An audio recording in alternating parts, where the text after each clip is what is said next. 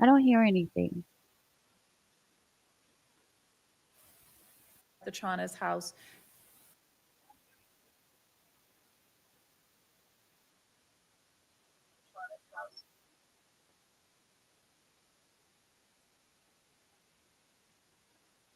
Oh,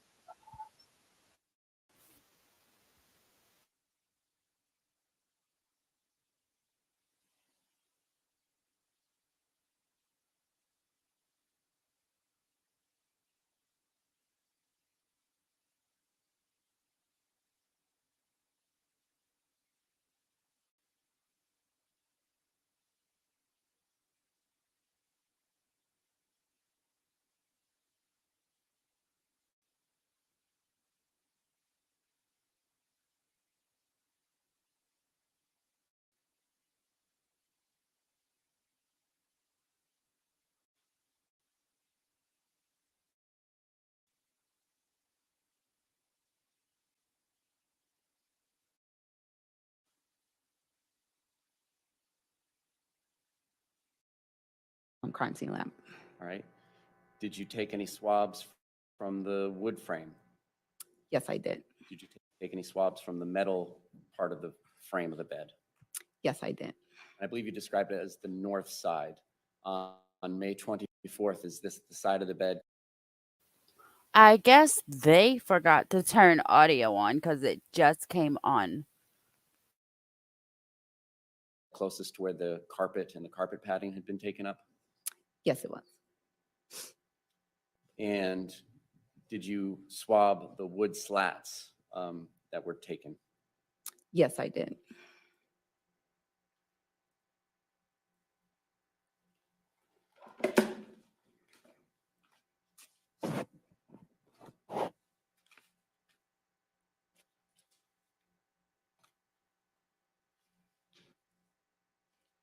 May I approach with AE and AF? You may.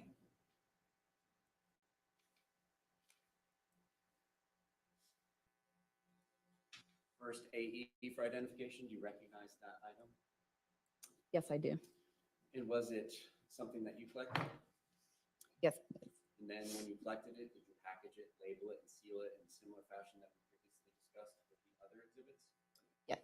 Other than any FDLE evidence tape on it, is it in substantially the same condition as when you last saw it? Yes, it is. And what is it that you put into the container AE?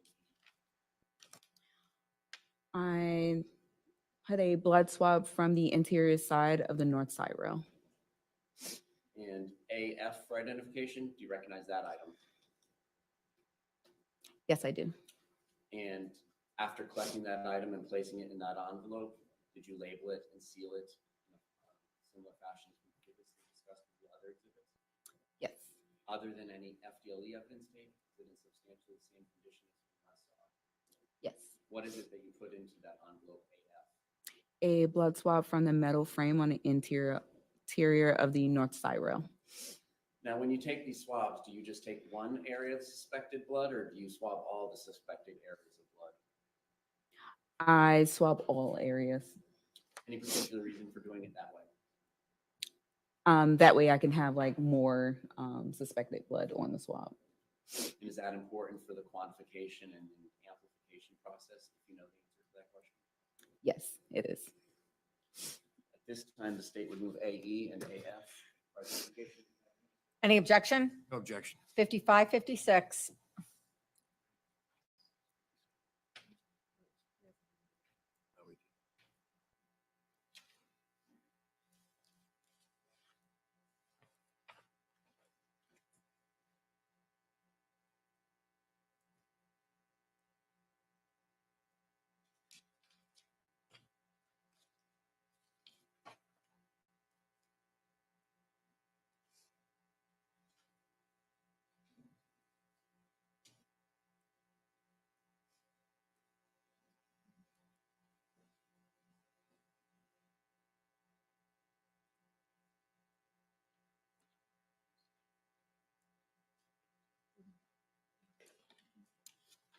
May I approach with AG and AR? You may.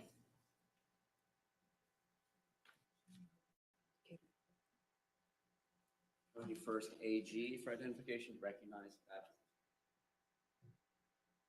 Yes, I do. Is it something you collected that day on May 24th and then packaged and labeled and sealed in a similar fashion as the previous exhibits? Yes. Other than FDLE evidence tape on it, is it substantially the same condition as when you last saw it? Yes, it is. What did you put in that container, AG? A suspected blood swab from the wooden slat collected from the bed frame in the upstairs loft. And what about AR for identification? Do you recognize that? Yes, I do. And what is it that you collected and put in that envelope? A suspected blood swab from wooden slat collected from bed frame in upstairs loft. And did you package it, label it, and seal it in a similar fashion as the previous exhibits? Yes, I did. Other than any FDLE evidence tape on it, is it in substantially the same condition as when you last saw it? Yes, it is. Your Honor, at this time, the state would move AG and AR. Any objection? None. 5758.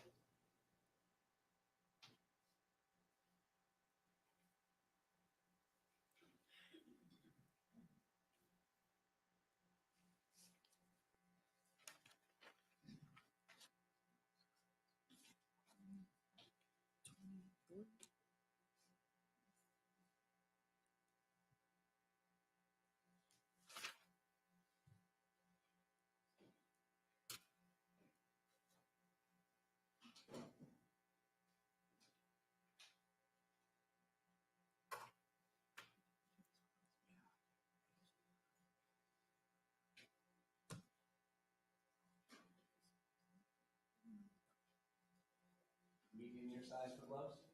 Yes. And approach with D for identification, state 26. You may. D 26. Got it.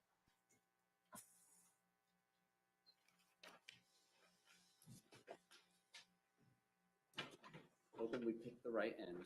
Could you open this?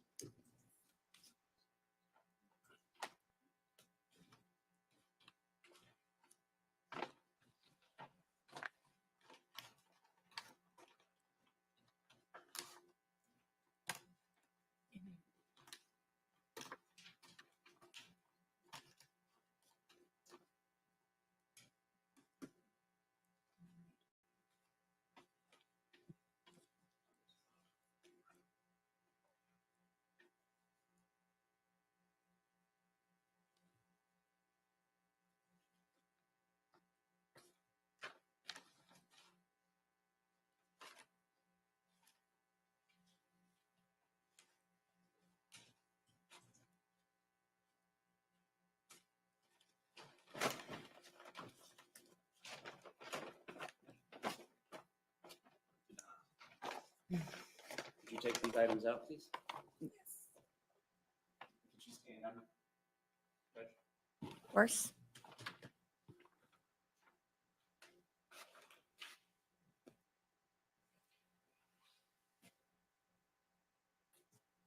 Can you show those items to the jury and then show them the areas where you swabbed for suspected blood?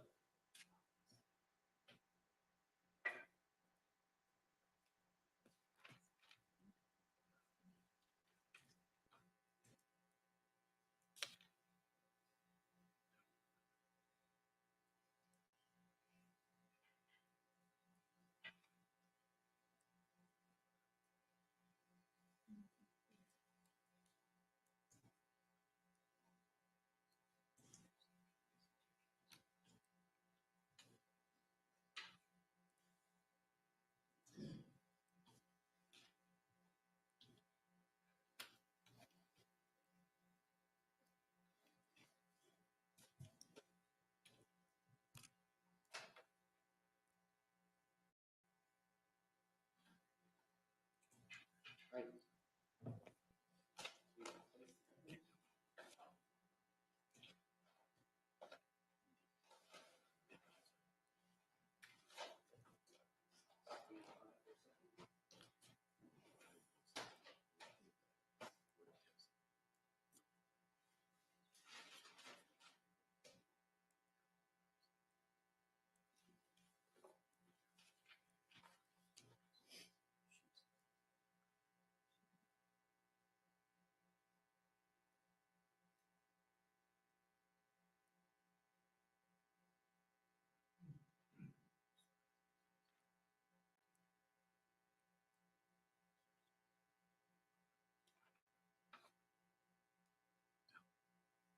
All right, you can take your seat.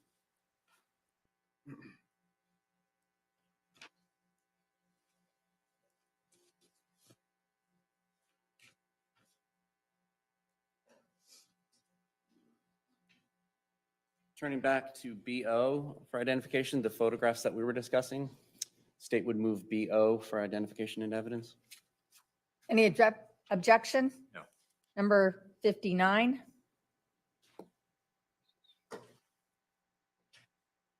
Move to publish. Of course.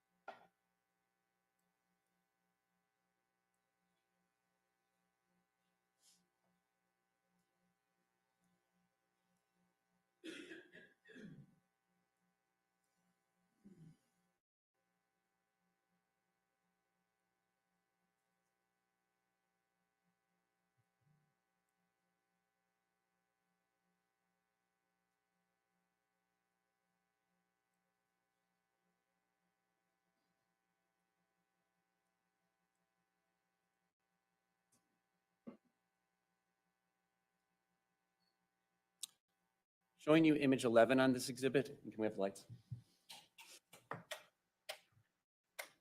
What are we looking at here?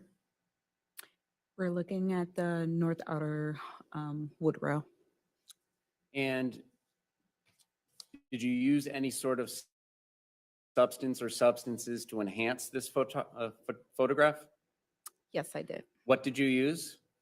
I used a chemical detection, a blood detection chemical, sorry, to search for blood stains. And this chemical that you use, what is to happen if there is presumptively blood? It will luminesce in a light blue color. All right. And did you observe that? Yes, I did. Did you document that with this photo? Yes, I did. Did you have to do anything special to photograph this, or did normal lens settings capture this? Normal lens settings. 12, what are we looking at? It's the outer wood rail.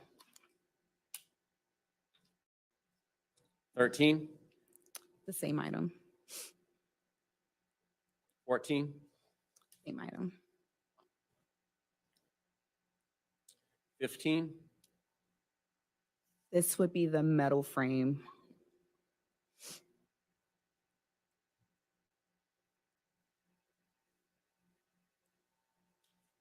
16, The wood rail. 17,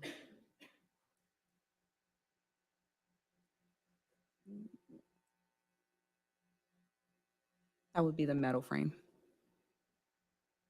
and 18, The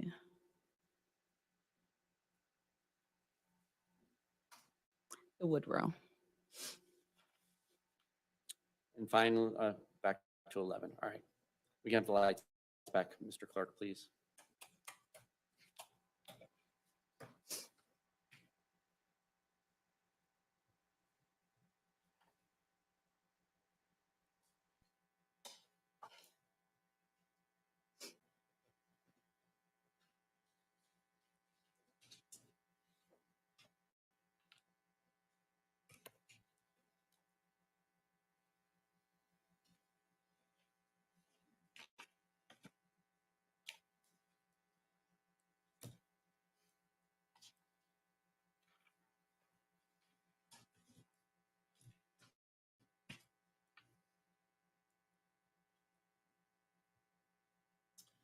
Finally, on September 18th of this year, did you go out and collect a buccal swab from a Jackson Cooper?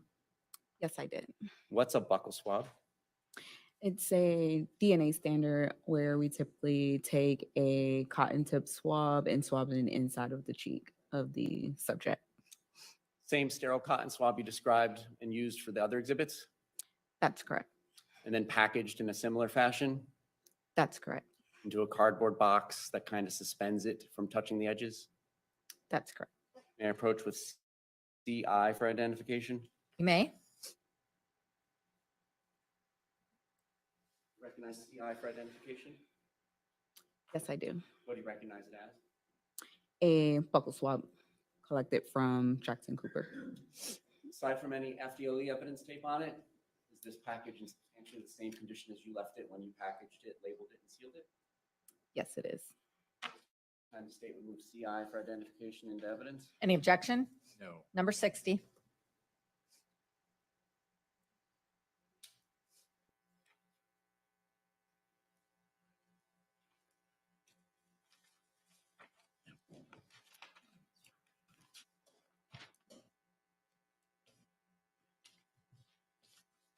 Other questions of this witness? Defense cross.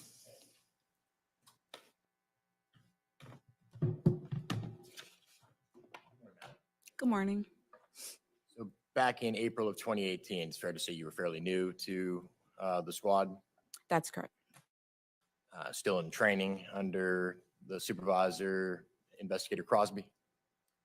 He was just a crime scene investigator. Were you following him around though and shadowing him as you were learning, or was this just, you were just partnered with him at the time? I was shadowing him at the time.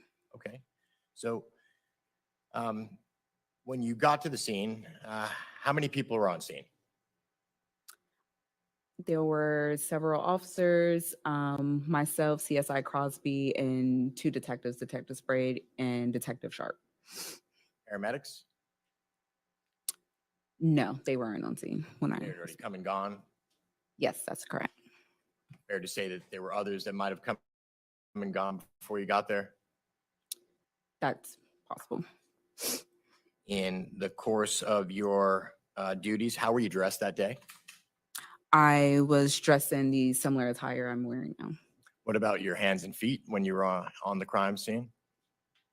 I don't recall at the time. Were you wearing any sort of gloves?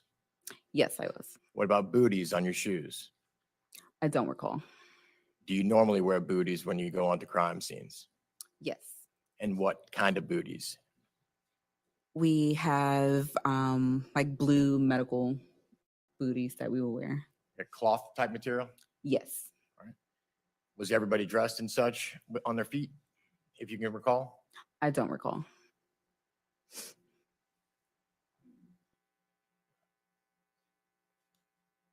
And you didn't see the paramedics, so you have no idea how they were dressed, of course, right? That's correct. At some point during the course of you were out at the house twice on the 24th of April, correct? I was there once on the 24th of April. You didn't leave and return? No, I did not. Okay, so you were there on the 24th. Did you participate in the search on the 30th of April? No, I did not. And I think you've already testified that you were back on the 24th of May, about a month later, for some additional search. Yes, I was. What about on August the 29th of 18? Did you participate in the search of Mr. Tronnes' mother's home? No. On the 24th, did you search the main house? Section which 24th? I'm sorry, on the 24th of April, the first day that you were there, did you search the main house that was under construction? I was only in the upstairs loft. Did you note that there was another piece or another structure on the property? Yes, Did you take a look at it at all? I did not. Do you know if anybody did? I don't recall.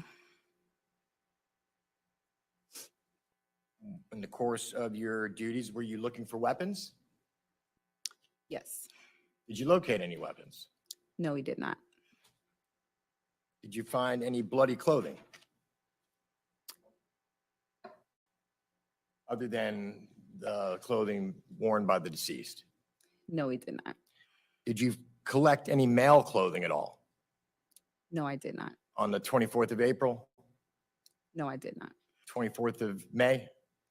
No, I did not. Did you find any bloody towels or cleaning supplies on the property on April the 24th? Towels, yes. And which towel was that? It was located underneath the decedent. Can you describe the color of it? I don't recall the color. And you said in September of this year that you collected buccal swabs of Jackson Cooper? That is correct. Do you have any idea why some 5 years removed that you're collecting buccal swabs? Objection, work product. Objection what, I'm sorry? Work product.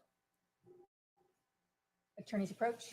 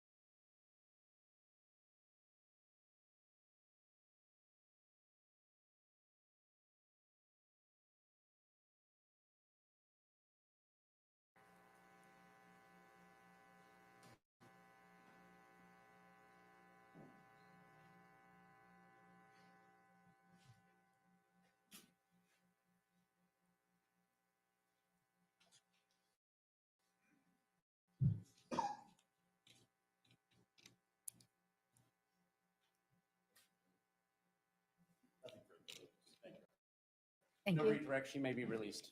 Any objection? No. Thank you, ma'am. You may step down. You are released from subpoena. State next witness. Your Honor, at this time, the state calls Lori Kutcher.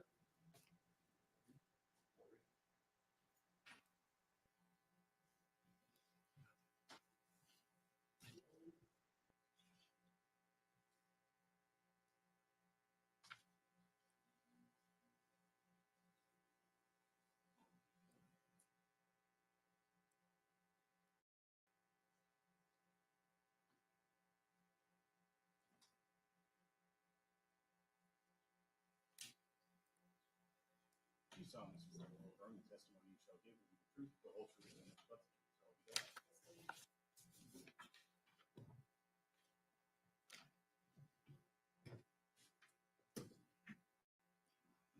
Thank you, Your Honor. Good morning. Good morning. Can you introduce yourself to the jury and just spell your last name for the record? Sure. My name is Lori Kutcher, and it's Cutcher. And where do you work? I work for Tritech Electronics. Okay. And what type of company is that? We build custom cable assemblies and harnesses for the military applications. What is your role with that company? So I'm in the accounting and finance department. How long have you been in that job? I've worked for the company for 17 years. I've been in the department I'm currently in for probably 10 of those. All right. So did you ever know someone named Shanti Cooper or Shanti Cooper Tronnes? Yes. How did you know her?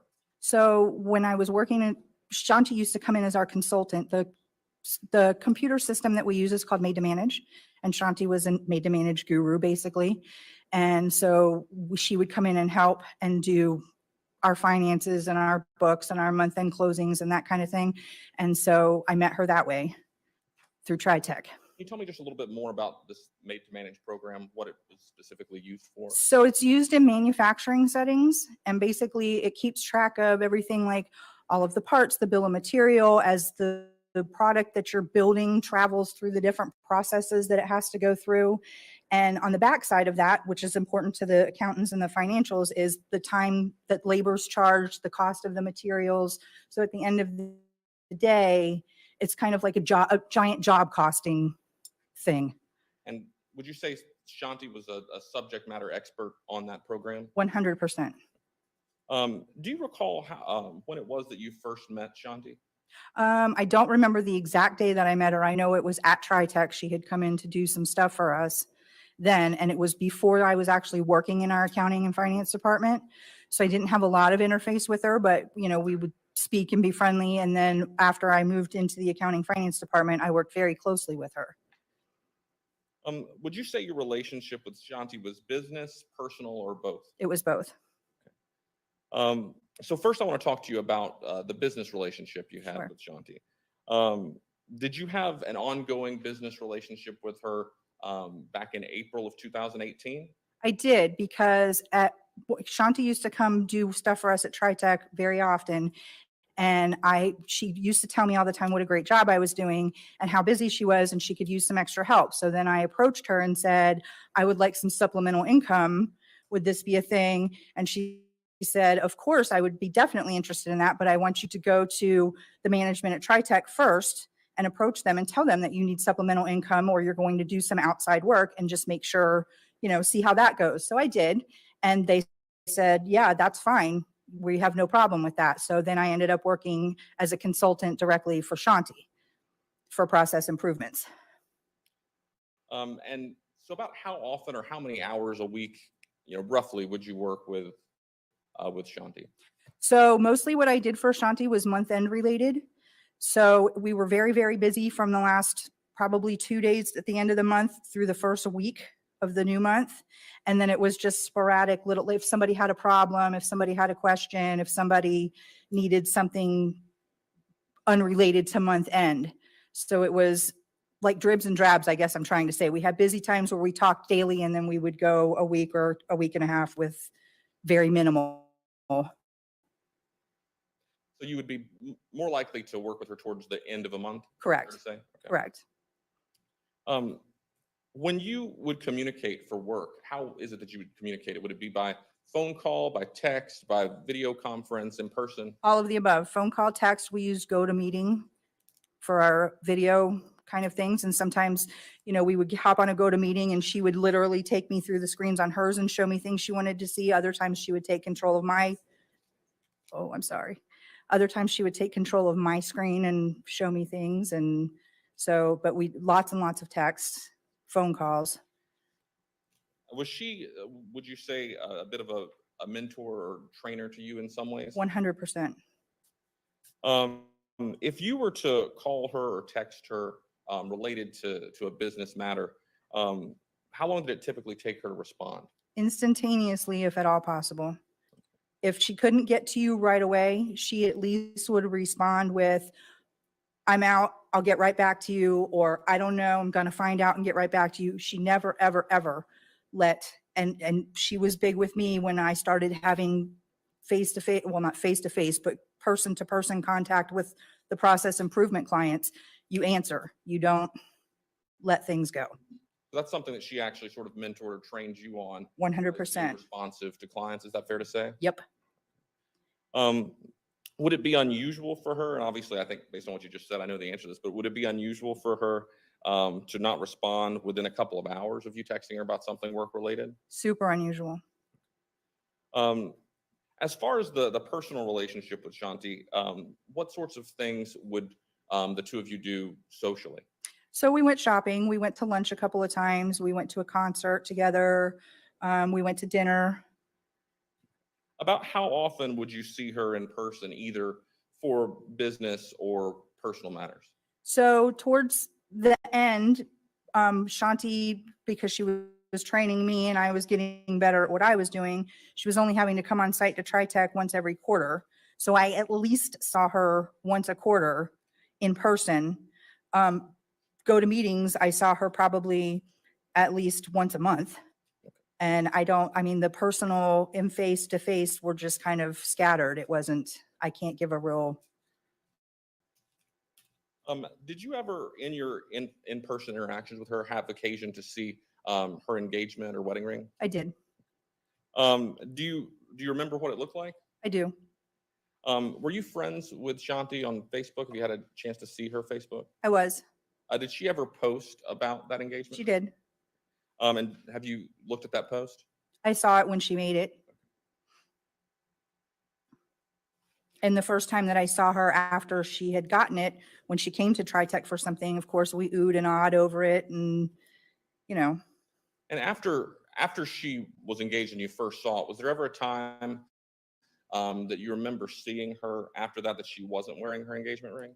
I don't remember not seeing it, but that's not necessarily something I'm laser focused on looking at somebody anyway. So, I mean, the first time she came after she got it, it's a big deal because you know it's brand new and she just got it. But after that, you kind of don't really pay attention. Is there any time in your mind that it sticks out that you notice she's not wearing a wedding or No. wedding or engagement ring? No. All right. Let the record reflect, I'm showing opposing counsel what's been marked for identification as CE.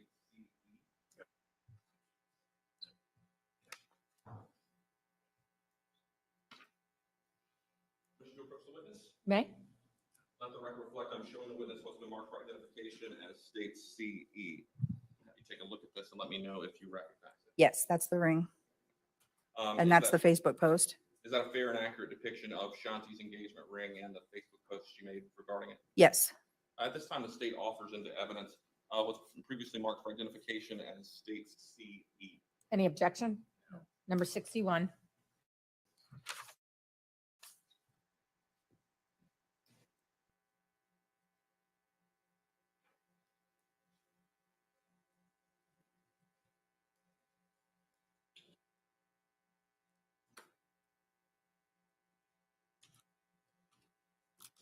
Permission to publish? May?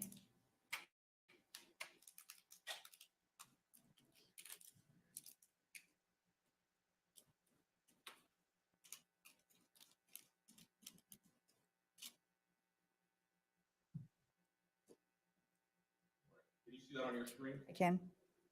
Is this the Facebook post that you saw related to Shanti's engagement ring? Yes, it is. And is this the ring that you saw her wearing in person and you sort of showing off when she was first engaged? Yes, it is. And in this upper right on the photo,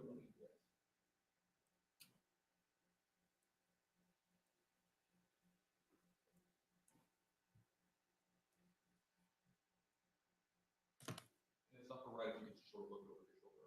Is this a photo of Shanti and David Tronnes? Yes, it is.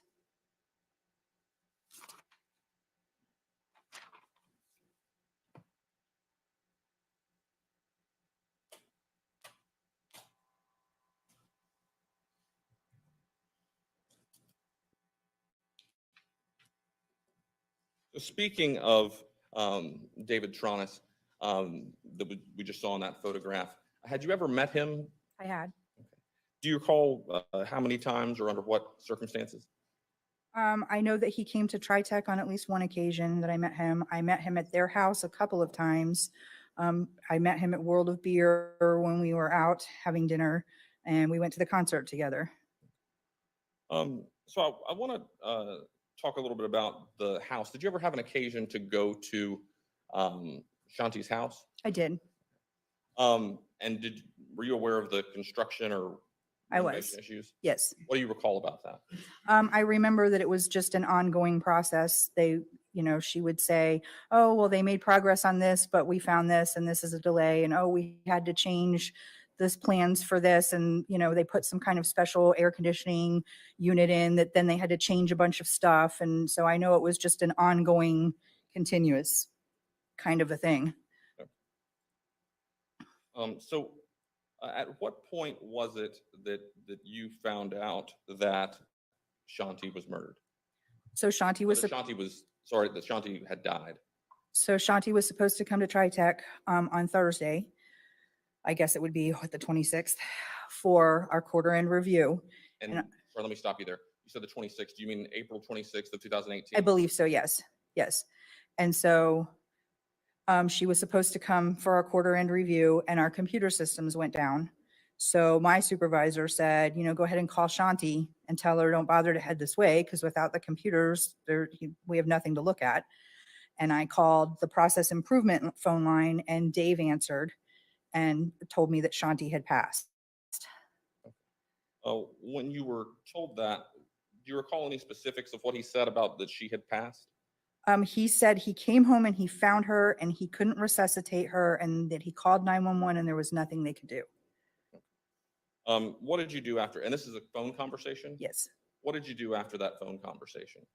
So I was very hysterically crying because, Shanti was my mentor. She was also my friend and my business associate. And I went into my boss's office to tell her that what I had just learned from Dave. And Dave was crying when I talked to him on the phone and all upset. And so Tammy said, I must have still been on the phone because Tammy said, call him back and tell him when work is over, we'll come by there to see if there's anything he needs from us or anything we can do to help him. And so that's what I did. And So at some point, I guess after the conversation, did you actually go to the Tronnes house? yes, we did.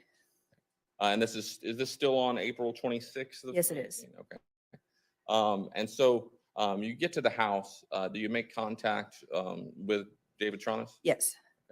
Can you tell me about what happens then? So we got there and we came up to the gate and we called out to him and he showed up. I don't know from where, but he showed up and he let us in and we talked in the garage, and he was crying and distraught and very upset and said that so here's the thing with Shanti, with the being prompt with the clients, then David had told me that he had been questioned all night at the police department. So I knew that Shanti probably had 3,000 emails that had queued up at that point in time. And I asked David, did I have permission to notify the clients?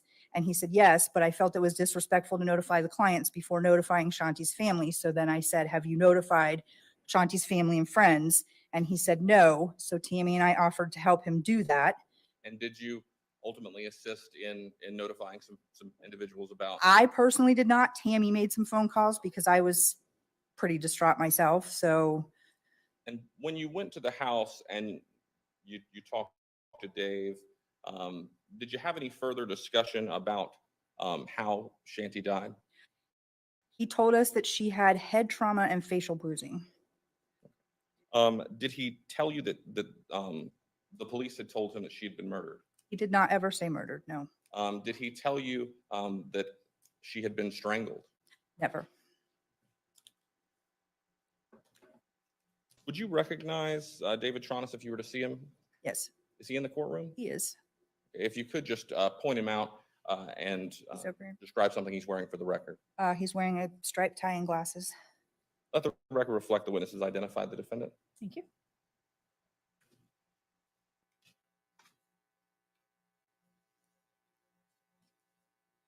I don't have anything further. Thank you. Thank you.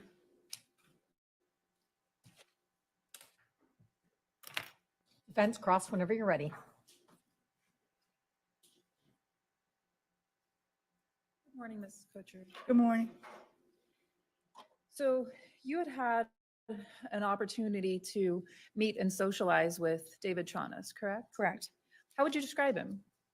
He was always very nice and polite and kind. You had an opportunity during the times that you spent over at the house and interacting socially to see how he interacted with his wife, Shanti. Yes. You mentioned that some of the activities that you participated with with Shanti socially included going shopping, going to dinner. That dinner, was that enjoyed with Mr. Tronnes? Yes, it was. And tell us about that dinner. Who went? Shanti and Dave were already there with some of their other friends. I can't remember who all was there, but I know that Dan and Cindy Dow were there because that's when I met Dan and Cindy. And my husband and myself and my daughter met them. It was at World of Beer, and we met up there with them and just had some food and some drinks and just socialized. When was that? I don't remember exactly. I know it was before January of 2018. It was in 2017. That's the best I can do. All right. You also mentioned a concert. Did David go with you and Shanti to that concert? Yes, he did. Who else went? It was just David and Shanti and myself and my husband. It Okay. Where was the concert? was at House of Blues, At where? downtown Disney. Okay, so in this area. Yes, Did you all ride together? we did. My husband and I went by Shanti and Dave's house and picked them up. How much time did you spend together with them on that occasion? A few hours.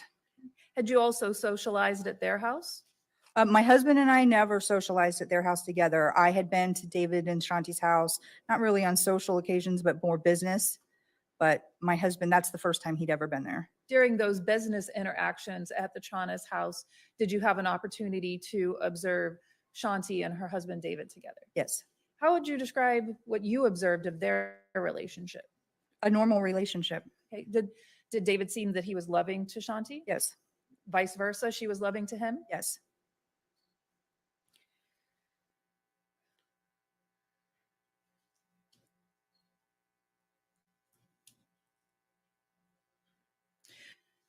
The prosecutor had asked you some questions about the engagement ring. You saw the social media post. Everyone saw that post, correct? It was something she was proud of. Anybody that followed her? Yes. I would think so. Yeah. I mean, I don't know how much attention everybody pays, but And you indicated that you can't really remember a time that she didn't have the ring, but that wasn't something that you were hyper focused on. absolutely. Um, did you ever learn of a time that, she had to have the ring repaired? No. When you would interact with her at the house, what time were these meetings that you would have at her house? I can't say. I don't have any recollection of specific times. Okay. Were they during normal It would be business during hours? normal business hours for sure. Did you have any personal knowledge about her nighttime, bedtime routine? No. Did you have any knowledge about her early morning, waking up, getting ready Yes. for work? Yes. Okay. I could text her at 5 o'clock in the morning and she would answer me. But you don't know whether she would take her ring off at night or put Oh, it no, on I don't know that. like that. Okay.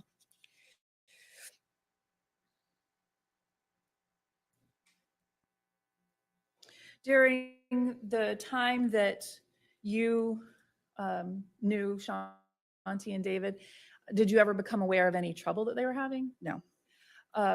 Were you aware of the opportunity for them to do the zombie house flippers? I was. How did you find out about that? Shanti told us about it on one of our times when she was at TriTech.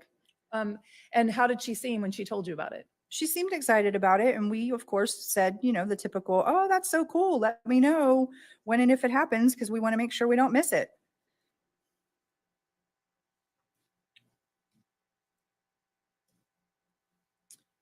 During the times that you were over at the house, did you have an opportunity to see Dave and interact with him there at the house? Yes, I mean, minimally because we were there to discuss business with Shanti, but yeah. What kinds of things would he be doing when you were over? Taking care of the dogs, cleaning the pool. I believe on one of our meetings that we were over there, he made everybody like water and iced tea and, something to drink. Okay. Where did you enjoy the water and iced tea? On the back porch, they had table and chair out there next to the pool area. So there was a living area outdoors? I wouldn't call it a living area, but it was, table and chairs, like a patio set. Okay. A place where people could hang out and talk. Correct.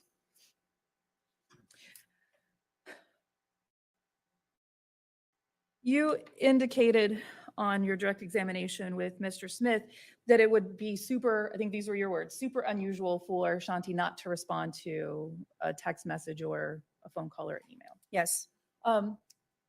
Did you become aware that Shanti had an illness a few months prior to her death? I knew that she had had an emergency appendectomy.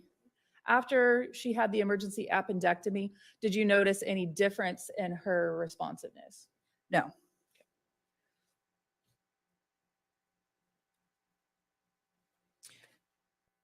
I think you indicated that you found out from David on the phone that Shanti had passed. Correct. How would you describe his demeanor when you talked to him on the phone? He was distraught. He was crying and he was very distraught. Approximately what time was that on Thursday that you had that phone call with him? I don't know for sure. I would like to say it was probably in the neighborhood of 8 o'clock. In the morning? Yes. And then you said you told your supervisor, Tammy? Correct. And the two of you made a plan to go over later that day. Correct. Do you remember what time it was when you went over? We actually did not wait until after work because I was distraught. So the president of our company said, you guys just go ahead, go take care of whatever you need to do. And so I would guesstimate, again, I don't know. I was in grief. I was in shock. It probably was somewhere around 10 or 10:30 when we got there. Later in the morning? Yes. And how did David appear to you? He was still crying and distraught and disheveled and just out of sorts. Okay. When he had the conversation with you and he was describing what had happened to her, was he upset? He was upset.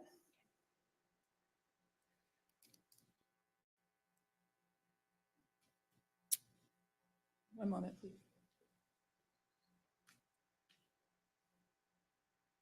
Oh, yeah. When the concert that you guys went on, when was that in time? I believe it was December of 2017. Okay. Not 100% though. All right. And did David and Shanti seem happy? They did. Did you talk to Shanti pretty much every day? Not every day, but very often. Had you talked to her on the Monday before her death? I don't think so because my birthday was on Sunday, the 22nd, and she texted me happy birthday. And I want to say that's the last communication that I had with her. Did you ever become aware of any dental issues she was having? Was not aware of dental issues. All right. How did you prepare for your testimony today? I just thought about what happened. I read through my prior transcript, Okay. Have you watched any of prayed. have you watched any of the testimony in this trial? I have watched a little bit of it yesterday morning. I can't watch a lot of it because it's too painful and I just don't, there are things I don't need to know. I have no further questions.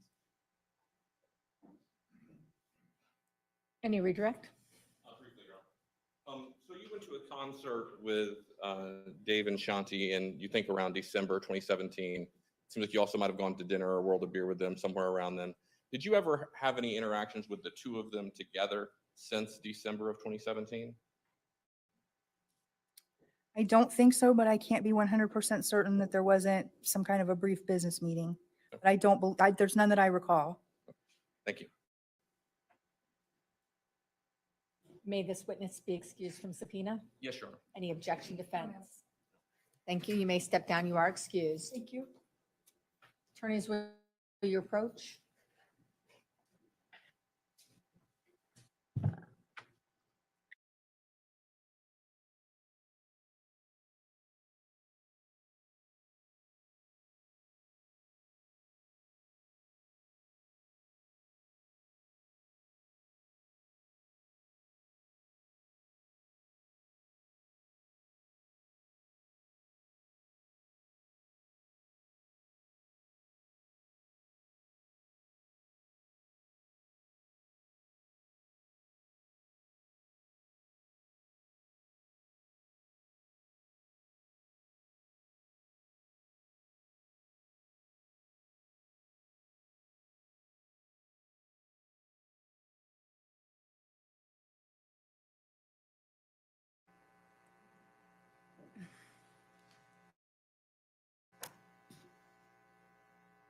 And state you may call your next witness.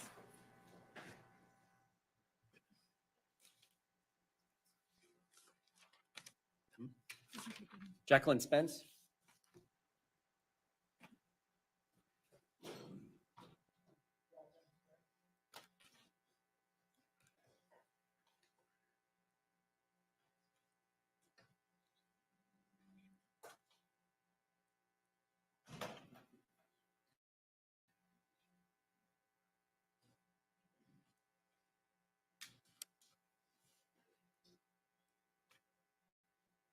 You solemnly swear or affirm the testimony you shall give, the whole truth and nothing but the truth, so help you God.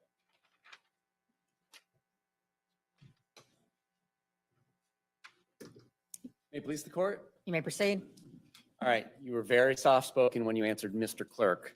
There is a microphone in front of you, so if you need to lean into it for amplification, please do. But can you tell us your first and last name and spell them both? Jacqueline Spence, JACQUELINE SPENCE. And do you live in the Delaney Park area of Orlando? Yes, How long have you lived in that area? about 10 years now.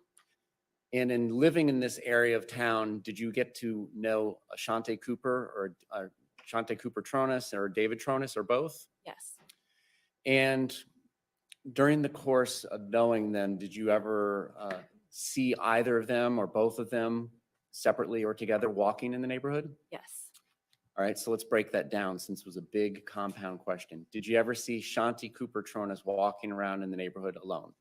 Not typically. All right. Did you ever see David Tronnes walking around in the neighborhood alone? Yes. Do you see David Tronnes in the courtroom today?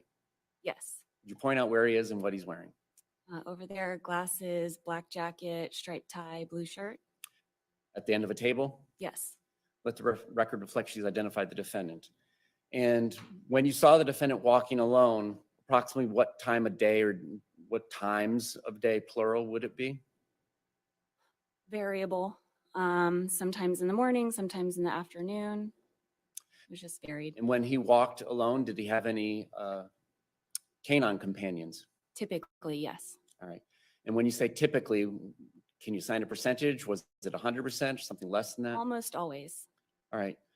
So in all the times that you saw him walking, how many times would you say you saw him walking without a dog or dogs? Probably 2 or 3.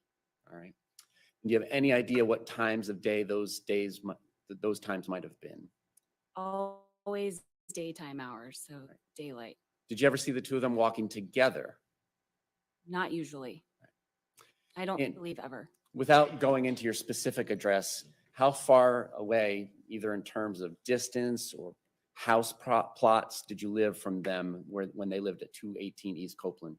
They are my backdoor neighbors. All right, so is it fair to say the back of your property abutted the back of their property? Yes. And getting in and out of Delaney Park to get to the main thoroughfare, which I believe is Orange Avenue, are there limited ways to do that?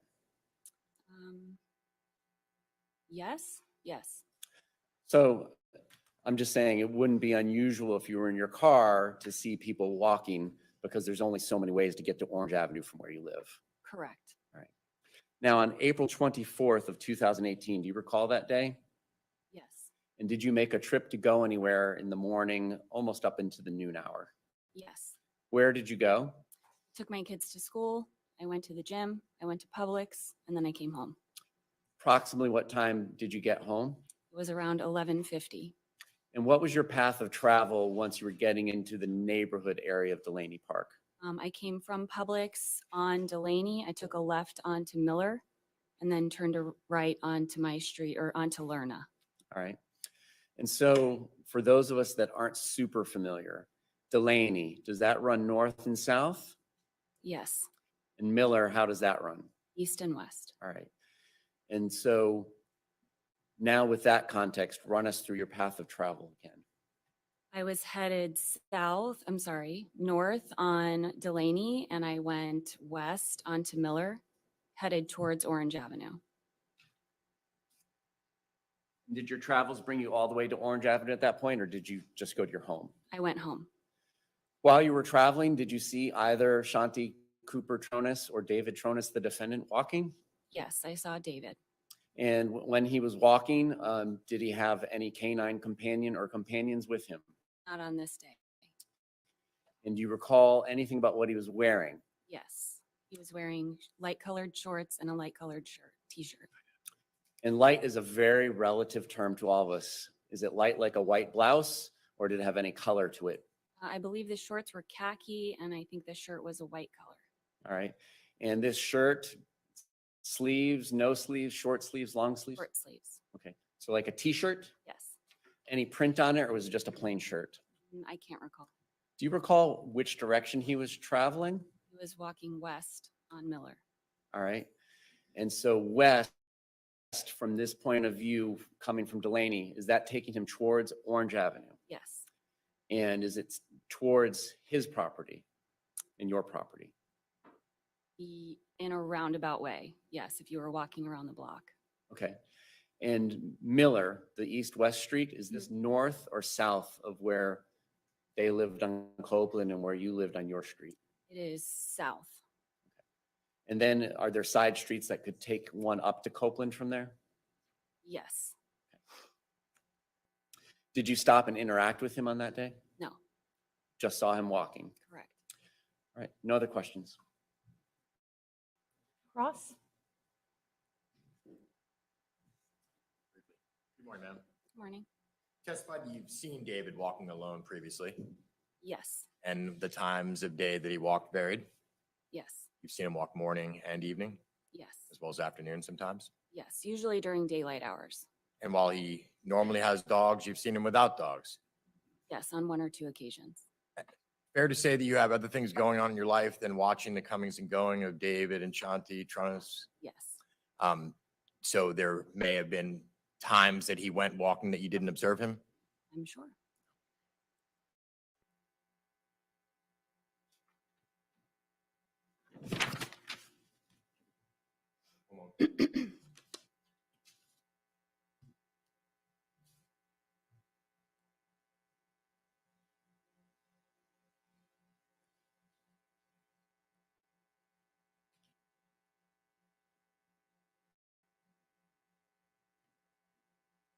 When you saw David walking, what was he wearing?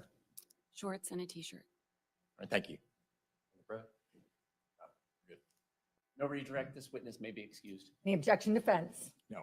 Thank you. You may step down. You are excused. And we are going to go ahead and take a morning recess, about a little less than 10 minutes probably, if you want to follow the deputy out.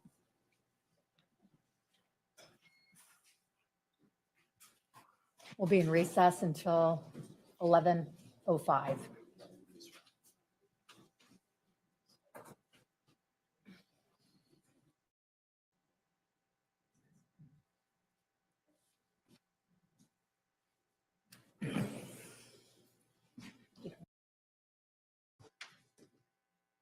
Thank you, Your Honor. Good morning. Good morning. Can you speak up just a little bit?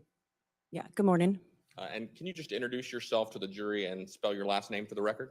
My name is Dana. My last name's Duran, Duran. And what city do you live? Eustis, Florida. Are you currently employed? Yes. Where do you work? I work for a toxicology lab. I'm a territory account manager. It's with GH Labs. Did you know a person named Shanti Cooper or Shanti Cooper Tronnes? Yes. How did you know her? She was my college roommate and my best friend. So how long had you known her up to the point of her death? Gosh, we met in 2000. And did the two of you remain friends after college? Yes. During your friendship with Shanti, did you ever meet her husband, David Tronnes? Yes. Roughly how many times did you meet him? Oh, several. I mean, I was her best friend, so we hung out lots. Yeah. Did you ever observe any tension in the relationship between David and Shanti? Yes. It was. Can you just describe their relationship that you observed? Yeah, it was very rocky. It had a lot of good points, especially early on. But that's what a lot of relationships are like. And but it ended up being really, really rocky as time went on. Often really good or really bad. But I did see a lot, and I felt a lot of the times that I kind of was a mediator when I would go hang out with them, kind of dissolve some of the issues that they had, as I was their friends. Did you yourself ever witness any arguments or bickering problems with them while you were present? Yes. Do you recall the source of any of those issues?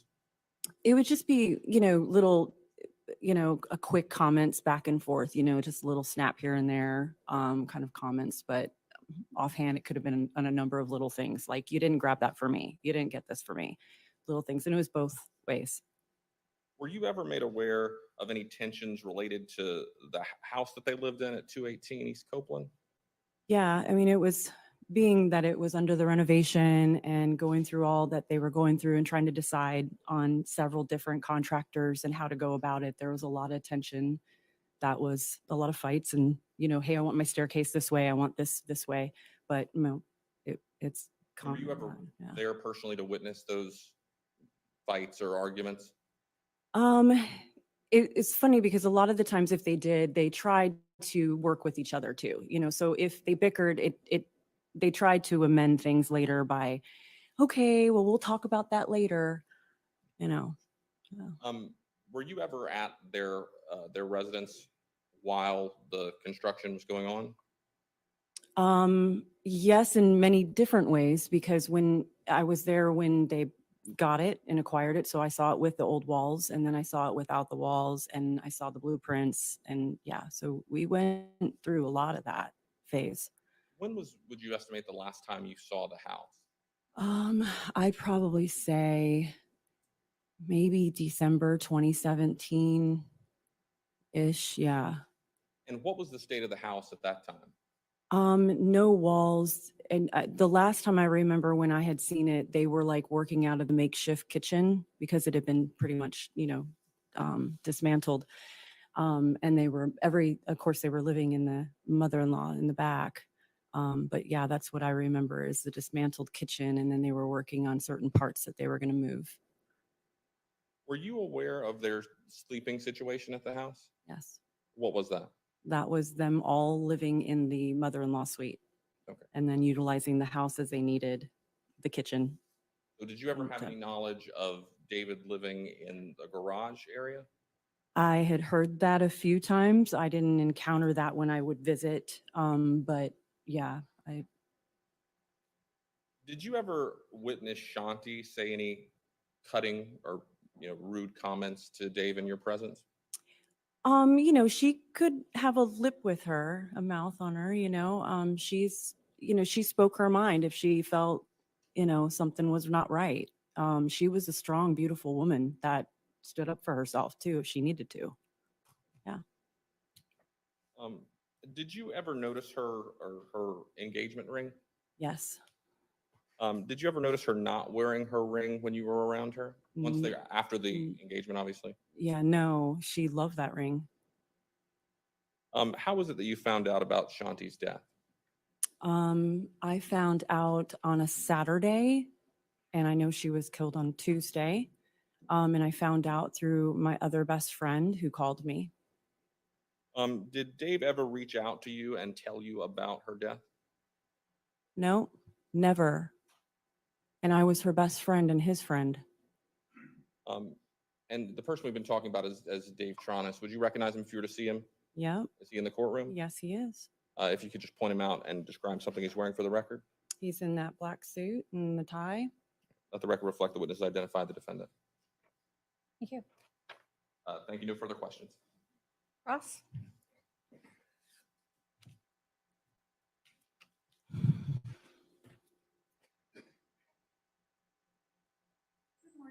Good morning.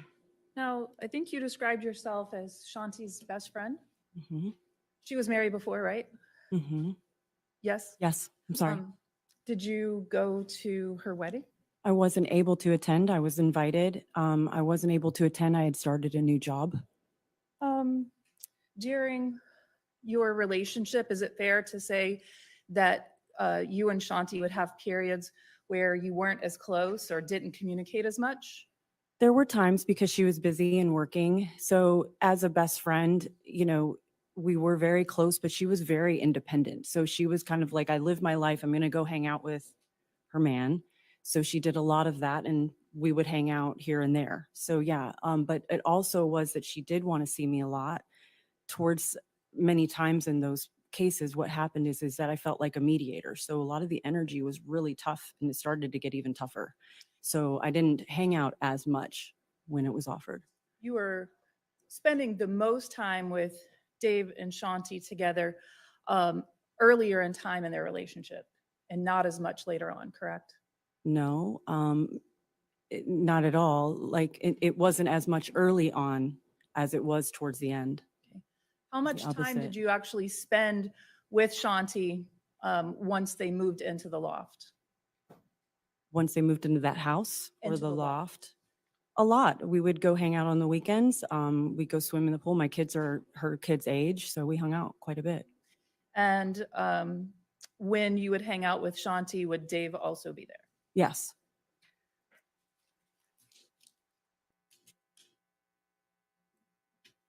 All right, I don't have any, oh, let me ask you this. I'm sorry. Did you come to learn about the potential for them to participate in the Zombie House Flippers program? Yes, she had called me and told me towards the end that that's the decision that they had come together and made, that they were about to start filming. So she had told me that Okay. story. Was she excited about that? Yeah.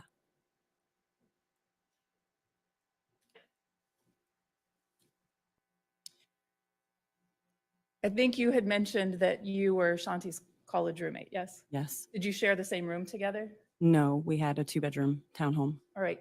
Have you ever slept in the same room with her? Yeah. She's, Were you aware of her snoring issue? yes. Okay, and describe that. It wasn't something that I ever encountered from back in the day. But I remember her saying that she has an issue as she has to wear a CPAP. She what? She had to wear a CPAP. CPAP. Okay. Do you know how compliant she was with you using that CPAP? Not really. And I know that it bothered him. I remember her telling me, I feel really bad because it bothers him. Okay. Yeah. And how did you prepare for your testimony today? I had some questions that I knew I would get questioned, and that's it. Okay. Did Yeah. you review any prior statements that you gave? No, Okay. Have you watched any testimony or evidence that's been presented in this trial? no, I haven't. State, any redirect? No, Your Honor. May this witness be excused from subpoena? Yes. Any objection, defense? No, ma'am. Thank you. You may step down. You are excused. Thank you. State, next witness. Your Honor, at this time, the state calls Keith Horry.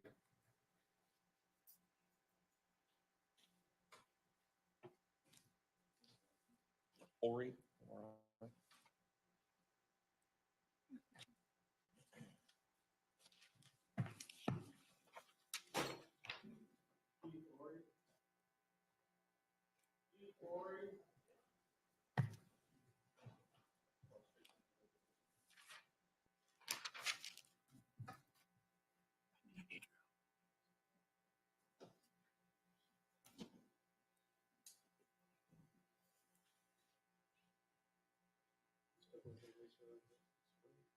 You solemnly swear or affirm the testimony you shall give the truth, the whole truth, and nothing but the truth, so help you God.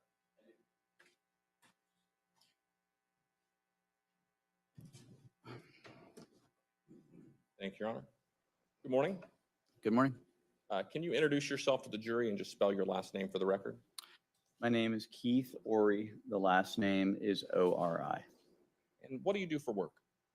I am a real estate investor, and I appear on the A&E television series Zombie House Flipping. How long have you been involved with that show? We filmed the pilot in November 2014, so for quite some time. Did your work at some point bring you in contact with a person named David Tronnes? That's correct. How was it that you first came into contact with David Tronnes? He reached out to me. I wouldn't remember the time period, but he had evidently begun work on his house, and he was referred by a neighbor. I had just won my second historic preservation award from the city, and he had a historic house and asked if I could come by and take a look at it. It was a cold call out of the blue. And so that first time, I guess when you met him about he wanted you to look at the house, did you actually go look at the house? I think I did. And we talked, and he said he'd be in touch if he, wanted to talk more about it or what have you. But I didn't hear from him again, at least not for quite some time. And at first, did you think that that house would be a good candidate for the show Zombie House Flipping that you worked on? Not necessarily originally, because in my recollection, the length of time it would have taken to renovate from the position it was in would have probably been too long for the arc of one of our shows. And when you first went to the house, can you describe the state that it was in? To be perfectly honest, I don't remember the exact state it was in the first time I looked at it. The second time I remember really quite clearly, though. Would it be fair to say that it had sort of digressed from the first time you saw it to the second time? Was it more sort of demolished or destroyed? From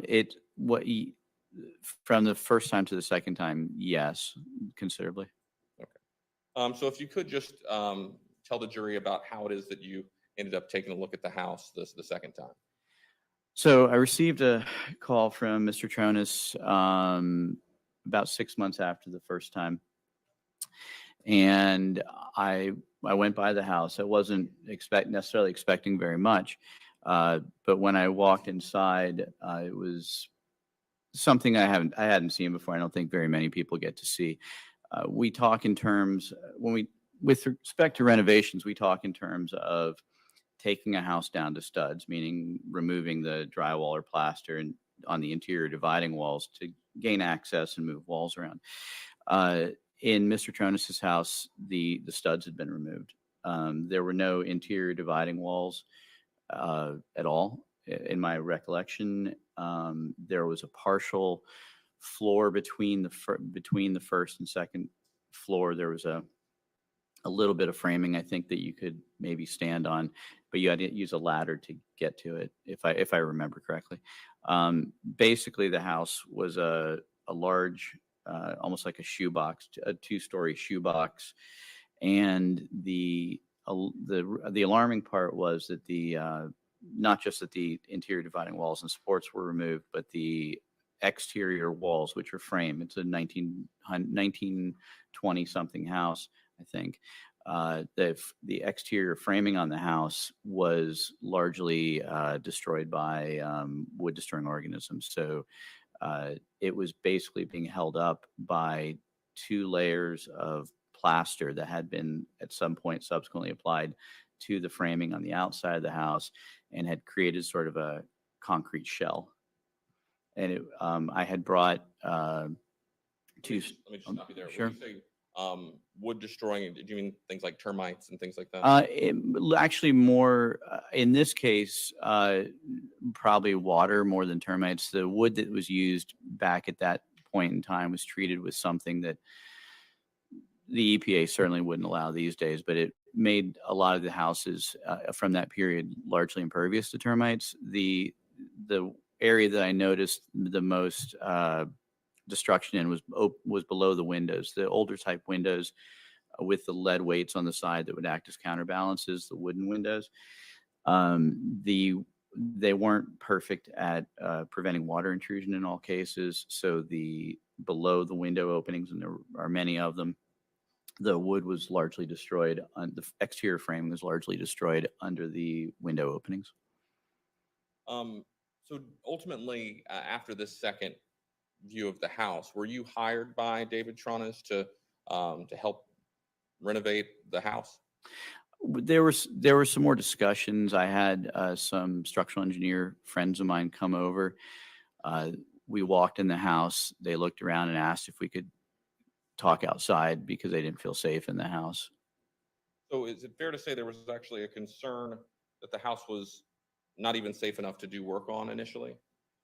That was expressed, that the house was in a state where it could potentially collapse at any given moment. Now, as it turns out, the house is still standing, and the stucco on the outside of the house is apparently quite rigid. But the structural engineers I employed at the time had some serious concerns.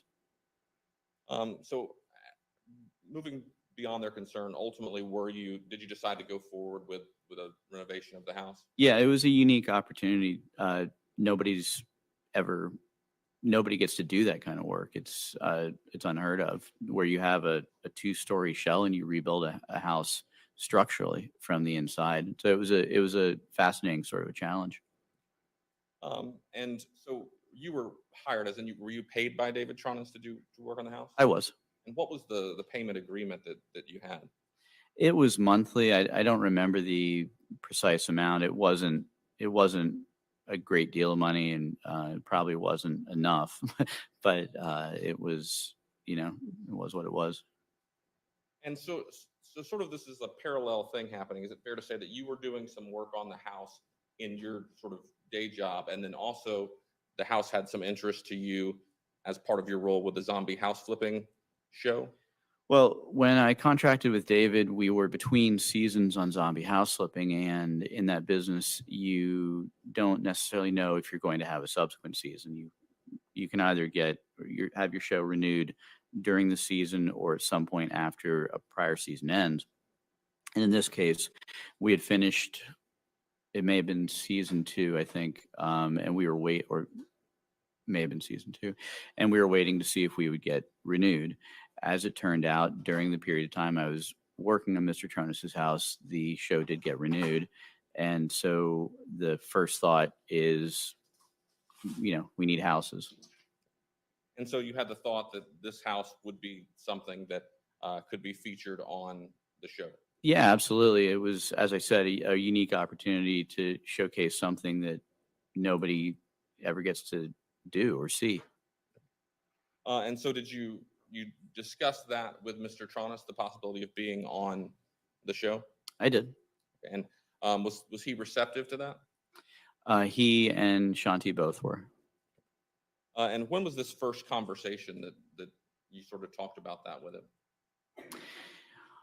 I don't know when the first conversation was. I do know that the house was green lighted by the producers of the show, and I was told that at that time when it was green lighted that we had to stop construction entirely on it, because part of the format of the show at that time included demo day, doing demo at the beginning of an episode. And if we had gone any further on that house, there wouldn't be anything left to demo. There was some residual items that could still be removed that would fulfill that obligation to the show. So that would have been in early March of that year, and I had a conversation with Dave and Shanti where I explained if we wanted to do this, we would have to stop work on the house until filming began. And I think filming was to begin in maybe the second week of May that year. So it was probably, a 2 months of downtime would have been required. And did they agree to that wait to be on the show? They did. They did. And did that affect the sort of delay? Did that affect your payment as it related to the work that you had sort of started on the renovation of the house?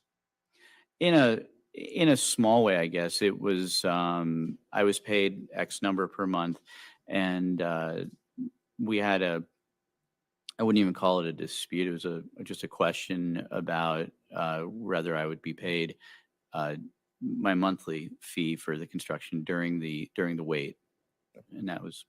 And you and Dave had some sort of a misunderstanding about that, but it was something that was worked out ultimately. Yeah, sure. I had anticipated, as we were continuing to do planning and engineering and what have you, that I would be paid, continually. And Dave and Shanti, I presume it was both of them, wanted to pause payment until physical construction began again. And when you would be interacting with the Tronnes related to your work on the house and also the show, who was your primary point of contact? Oh, Dave was. Would you say that you interacted with him about the house much more than Shanti? Yeah, Shanti was working a great deal. He would communicate her desires. I would see her frequently, but it was more like Dave's full-time job, almost, I guess I would say. Did you ever know during your time that you knew Dave him to have any other job? I was aware that he had explained to me that he had worked for a chemical company up north somewhere, Minnesota or Wisconsin or something like that. But I mean, did you ever know in your time with him to work anywhere in Orlando? No, we didn't know each other socially. I didn't go into those kind of details. All right. So at some point, the construction on the house stops based on waiting for the schedule of the TV show to begin. And did you at some point request a sit down with both David and Shanti before the production of the show began? Yeah, that was necessary because the nightmare scenario is that you get into a house, that you start filming a house, that you commit production resources, which go into the thousands of dollars per day. And then at some point into the episode, halfway, what have you, a a client would decide to stop or to not continue or to disallow filming, when the production company that I work for, could have conceivably spent a couple $100,000 at that point and had an episode on their schedule with the network. So that's a situation we all work very, very hard to avoid in advance. And so to ensure that we were all on the same page, I asked for a sit-down meeting. And before we get to that meeting, I meant to ask you, what is the benefit to a homeowner in being on a show like Zombie House Flipping? Sure. So there are financial benefits, but they're modest, maybe $20,000 to $30,000 of what we call trade outs, which could be free appliances or cabinets or services in kind that are provided by a company that wants to have their products showcased on one of our episodes. So that in this case, the Tronneses would have been the beneficiary of the hypothetical free appliances, free cabinets, what have you. And then there's obviously the to whatever degree the pride or the knowledge that they have that their house is on television, sort of thing. In your experience, did the fact of having a house being on a show like that, did that tend to raise value of properties? That's an excellent question. We're prohibited by the network for example, for advertising when we sell the houses that it is a TV house, that it's from Zombie House Flipping, so to speak. But because of the trade outs that we're able to use, sometimes the finishes on the house exceed, or most of the time the finishes on the house exceed what you would find in a conventional flip, so that the houses are like finished to the nines, so kind of thing. And because of that increase in goods, effort, finishes, what have you, the houses can carry a higher value because of that. All right, so I want to go back to that meeting the sit-down meeting that you wanted to have with David and Shanti. Did you have any difficulty in getting that sit-down scheduled? There was some difficulty. David expressed that, and this was mostly done by text. David expressed that he wanted to know if he could just handle the meeting himself, if they could do it while they were both in the car and call me on a sort of a group call, speakerphone, things like that. And I felt that we really needed to look each other in the eyes, at least I did, and make sure we were all on the same page, because it had been some time. I think we stopped construction, like I said, in the beginning of March, and this would have been over a month later. We hadn't communicated a great deal, and I wanted them to fully understand what they were getting into, that they're going to have their privacy invaded. They were going to have this production crew surrounding them, most days, and that the house could potentially take a little bit longer because of filming, that that all the things you have to prepare somebody for in a situation like this, and make sure that they were fully committed. It was difficult to get them both together, but I explained ultimately that we couldn't go forward if I wasn't able to sit down with them both and feel assured that they were completely on board. So ultimately, you're able to get this sit down scheduled. Is this sometime in the middle of April of 2018? Yes, it was. By my recollection, it was the week prior to Shanti's passing. So tell the jury about that meeting. You get to the house to have the meeting. What happens? I arrived at the house to meet Dave and Shanti. Dave was by the pool, which is where I usually found him. It was a nice setting, and we spoke. And Shanti was not there, and I said, we really need Shanti to come down, and or not. I didn't know where she was. We really needed to have Shanti here. That was the point of the meeting. And he hedged a little bit, and I said, it's really quite important. So he went to the garage, and I either yelled up the stairs or I don't know. He disappeared behind the door, and came back with Shanti. If I remember, she had a headset on, like a telephone headset type thing on. She was working. That was this whatever job she did. I guess required that. And she had come down, and she was, uh, by my estimation, unhappy to be there. And it was in a sort of a tense state. We laid everything out. She said she was fully on board with the renovation, and then she left. And David explained that there were it was obvious that she was unhappy with something. And So did you sorry. have an opportunity to sort of explain? Did you ever sit down during this meeting, or did you stand the whole time? she stood the whole time, again, by my recollection. And did she appear to be paying much attention to what you were saying, or was she sort of dismissive of the conversation? I wouldn't say dismissive. She was paying attention because we were talking about, material things, but she was only there as long as she absolutely had to be, and then left.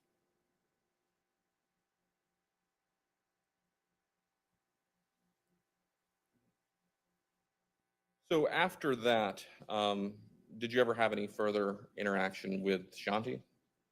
No. Did you ever have any further interaction with David Tronnes? Yes. After Shanti passed, I had received a text message from Dave, I think the next day, and I expressed, that I don't know what's going on, and I don't want anything to do with it, and what have you. So, Shanti's demeanor, you had met her before that meeting the week before her death, right? I'm sorry? You had met Shanti before that sit down that you had scheduled in April. Yeah, I had worked with Shanti and Dave closely on the house. Was her demeanor different on that last time that you interacted with her than it had been previously? Yes. In what way, if you could explain to the jury? She was tense, or even intense. Appeared to be, mildly upset, annoyed, frustrated at something. I had no idea what the reason might have been, but that was, yeah, she didn't want to be there at that meeting. I don't have any further questions. Thank you. Thank you, State. Cross?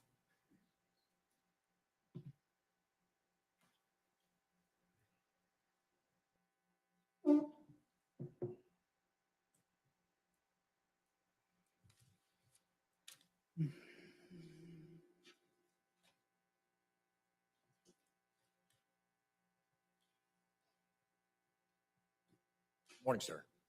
Good morning. Mr. Ori, you don't recall exactly when you were initially hired as a consultant?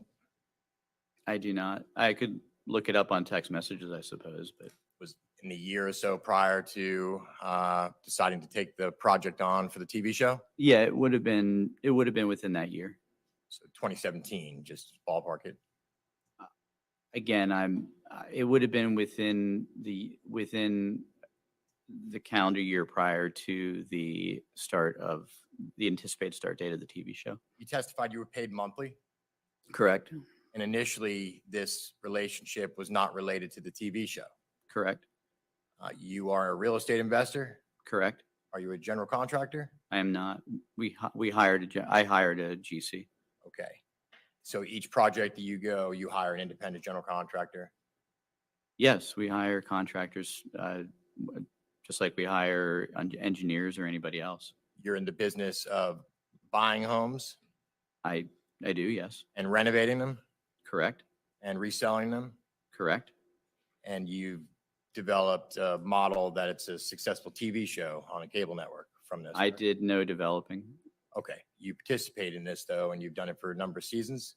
Correct. Are there any other crews, or is it just you and your crew that are focus of this show? No, there are four at that time, there were 4 cast members on the show: myself, Ashley Casserly, Justin Stamper, and Peter Duke. All of you here locally, though, working together. Correct. Now, the TV show is called Zombie House Flippers, correct? Zombie House Flipping. Flipping, sorry. So with that, that means that y'all would independently own these properties that you were working up to resell. That was the original format of the show? Correct. And the Tronnes home, though, you were not purchasing it from them. Correct. They were not looking to sell. Correct. This was then going to be a new model for like a zombie house renovation where there was a third party owner. This is the first of its kind of prototype. I don't recall if we had done a third party house prior to that. We've certainly done them subsequently, but I can't honestly recall if we did one prior to that.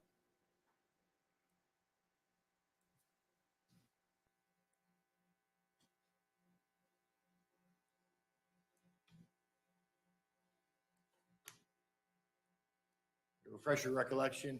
Did you take a deposition via Zoom back on February 23rd, 2021? Give a sworn statement on. Yeah, no, I've certainly given a deposition and sworn statements. I don't remember the exact date. Okay. Do you recall myself being present or somebody from my office questioning you? Maybe my wife at the time? No. No? All right, fair enough. Have you had an opportunity to review that transcript prior to your testimony today? No. Would it refresh your recollection to review the item regarding the prototype with regards to the first time you used a third-party homeowner as the Tronnes' home? You can give me anything you want. Would it help refresh your recollection? I don't know what it says, so I don't know what I mean, it's very possible that was the first third party house. We've done almost 100 of them, so I don't want to swear to that.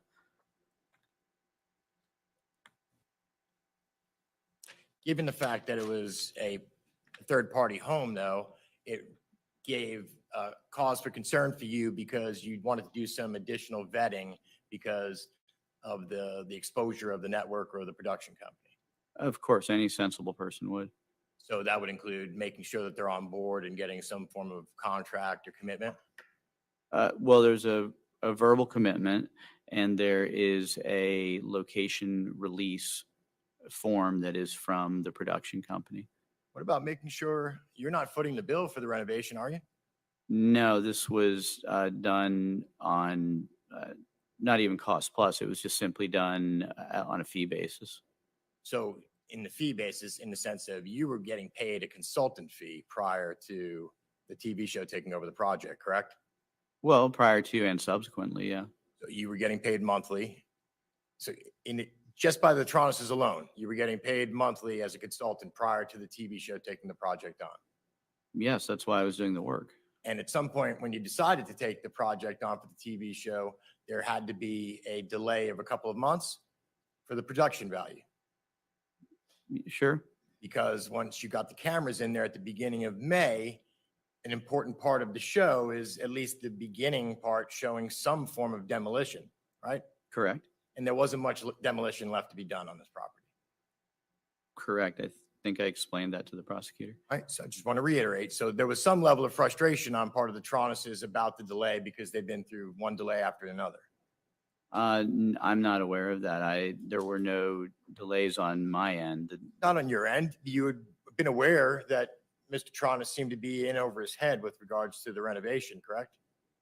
The scale of the renovation was extraordinary, but I don't know what delays you're talking about. Do you know how long they had been demolishing the home prior to you joining the project? No idea. Are you aware that David Tronnes was acting as his own contractor at the time? I believe so, yes. Did he seem qualified to you? Dave's a very smart guy, and what we do is largely not rocket science. I mean, if you hire a contractor or structural engineers or what have you, the average person can do a good bit of what we do. Well, let's just say this, that you walked into this house though, that he had taken on and was running the project, and you said you'd never seen anything like it before. That's true. Absolutely. Nobody has. So at his hands, you walk into a home and you see something that blows your mind, Yes. and it's structurally unsound, Yes. and it took your help and assistance in bringing in the right team of people to get the project back on track. Yes. And wasn't it true that during the course of the delay, that there was this, not such a dispute, but maybe a misunderstanding between yourself and the Tronneses, because you expected to still be paid your consulting fee, even though the project was at a standstill? Well, it wasn't at a standstill from the planning or logistics or any of those phases. It was at a standstill solely from physically doing construction. Meaning, we need to stop. We're going to start again in May when we bring the cameras in. You want to do this. Meaning that we can continue the planning and the structural engineering and the materials assessment and the material locating. There were some unique features. He wanted a plexiglass aperture in the floor, and we had to find the right material to accommodate that. So there was work that was going on during that period, but there just wasn't physical construction work. Did you come to learn how the home came to be in that condition, that it was basically like peeling an onion, the layers away of the home? It looked like the worst case of OCD I've ever seen. You said there are some benefits to being on the show. For whom are we speaking? For the homeowners, or for the? Yeah, they're trade outs. They're modest, $20,000 to $30,000, but it's certainly not nothing. And some press, you say, so that maybe on the back end there might be some increase in the value if they chose to sell in the future. For people that are into that, it's cool. If they're not into it, it has no value. Now, you do renovate a lot of homes in the Central Florida area, correct? Yeah, Including several homes in Delaney Park. most of what I do is in Delaney Park. You renovate historic homes. I have. You've won awards for renovating historic homes. I have. You have a well-established team of contractors and subs that you've worked with over the years here locally, haven't you? That's correct. Who work with you on these shows and all of the projects that you bring them? That's correct. Good people to go the extra mile for you? Good, hardworking, reliable people. This is a selling point, though, in coming in and saying, like, listen, I've got the guys, I've got the teams, I can bring in the people, you can stop making the calls. Maybe while you're not the general contractor, you've got the connections to get it over the finish line better and quicker. There was no sales job. This job, I took this job because it was really, really interesting. I don't recall exactly what I was paid, but it wasn't much. Mr. Warrior, when I say sales job, I'm not talking about you hustled them. I'm saying that this is something to be proud of, that this is an asset. You are an asset because you've got this well-established network of people that you're bringing in to tackle this task, this monumental task. I don't have an ego about this. I work with good people, and I'm fortunate that they're loyal to me. Given the state of the house and the plans that you had, how much was it going to take to finish the project? Yeah, in terms of what? The Tronnes home, to get it finished. No, what unit of measurement are you using? Are you talking time, money? Money. I have no idea. Well, you know the price per square foot on new construction in 2018, don't you? You misunderstand. Nobody's ever done this kind of work. What that house required wasn't something you can ballpark or compare or estimate or size up compared to something else. There's no analog for it. You had structural plans and all the engineering plans of what needed to be done? After a certain period, yes. So you're getting into a relationship with homeowners and you have no idea what the cost is to get complete. How are you supposed to know and be comfortable with the fact that they have the finances to complete the job? It didn't matter to me. Relevance. Well, it didn't matter to me. I wasn't paying for it. Didn't you just testify that you wanted this sit down, that you needed this sit down because you needed assurances from the homeowners? Yes, But that didn't include the ability to complete it financially? what I was aware of is they paid $600,000 cash for the house.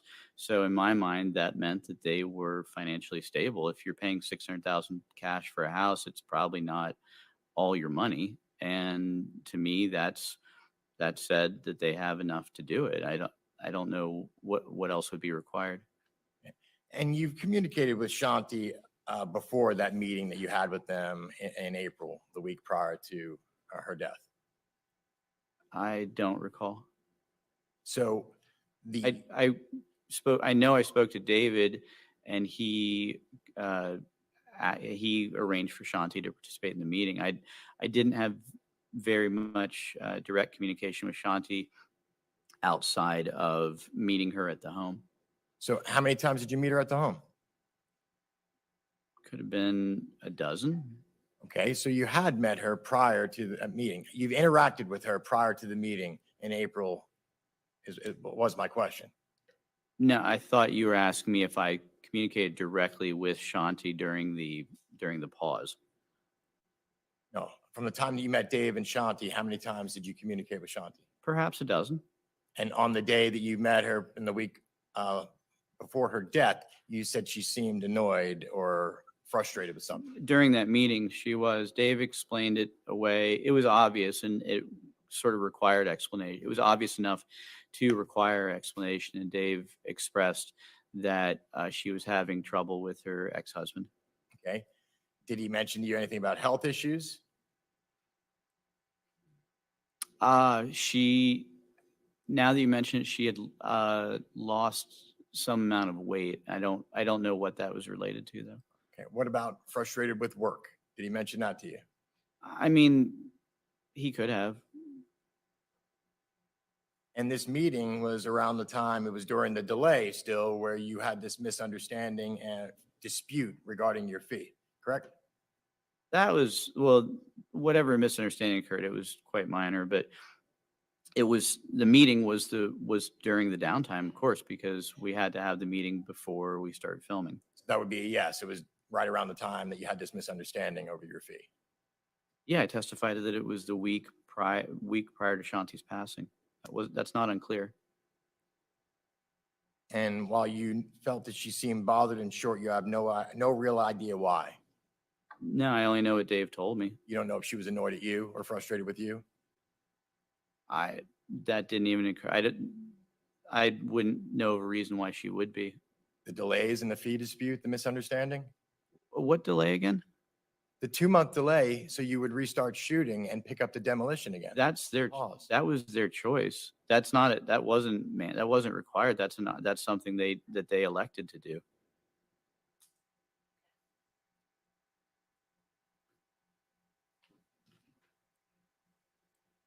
Were you aware that Dave owned the house and bought it outright prior to marrying Shanti? I was aware that he bought the house and paid cash for it. I don't know when he married Shanti, and I don't know if they both bought it or he bought it or what have you. So it seemed to you, though, that they were both very much in on the project when you were working with them. That's true. He was considerate of her feelings, and she interacted either directly with you or through David on the project? Yeah. Testified that this project essentially seemed like David's full-time job to you. Metaphorically. In the course of the time that you were on the property, did you know of a Steve and a crew of his workers that would come to the property to work on it early in the morning? Steve? Steve. I have a framer named Steve. I don't know if that's who you're speaking about. Steve have issues with parking access at the property, sometimes getting there early in the morning. Does that ring a bell? No, not at all. Would Steve arrive at 5:45 a.m. To work on the property? Objection, lack of foundation. Overruled. construction workers typically arrive early. That would be unreasonable. I don't think anybody has ever arrived at one of my job sites at 5:45 in the morning. You don't recall any issues at all regarding crews showing up and issues with parking access at the property? No, that does not ring a bell. All right, one moment.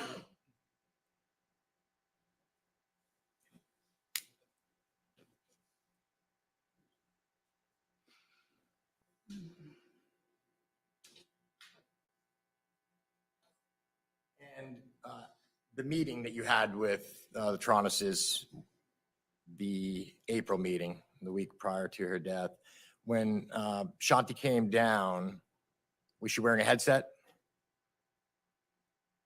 That's my recollection. So this was in the middle of her workday? My recollection is she was wearing a headset. I don't think I could testify to anything beyond that. Nothing else. Thank you. Thank you. Any redirect? No, Your Honor. May this witness be excused from subpoena? Yes, Your Honor. Any objection, defense? Thank you. You may step down. You are excused. We're going to go ahead and take a lunch recess. Again, remember not to talk about this case, do any research whatsoever about the people, places, subject involved in this case. Don't talk about the case with anyone. Don't let anyone say anything to you or in your presence about the case. If anyone attempts to, tell them they are on the jury trying the case. Ask them to stop. If he or she persists, leave them at once. Report the matter to the court deputy. In addition, just like your reminder yesterday, as you're finding a wonderful place for lunch in the downtown area, just make sure they don't have televisions, and continue to avoid any kind of television or newspapers. And with that, you can follow the deputy out.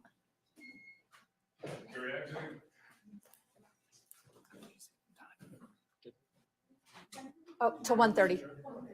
Sorry. It was in my mind, not apparently said.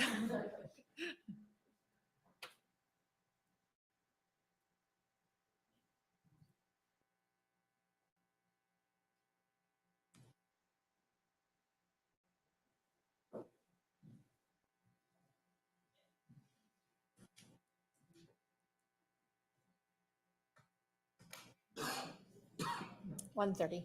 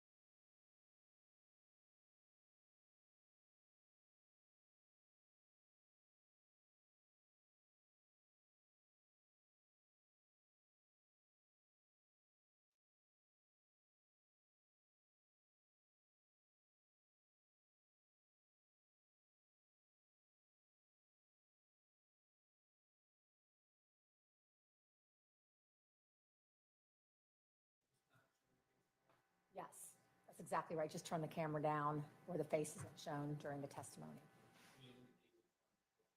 I absolutely will, but just for the reason I'm announcing it now is it gives a couple hours if there is anyone with objections so that the media can be heard prior to that. And state, ready for Yes, Your Honor. defense, ready? Yes. And we can bring the jury out then.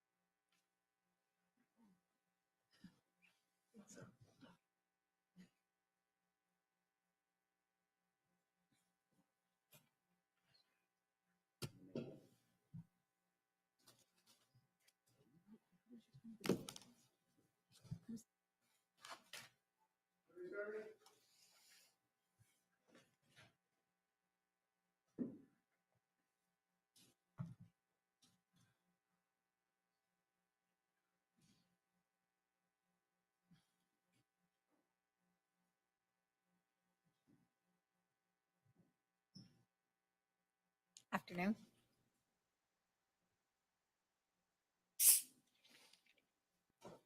I hope you are finding all the good lunch places.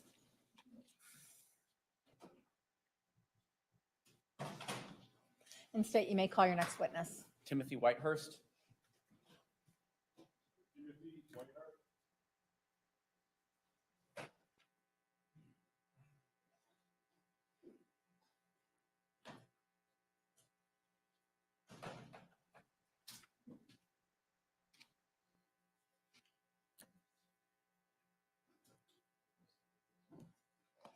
You solemnly swear or affirm the testimony you shall give shall be true, the whole truth, and nothing but the truth, so help you God.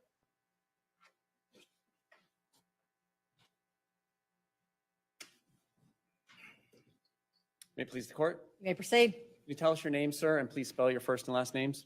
Timothy Earl Whitehurst, Timothy Whitehurst. What do you do for a living, sir? I work for HD Supply as a project manager, On April 24th of 2018, what were you doing for a living? working for HD Supply. Do you know somebody named Jim or James Cooper? I do. How do you know that person?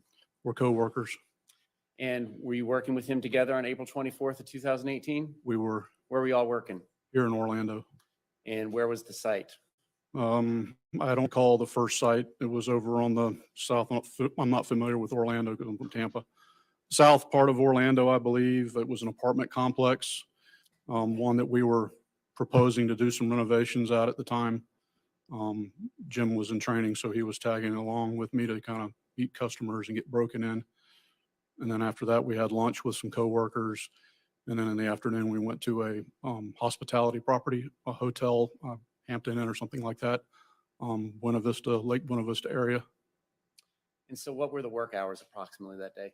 We met around 10 o'clock in the morning and then departed around 2:30 in the afternoon. Thank you. You're welcome.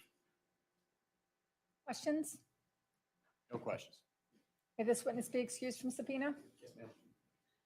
Any objection, defense? No. Thank you. You may step down. You are excused. Thank you. State, you may call your next witness. Yes, Your Honor. At this time, the state calls Adam Frank. Frank?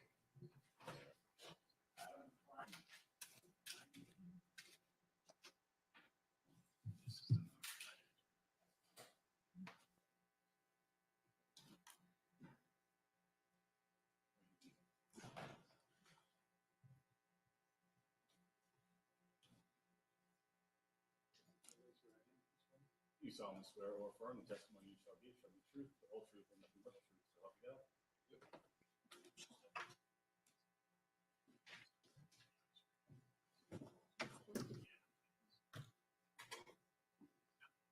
Thank you, Your Honor. Good afternoon. Afternoon. Can you introduce yourself to the jury and spell your last name for the record? My name's Adam Frank, FRANK. And where do you work? The name of my firm is MDD Forensic Accountants, and I work in the Orlando office. And what is your job title? I'm a senior manager. And so if you could just describe to the jury, what does a senior manager at your firm do? I oversee a number of staff. I also am typically retained to quantify economic damages and also to provide forensic analysis for financial records of various entities. And what is your educational background? I have a bachelor's from the University of Central Florida, also a master's degree in accounting, also certified public accountant, certified fraud examiner, and a certified in financial forensics. And to get those certifications, if you could just explain to the jury what it is that you have to do. Yeah, to get a CPA, you have to have, I believe it's 150 graduate hours. So after high school, you have to sit for a 4-part exam. You also have to sit for an exam for CFE, which is a fraud examiner's license, and you have to have relevant experience to have a CFF, which is certified in financial forensics. All right. Do you have any other training and experience that enables you to do your job that you've gotten along the way? I do. I've been with my firm for 18 years. We are strictly forensic accounting firm. That's all I do. Do various forensic accounting engagements. I've been retained as an expert witness both in state and federal court. And were you contacted by the state attorney's office to do some work in this case? I was. What were you asked to do? We were asked to do a forensic analysis of certain bank accounts that belong to David Tronnes and his entities, or Shante Tronnes and her entities. And were you paid for your work? I was. And what information were you given to review? I believe it was 23 different bank accounts. I believe there were 10 Wells Fargo, 8 Bank of America accounts, 1 Charles Schwab, and then there were 4 AXA accounts. And permission to approach opposing counsel, showing opposing counsel identification as states for ID BD, BE, BF, and BG.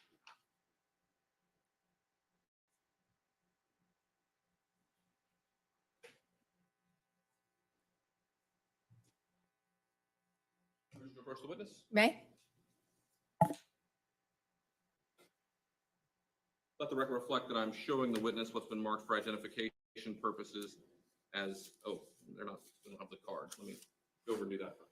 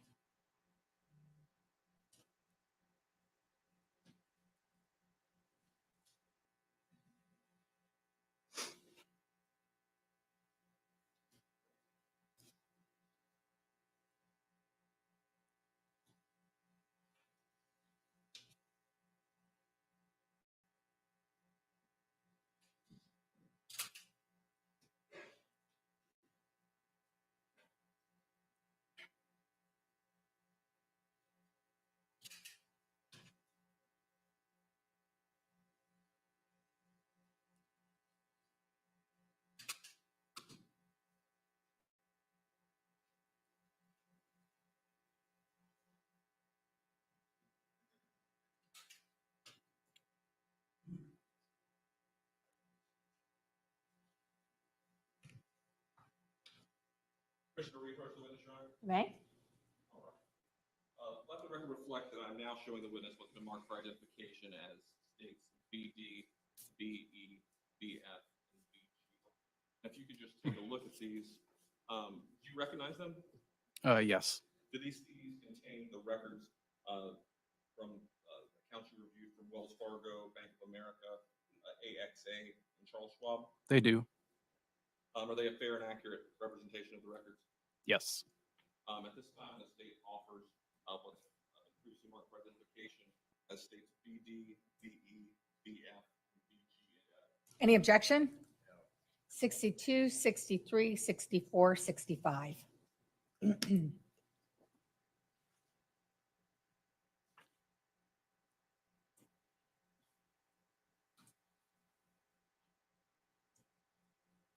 Okay, so you got the records. Were those records sent to you by the state attorney's office? Yes. Okay. And then what did you do when you received those records? We performed forensic analysis of the bank statements.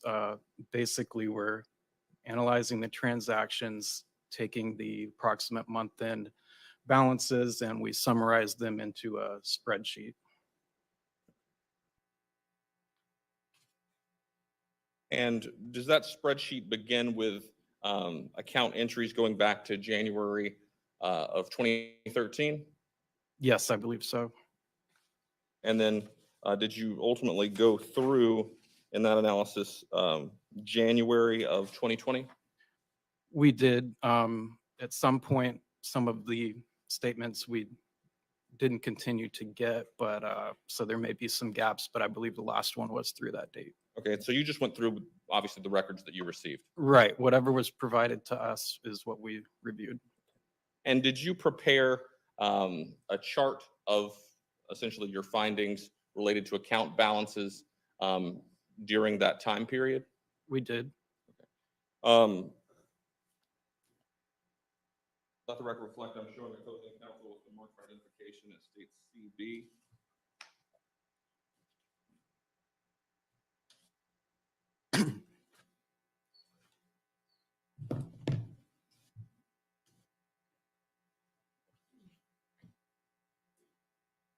Permission to approach the witness? Sorry, counsel, what was the CB? Thank you. Let the record reflect, I'm showing the witness what's been marked for identification as CB. So just once you've had a chance to do that. Yes, this is the spreadsheet that I prepared. And is it a fair and accurate representation of the accounts that you reviewed, that you were requested to review by the state attorney's office? It is. At this time, the state offers into evidence what's been marked for identification as state CB. Any objection? Then it will be 66.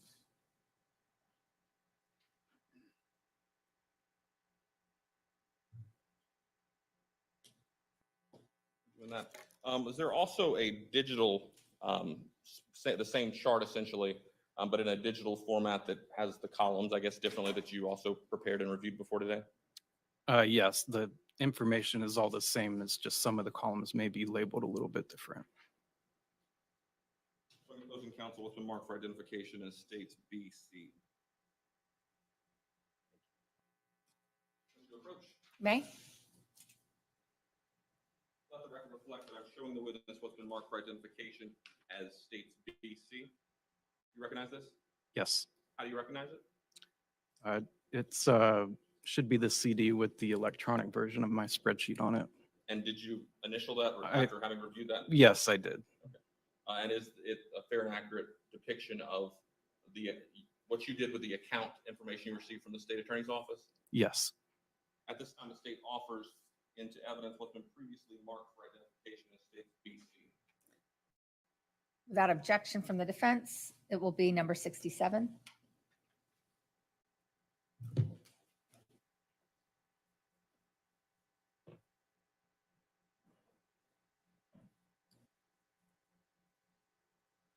Okay. Permission to publish. State Exhibit 66. You may.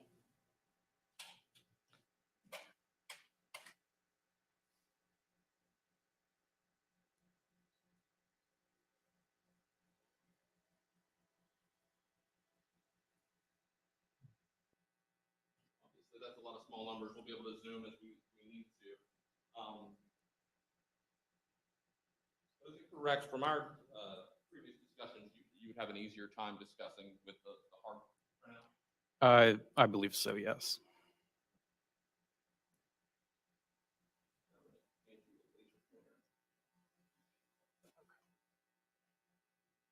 going to zoom in on this top portion of this.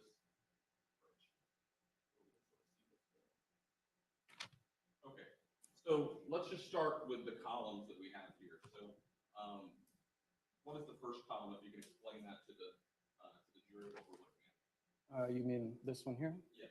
So this is just the approximate end date of each bank statement. So this would include amounts as of, for example, here, the end of January 2013. Okay, and this column goes through each month through January of 2020. Yes, I believe so. And does that month represent the beginning of the month or the end of the month? It's the approximate end of the month. You know, sometimes a bank statement may end on, you know, the 27th of a month versus the 31st, but it's the closest date to the end of the month, the balance for that day. Okay, so that's why it says the approximate month end. Right. Okay. If you could just go to that next column and explain to us what that describes. These are just it's a timeline of events that was more for informational purposes. Since we had statements going back 7-8 years, tried to key in on some different events. For example, this process improvement solutions, I believe that was an entity of Shanti Tronnes. And so we noted here when it was created and just different timeline events that were of importance. And then going to the next, it looks like sort of a light blue, and then there's several different columns under that. So it looks like, Right. And just to show the jury what we're going to be moving over to, there looks like there's 4 different distinct sort of categories that you've gone through. Is that correct? Yes, that's right. Okay. So if we can just go back, and you can tell us what is this first category that we're seeing in the light blue? So these 6 accounts here, they are accounts that are in the name of David Tronnes or business entities associated with him, or also the trust that was it's associated with him. Okay. So these entities, is it fair to say, are entities or David Tronnes himself that are not tied to another person, just David Tronnes or a trustee control? Right. How about the next category, and it looks like sort of a light yellow? Yeah. These 2 accounts were accounts that the names on were David Tronnes and Carol Tronnes. And is that, to your knowledge, his ex-wife? Yes. Going to the third category, and I'll move the chart over here. It looks like sort of a light red color. If you could just describe this category for the jury. Yes. So these are the various accounts that were associated with Shanti Tronnes and her business entities. And can you just kind of describe the number of accounts? It looks like the BOA, what does that stand for? Yeah, so sorry, those are BOA stands for Bank of America. There were, let's see, several of those, 1, 2, 3, 4, 5, 6, 7 different ones. There was also 4 AXA accounts, which. And then it looks like you have some description related to those AXA accounts. Yeah. Like pension, IRA, and the life insurance account. Yes, to my knowledge, that's what they were. And then going to the fourth category, which looks like, doesn't really show up there, but on the actual sheet, it looks like it's sort of light green. If you could just sort of describe what that represents as a category. Yes, those are joint accounts where David and Shanti are both on the account. And if you could just go through and sort of let the jury know what the initial standpoint for each account is, like BOA's Bank of America again. Right, Bank of America, WF is Wells Fargo, and I believe one of them here, 7209 was a brokerage account. And then there's also a notation, I guess, that the 297 is a checking account. Right. Yes. All right, so we've gone through what the different columns are. I want to sort of skip ahead here. Obviously, you tracked in this chart, essentially, you tracked movement and I guess growth or reduction in the accounts month to month in your analysis, and that's shown here in this chart, right? Right. Okay, but for our purposes, I want to go to 2018.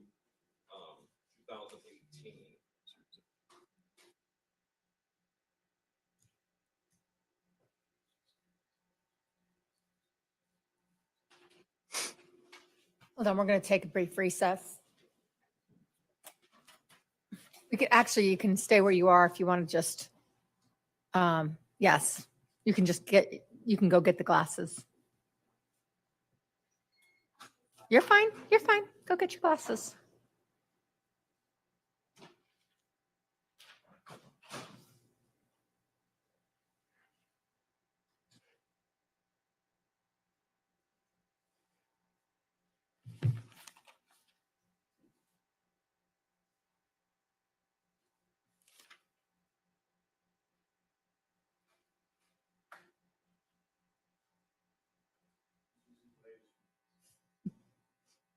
Anyone need a recess at this point?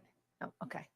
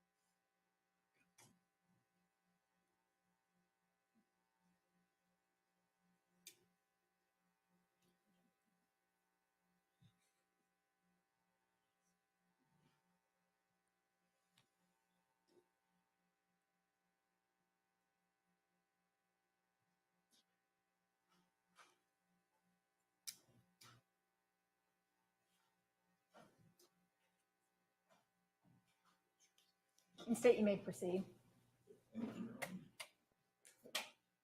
Get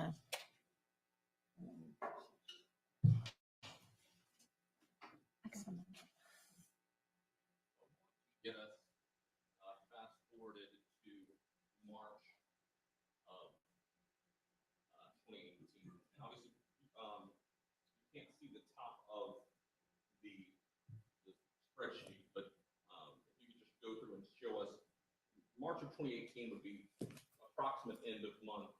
What was the total amount balance in accounts just controlled by David Tronnes or his trust? As you pointed out with the, I can zoom in So for you. it's down this last line here. Should be this amount right here.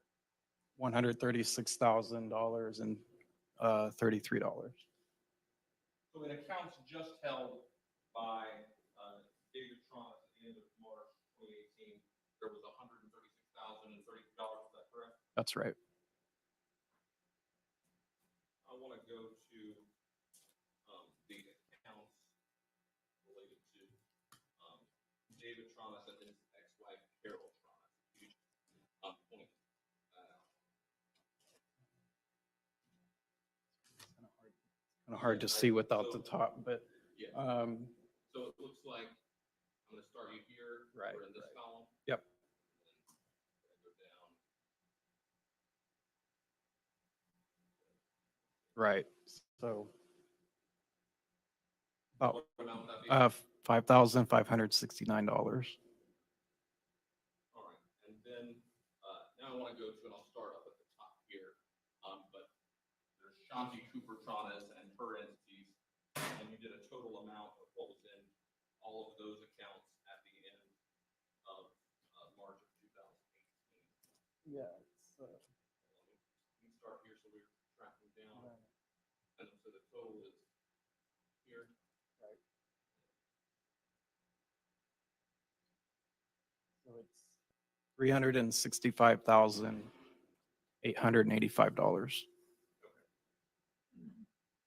And then finally, in the joint accounts of both David and Shanti Tronnes, what was the ending balance in March of 2018?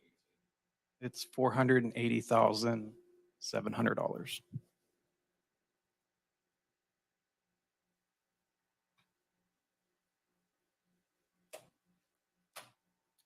Would the total amount in the accounts that were either just Shanti or David and Shanti, would that total amount be $846,585?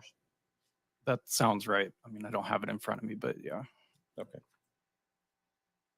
And then obviously we went through the amount that was just associated with David Tronnes. Right.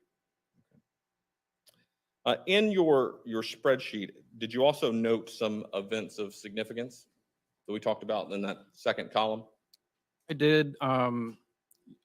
Basically, we notated any large transactions, did notate a lot of money being moved around between accounts, particularly in April of 2018 and beyond that date. And I'm going to put that up because you have that noted on your spreadsheet as well. That's on, I believe, the last page of your spreadsheet. Again, here.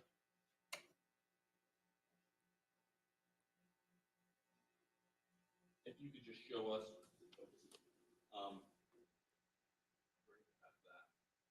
So this top row is April of 18, and we noted $425,000 was transferred out of the Wells Fargo brokerage account into the Wells Fargo 5297 account, which I believe it's a joint account, but I think that I'm not mistaken. I think it was a checking account. And then we noted a check was written for $215,000, which cleared the bank on April 30th out of that Wells Fargo account. you don't have a copy of that check, obviously. No. And then these other notes that we see, this just goes on to show sort of banking activity after Shanti Tronnes' death. So we've got May, June, July, and you have some notations about large transactions. Right. $110,000 was transferred from the Wells Fargo 7398 account, which I think was a joint account. We'd have to double check at the top, and it was moved into Wells Fargo 0793, which I believe was an account of David's. And then at some point you stop, you don't have any more obviously statements from Shanti. Right.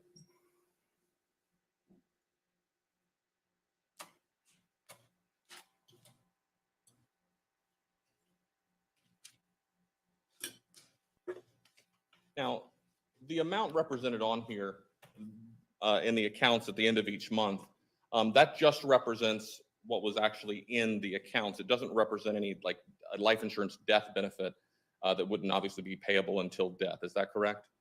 That's correct. So separate and apart from any life insurance or death benefit, in the accounts that were either Shanti Tronnes or David and Shanti Tronnes, there was $846,000 roughly in those accounts at the time of Shanti's death. That's correct.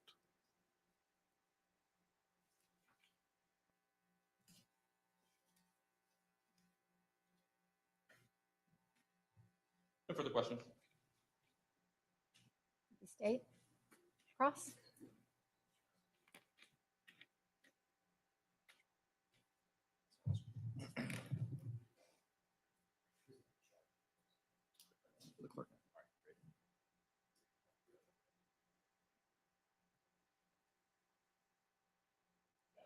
All right.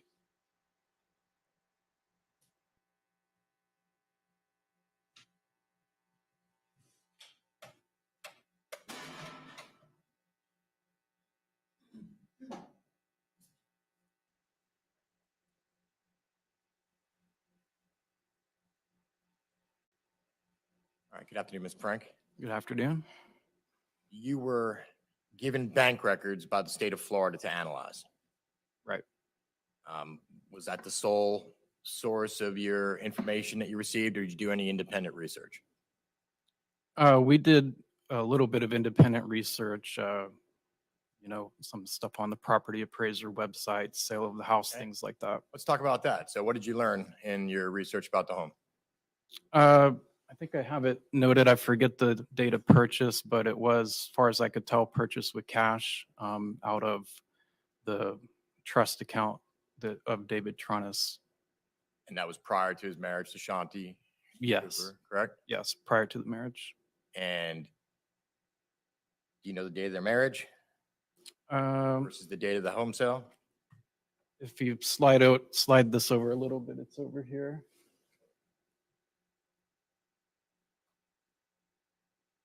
So the house was purchased in April of 2015, and I believe they were married in February of 17. Property appreciating value during that time? That I don't know.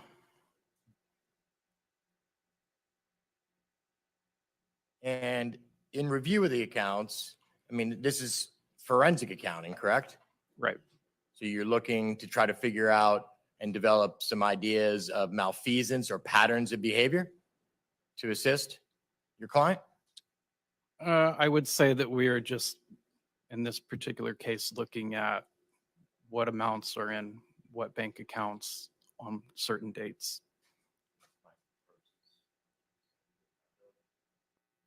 So let's talk about that, because looking at the numbers, when David, Tronnes, and Shanti Cooper got together, he wasn't broke, was he? No.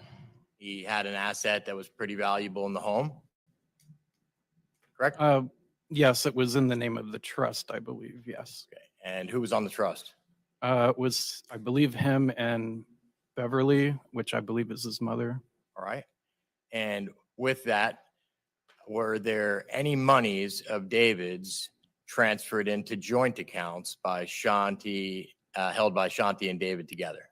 There was, and I think, like you have one pulled up here that I noted. And can you just recite that for the jury? Right, there was and sorry, I can't see the date on there, but it was $100,000 transferred from the trust account of David into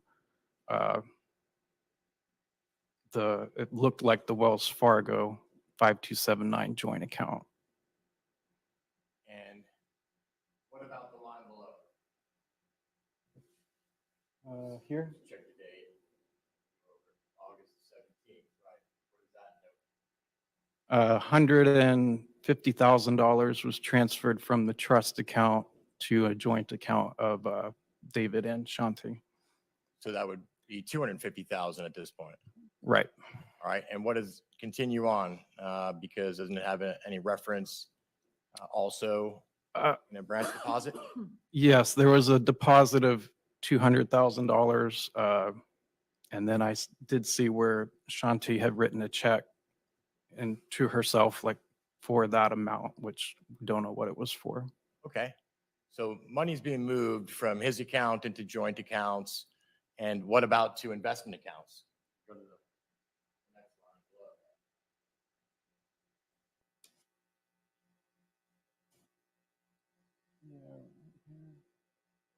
Yeah, there was a $440,000 transfer from Shanti and David's joint account into that Wells Fargo brokerage account.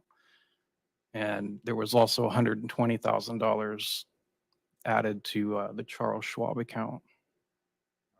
And you, I think we're good on. Thank you. Everybody fall asleep on me. So, all right.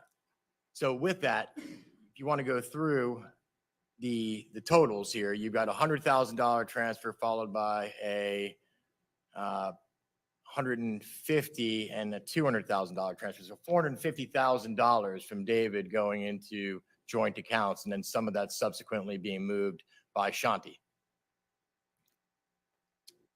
Yes.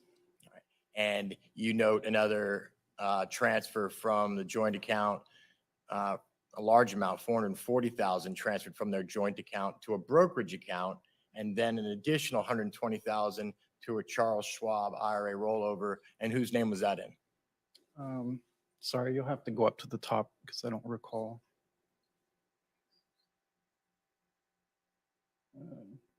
Go this way. You'll have to go to a previous page with the accounts at the top. Yeah, sure. So the Charles Schwab account was in David's name. So let's review now. Because David has a home that in 2015 was worth 600,000. Yeah, I believe so. He, in his individual accounts as of March of 2018, had 136,000. Sounds about right. And they had in their joint account, which David deposited a significant amount of money into, the balance was down to 480,000. That sounds about right, yes. What about the AXA accounts? They have any value? I mean, the amounts are listed on there. But there is some There value. is some value, yes. And then the $120,000 from the Charles Schwab account. Right. So 120 plus 136 plus the 480 from the joint account and the AXA accounts plus the $600,000 that he put into the home. He wasn't a poor man, was he? No. And nothing about your forensic accounting produced any evidence of malfeasance, correct? No. These transactions were notable, but not criminal. Right. One moment. Nothing further. Thank you. Any redirect? No, Your Honor. May this witness be excused? Yes, Your Honor. Any objection, defense? No. Thank you, sir. You may step down. You are excused. Thank you. State, you may call your next witness. Yes, Your Honor. At this time, the state calls Patrick McCarty. And as he is coming in, will the attorneys approach?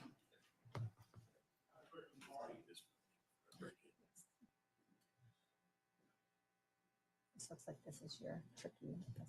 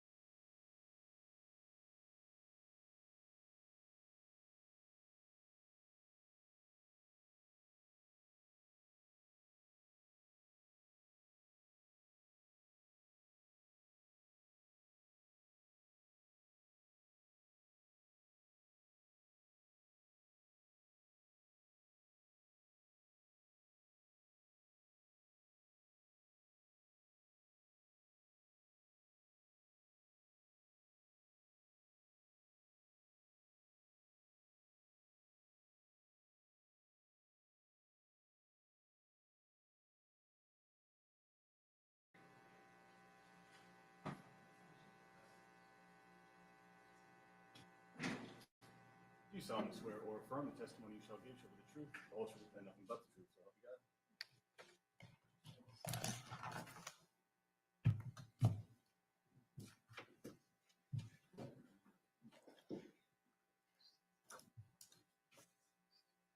Thank you, Your Honor. Good afternoon. Good afternoon. Can you introduce yourself to the jury and spell your last name for the record? My name is Patrick McCarty, MCCARTY, and I am a financial advisor for Equitable here in Orlando. And can you just sort of explain in a little bit more detail what your job entails as a financial advisor? I help families save for their retirement, for their children's education, and plan their estates. And most of that is done through selling investment products and insurance products. And how long have you done that? Over 30 years. In your work, did you ever have a client named Shanti Cooper or Shanti Cooper Tronnes? Yes, I did. And did you originate a life insurance policy for Shanti Cooper or Shanti Cooper Tronnes? Yes, I did. What was the amount of that life insurance policy? I believe it was $300,000 on her life. Would it be $350,000? It might be 350,000. Yes, I would have to look at the statement. And who was the original beneficiary of that policy? I believe the original beneficiary of that policy was James Cooper, her husband at the time. Okay. At some point, did her beneficiary change? Yes, Was that change in around May of 2014? I believe so. And who did that beneficiary change to at that time? Jackson Cooper, which is the son, Okay. Shanti Cooper's son. After making Jackson Cooper her beneficiary in 2014, did she ever change her beneficiary again? Yes, she did. And when was that? After she got married to David Tronnes. And would that be around May of 2017? I believe so. And now when she made that change, did she come to your office to make that change? Yes, she did. Did she come with anyone else? Yes, she came with David Tronnes. Okay. And at that time, was paperwork filled out to change her beneficiary from Jackson Cooper to David Tronnes? Yes, sir. In addition to the life insurance policy, did Shanti also have investment accounts with AXA? Yes. And who was the beneficiary of those accounts? Different people at different times. But After 2017, when she came in with David Tronnes, who was the beneficiary of those accounts? David Tronnes. I don't have any further questions. Cross defense, Briefly, Your Honor, one moment. you may.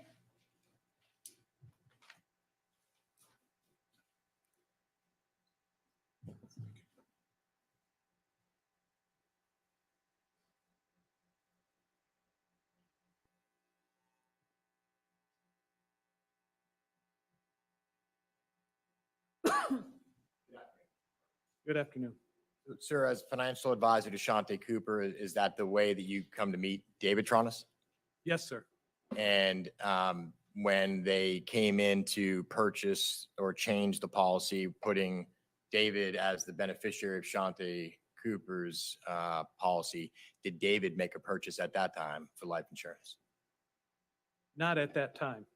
in close proximity to it? Yes. Okay, and can you talk about that a little bit?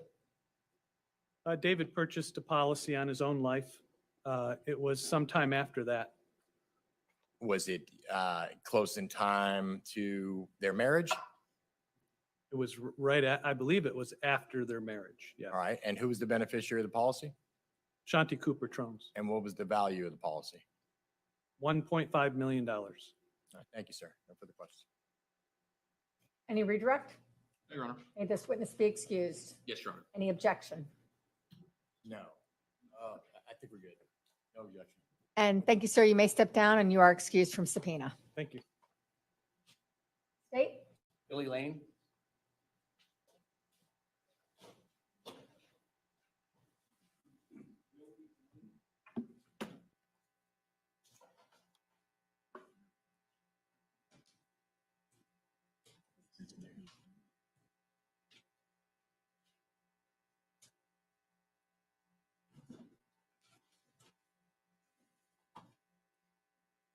Can you approach? May?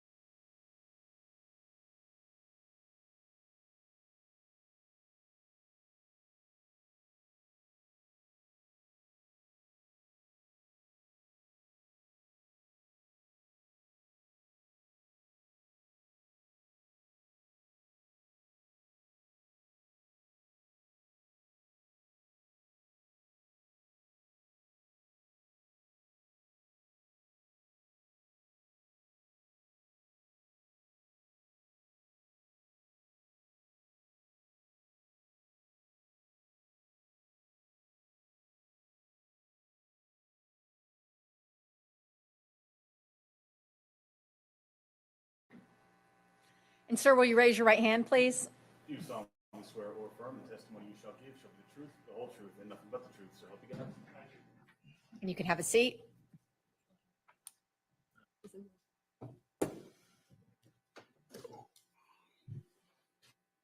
May it please the court? You may proceed. Can you tell us your name, sir, and spell your first and last name? Billy Joe Lane, Billylane. And you are a private investigator, correct? Yes, sir. And that's what you were back in April and May of 2018? Yes, sir. And did you go to 218 East Copeland in Orlando, Florida, on or about, I believe, May 6th, perhaps, and collect some items? Yes, sir. Permission to use State's Exhibit 10, Image 22 with this witness? You may proceed.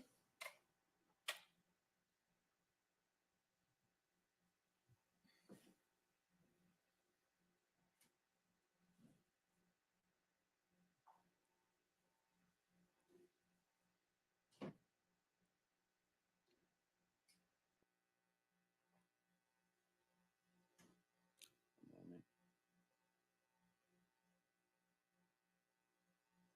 Somebody else might.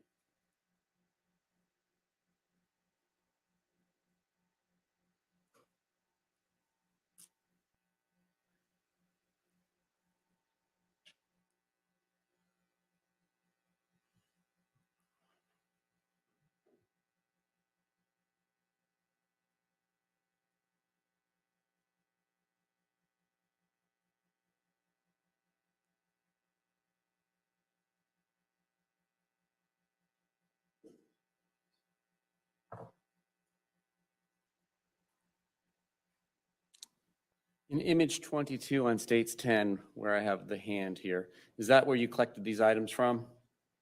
That area and the shelf below.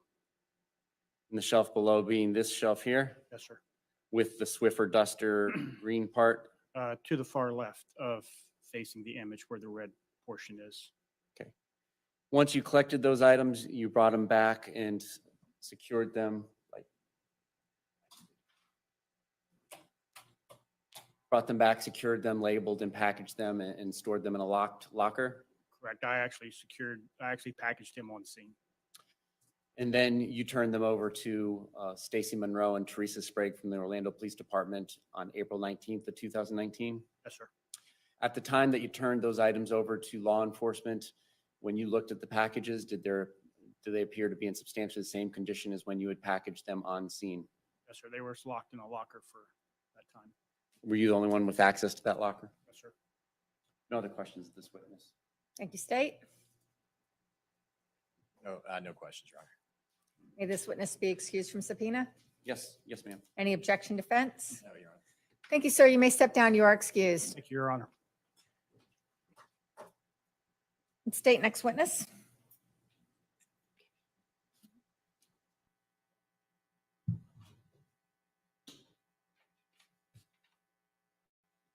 Ralph Kalachi?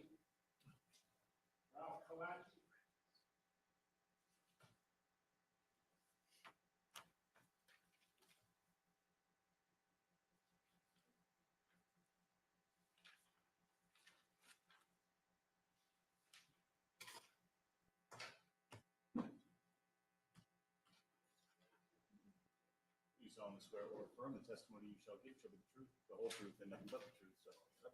I do.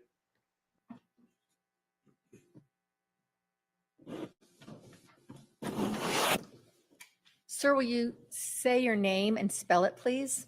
Ralph Kalachi, first name Ralph, last name Calatchi.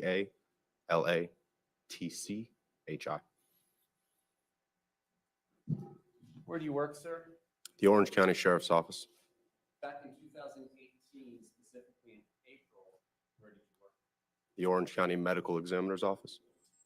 And when was your start date and your end date with that organization? I started with the Medical Examiner's Office in September of 2015 and left in March of 2019. What did you do for that office? I was an investigator. And what does a medical examiner investigator do on a day-to-day basis? We received phone calls from law enforcement officials and hospital officials about passings. We take preliminary information from them to see if it falls under Florida state statute as a case for the medical examiner's office. And if it does, we respond based off if it's a scene passing or hospital passing. So by statute, there are limited circumstances when the medical examiner and his or her investigators get involved with the death of a citizen of Orange County, Florida? That's correct. And when law enforcement is investigating a suspicious death, are there jurisdictional boundaries between what law enforcement can do and what the medical examiner's office can do in regards to touching, handling, manipulating the decedent and the decedent's immediate belongings? Under Florida state statute, once a person passes away, their body is now the jurisdiction of the medical examiner. Law enforcement officials, firefighters, they're not supposed to make any contact with the body. And specifically on April 24th of 2018, in the afternoon hours into the evening hours, were you working as an investigator for the medical examiner of the 9th District? I was, yes. And did you receive notification of a death investigation being conducted by the Orlando Police Department, specifically by Detective Teresa Sprague? I did, yes. And did you receive a call inquiring as to whether or not you could come out prior to collecting the remains of the decedent so that you could manipulate the body for law enforcement? Yes.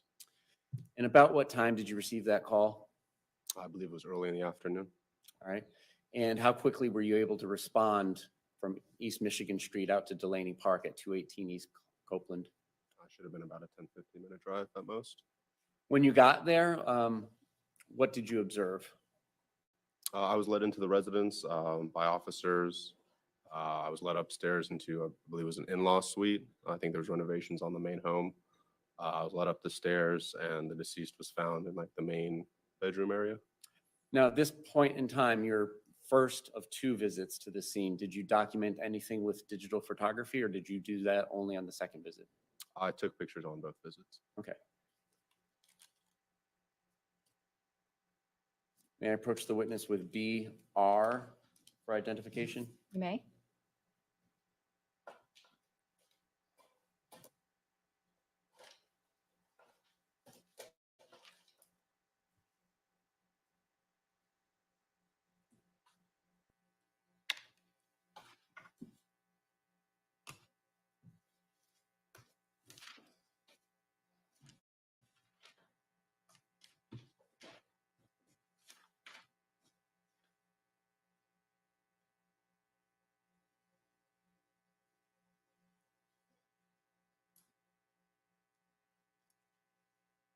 Showing you images 2 and 48. Are you familiar with those images? Yes. And do they fairly and accurately depict first the address of the property that you went to and then the decedent as you found her? Yes. Your Honor, at this time, the state would move these 2 images. At this time, the remainder will be admitted with Dr. Utz at a later time. Without objection, that's number 68.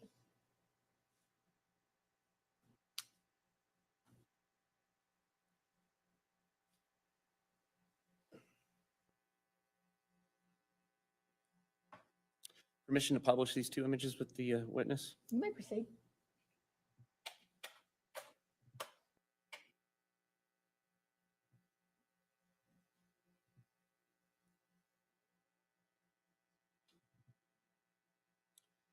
Image 2 on states 68. What is this that we're looking at?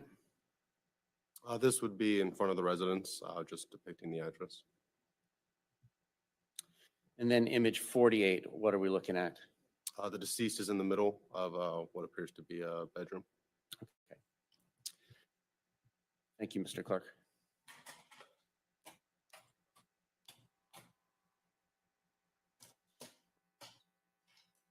When you arrived, were there obviously members of law enforcement there?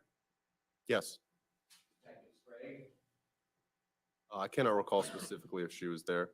I believe her partner was there. And that was then Detective McClellan, but Detective Sharp now? Yes. And what were you asked to do for them?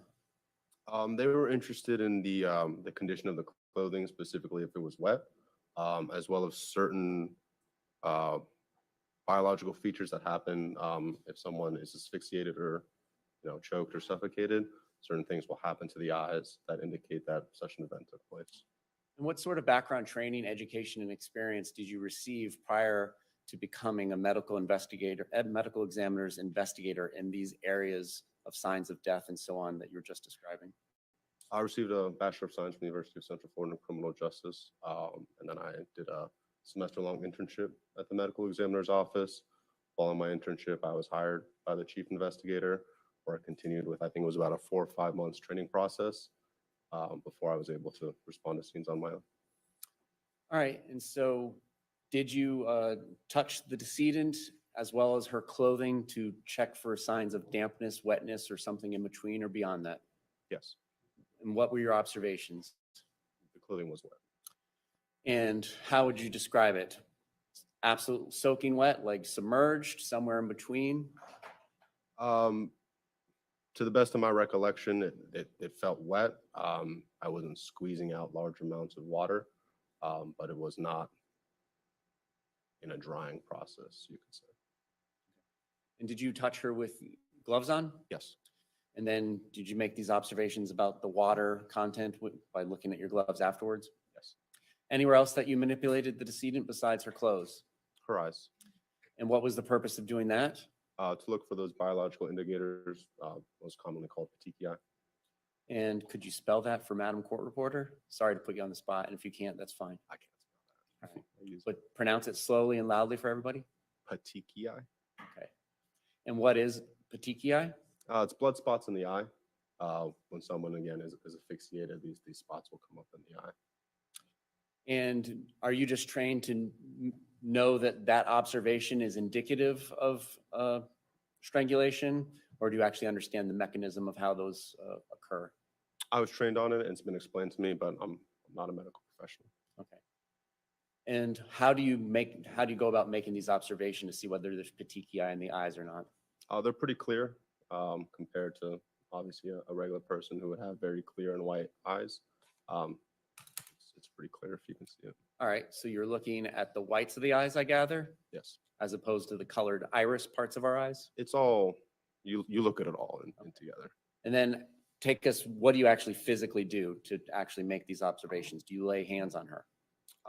In this situation, her eyes were closed. There was actually some bruising on some of her eye that made it difficult to open one of her eyes. But you essentially just open the eye, make observation. I'll take pictures. The crime scene investigator will take pictures.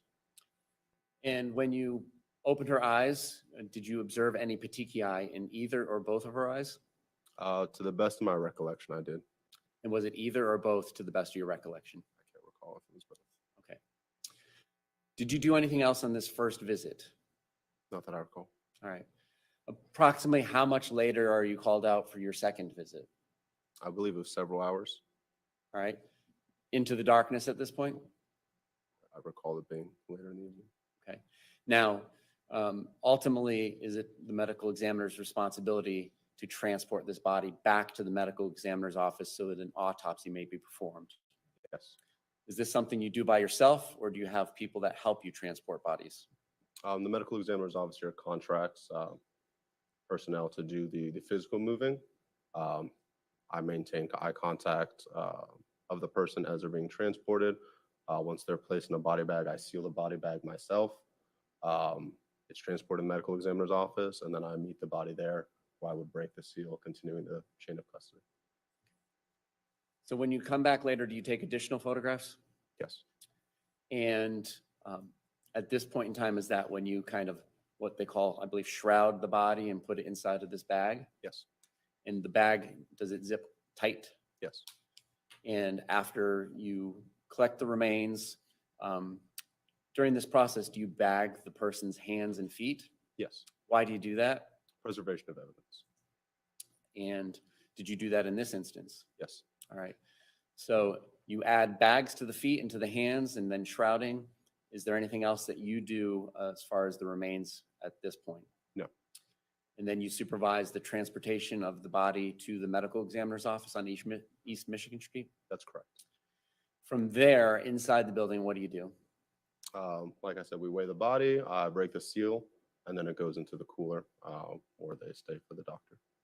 And is there a reason for breaking the seal of the bag prior to putting the body in a refrigerator? Just our protocol. Do you have anything to do with x-raying or you just weigh? We just weigh. All right. And then that was the end of your involvement with the investigation of the death of Shante Cooper Tronnes? That's correct. No other questions of this witness? Cross defense?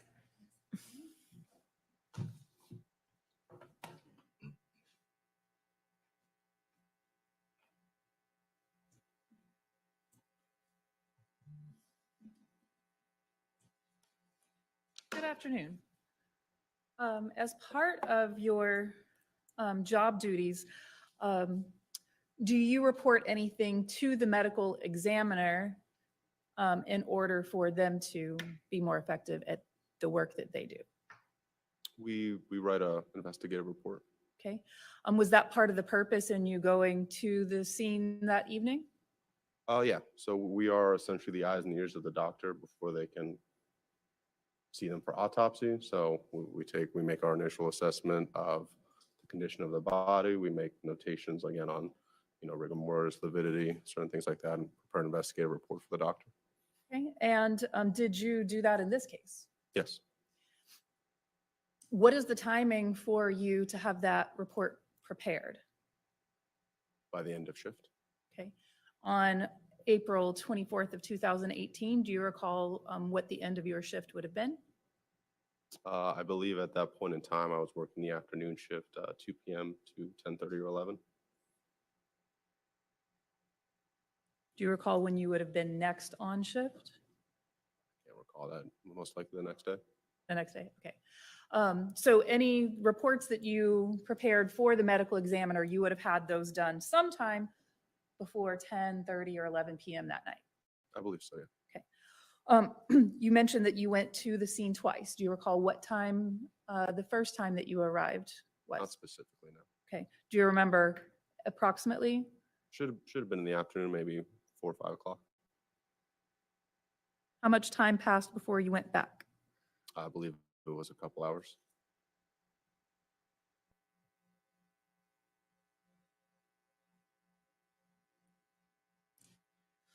Do you recall what you reported to the medical examiner in the report you prepared?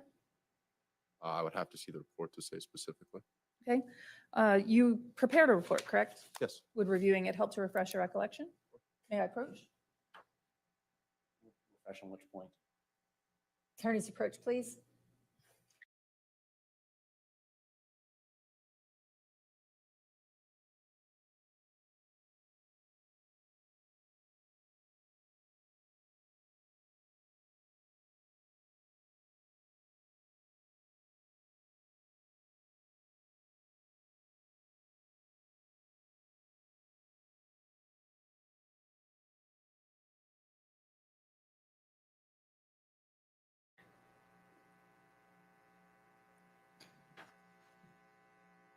You may proceed. Okay, thank you.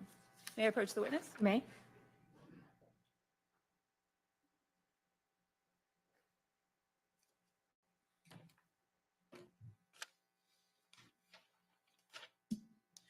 Going to show Mr. J what I'm showing him.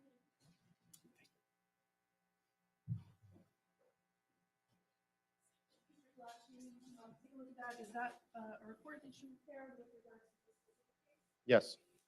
All right, once you've had an opportunity to refresh your recollection, please let me know.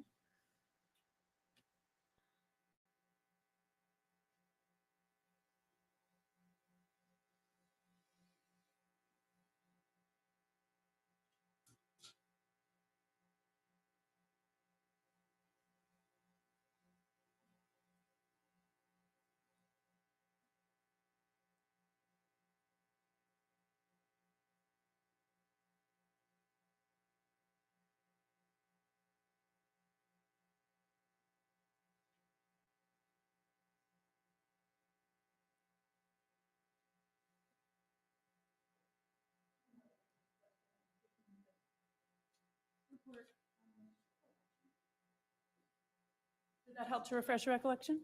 Somewhat, yes.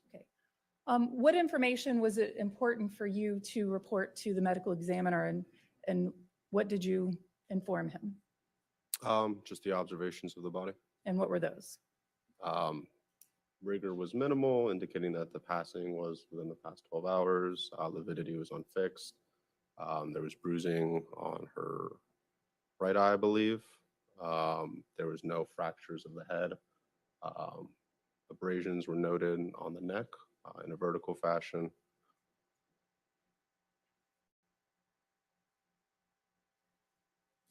The prosecutor had asked you about checking for petechiae, and that was at the direction of Detective Sprague, I think you indicated? I believe so, yeah. And you said specifically that petechiae is a sign that you learned is a sign of asphyxiation. It's a hard one to say. Is that accurate? It's indicative of that, yes. Okay. And then the prosecutor changed that word to strangulation. Is asphyxiation always strangulation? Not always, no. Okay. In your training and experience, are there other types of asphyxiation? Yes. Okay. What are some of those types of asphyxiation? The most common other one would probably be self-asphyxiation. Okay. What about positional asphyxiation? Is that something that you're aware of? Yes. Okay. Are there other causes other than asphyxiation? I got it that time. For petechiae?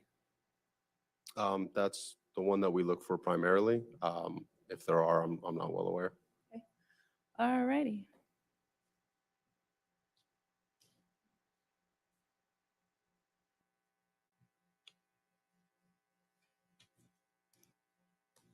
Since you were specifically asked about the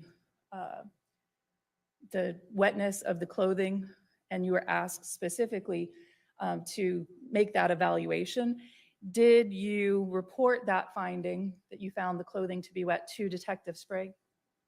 I can't recall if it was her or her partner, but I reported to someone, yeah. To someone in law enforcement? Yeah. Okay, thank you. I have no further questions. Any redirect? Yes, ma'am.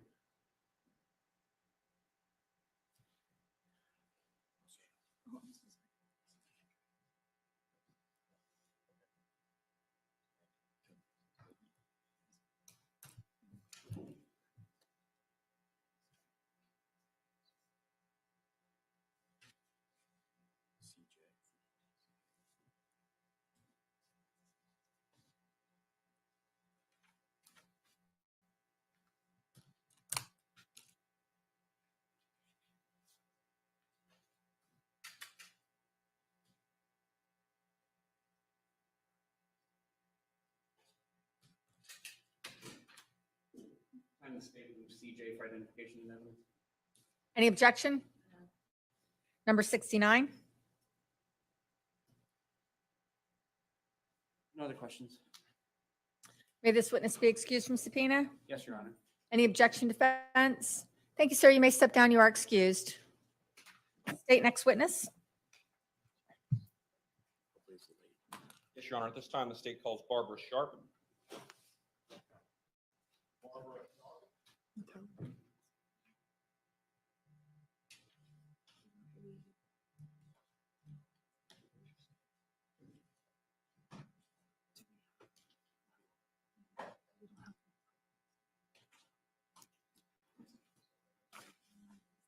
You solemnly swear or affirm the testimony you shall give is the truth, the whole truth, and nothing but the truth, so help you God.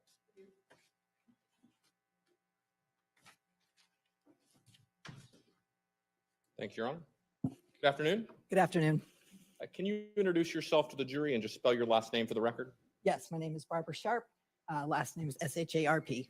And where are you employed? Orlando Police Department. And what is your current job title? Homicide detective. Okay. And how long have you been a homicide detective? Since the middle of 2018, so about 5.5 years. Prior to that, what other jobs did you hold with Orlando PD? Multiple jobs. So right before that, I was assault and battery detective and a recruiting officer, polygraph examiner, multiple positions. And can you just give a brief summary of your training experience that enabled you to become a homicide detective?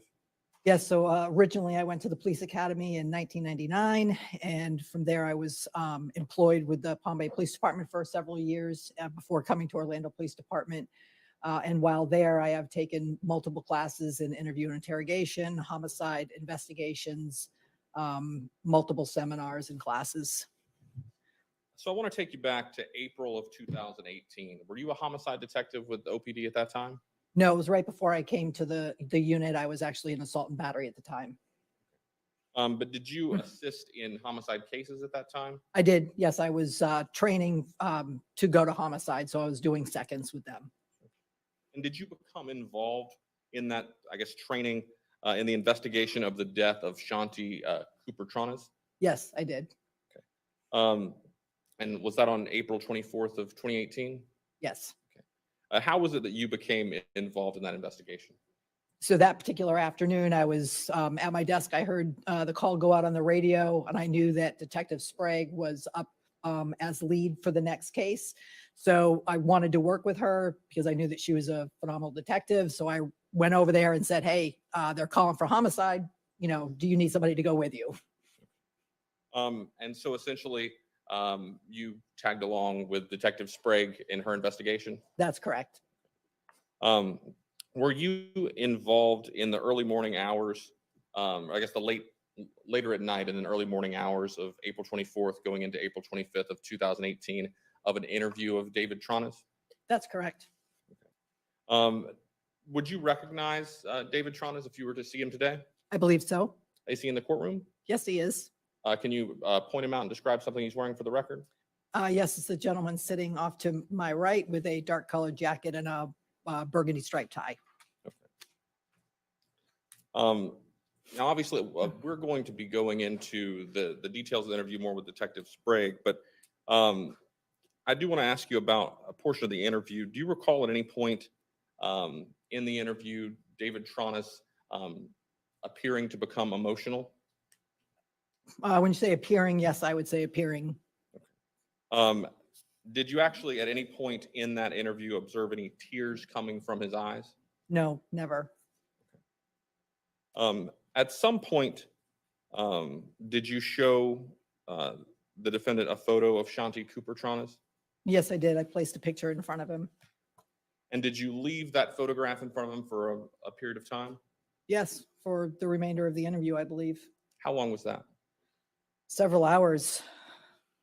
At any time while looking at that photo, did you observe him cry any physical tears? No, not once. All right. So I want to fast forward a little bit. On August 29th of 2018, were you involved in a search warrant of a residence located at 5347 Tuna Lane, Orlando, Florida? Yes, I was. And what was the significance of that residence as it related to the search warrant? That was the residence where David had moved to. It was his mother's residence, and he was staying there after the investigation began. And was he actually arrested at the time that the search warrant was served at that residence? Yes, just prior to. At that residence? Yes, at that residence. Did you, and so you yourself were involved in the search of that residence? Yes, I was. And did you recover any ring during that search? Yes, I recovered Shanti's ring. Do you recall where it was that you found that ring? It was in the bedroom that David was staying in a suitcase. It was either under or on the side of the bed. And was that ring photographed? Yes, it was. Showing opposing counsel with the mark for identification as states CC.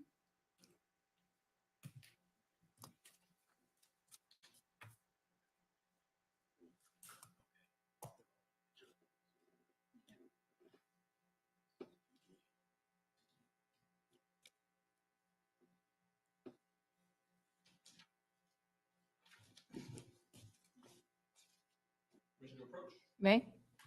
Let the record reflect, I'm showing the witness with the mark for identification as states CC.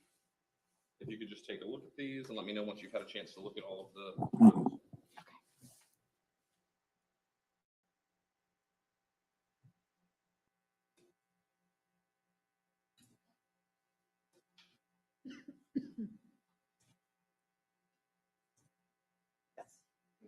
And do you recognize those photos? I do. And are they a fair and accurate depiction of what you observed related to the ring and its location during that search warrant? Yes. At this time, the state offers the evidence with previously marked for identification as state CC. Any objection? Number 70.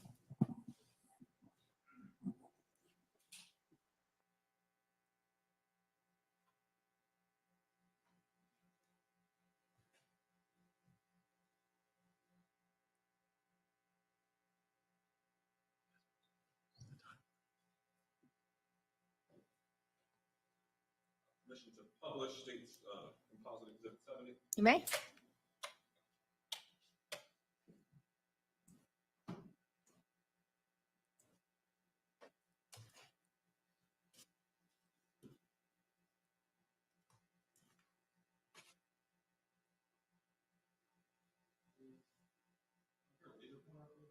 There is this.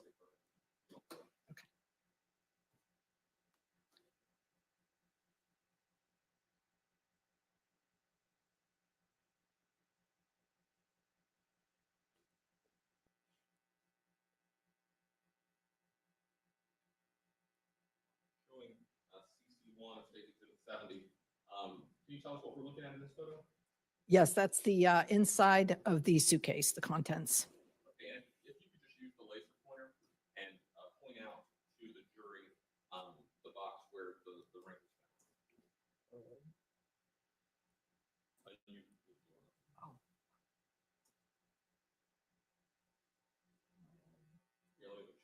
Yeah, make sure.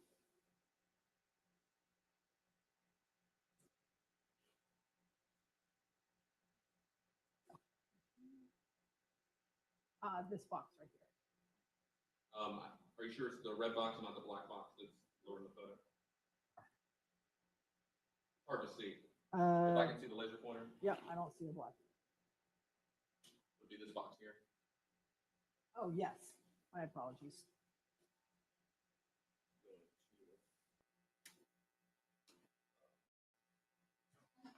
CC2 of this exhibit. Can you just tell us what we're looking at here? That's the suitcase as I found it. Can you just circle that with the laser pointer? And is this just a closer view of the suitcase as you found it? Yes, it is right here. And then what are we looking at here? That's the ring box with Shanti's wedding ring.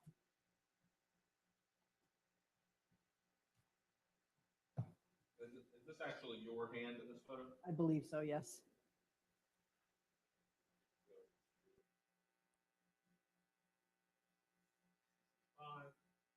If you could just, that's the box that the ring was found? Yes, that's the box. And is this just another photo of the ring? Yes, just out of the box.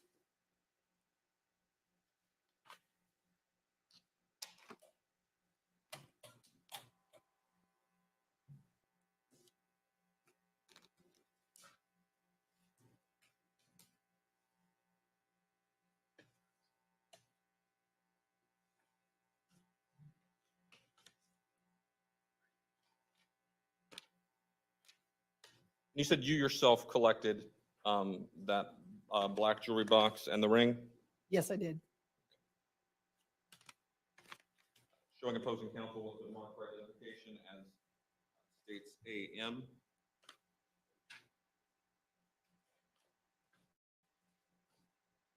And did you also collect a red jewelry box that you had pointed out earlier on there? Yes, I did. Showing opposing counsel with the mark for identification as AL. Wish to approach. You may. Let the record reflect I'm showing witness with the mark for identification as states AL and AM. You can just take a look at the packaging here and you're able to tell what that is. Yes. Yes, this is the red jewelry box and this is the black. And are those the jewelry boxes and the contains the ring that you yourself collected from the search warrant in August 2018? Yes. Is it a substantially similar condition as when you packed it up yourself? That's correct. At this time, the state offers into evidence what's been previously marked for identification purposes, the AL and AM. Any objection? No, ma'am. Number 71, number 72.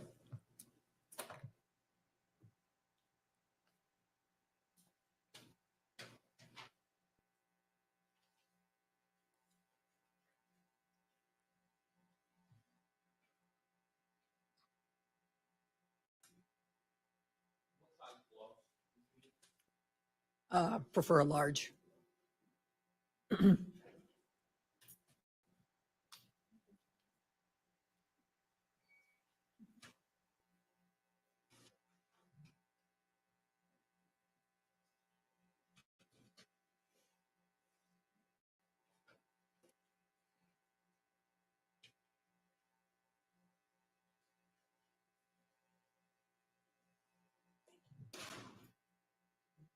No, no, it's fine. May? Great to get those gloves on. Use these scissors and open this. Okay, this is date 72.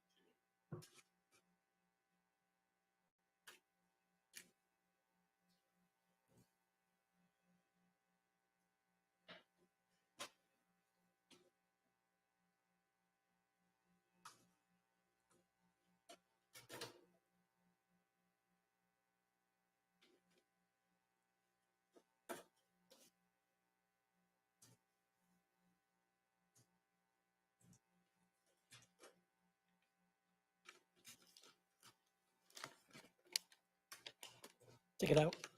Yes.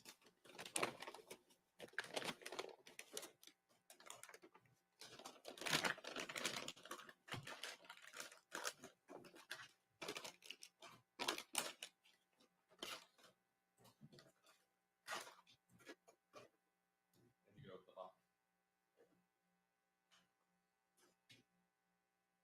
Your Honor, can we have Detective Sharp step down out of the box? Absolutely.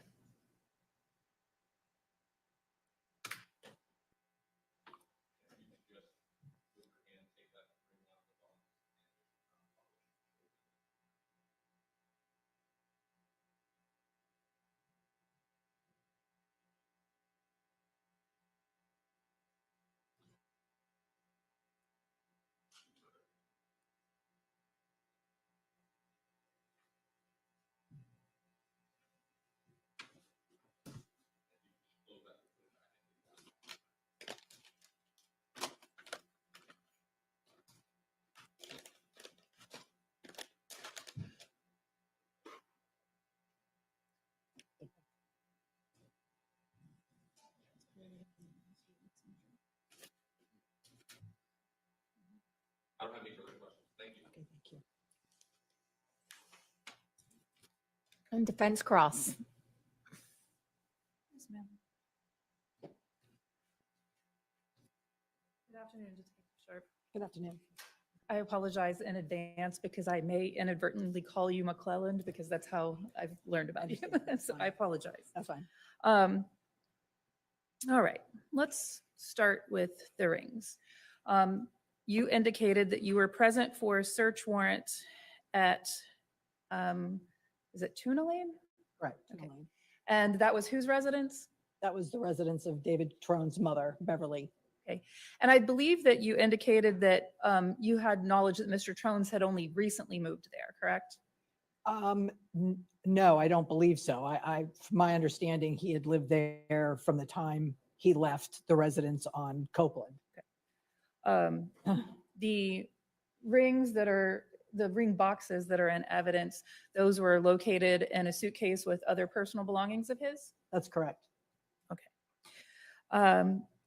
Had you been present for a search warrant that was executed at 218 East Copeland in the loft apartment on April 30th of 2018? Yes, I believe I was. And if I recall correctly, you were there together with at least Detective Sprague and CSI Monroe. Do you recall that? I don't recall the CSI that was there, but I do recall being there with Detective Sprague. All right. During that search, Do you recall the nightstand adjacent to the bed being searched? Yes. Okay. The objects that were admitted into evidence were a pink or red ring box together with a black ring box. That's correct. Do you recall those ring boxes being present in that nightstand back on April 30th of 2018? Not specifically, no. Okay.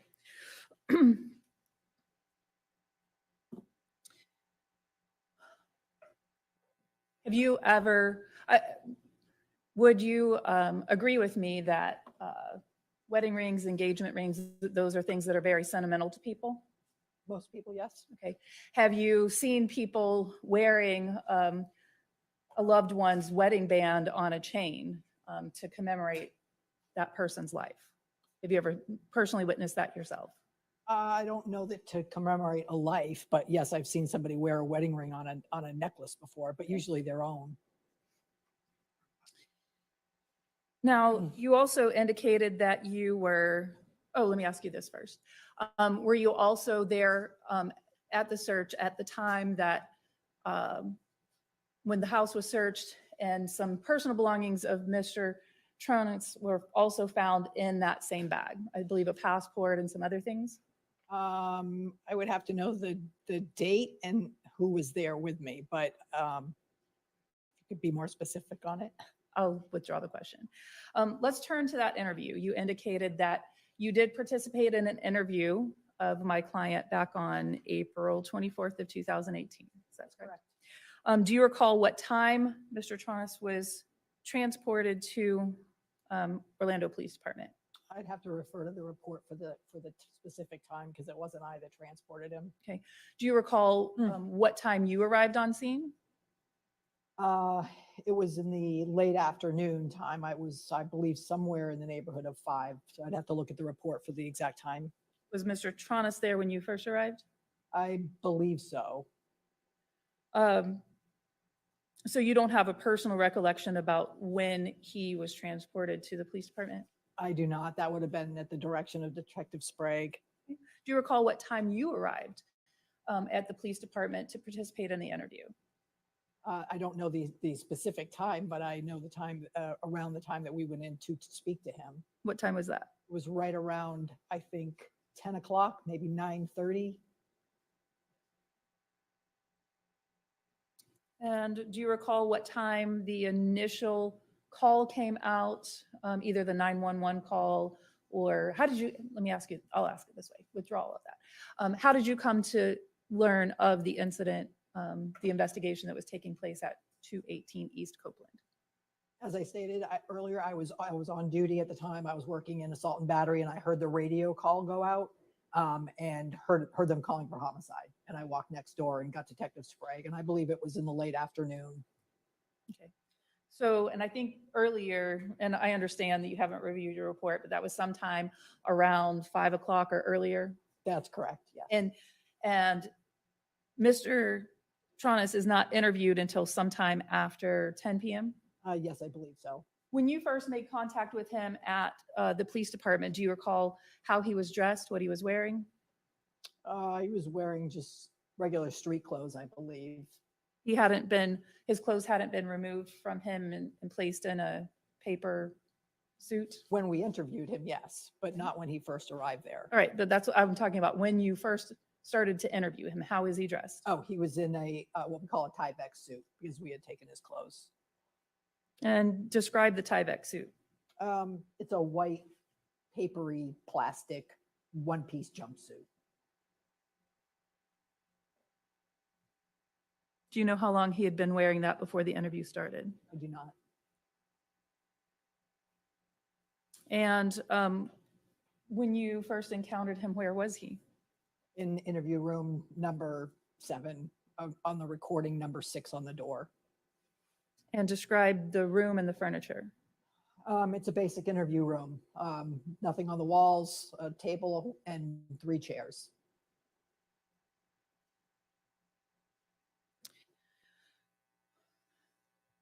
Or are all the chairs the same? I don't recall. Are they comfortable? They're okay.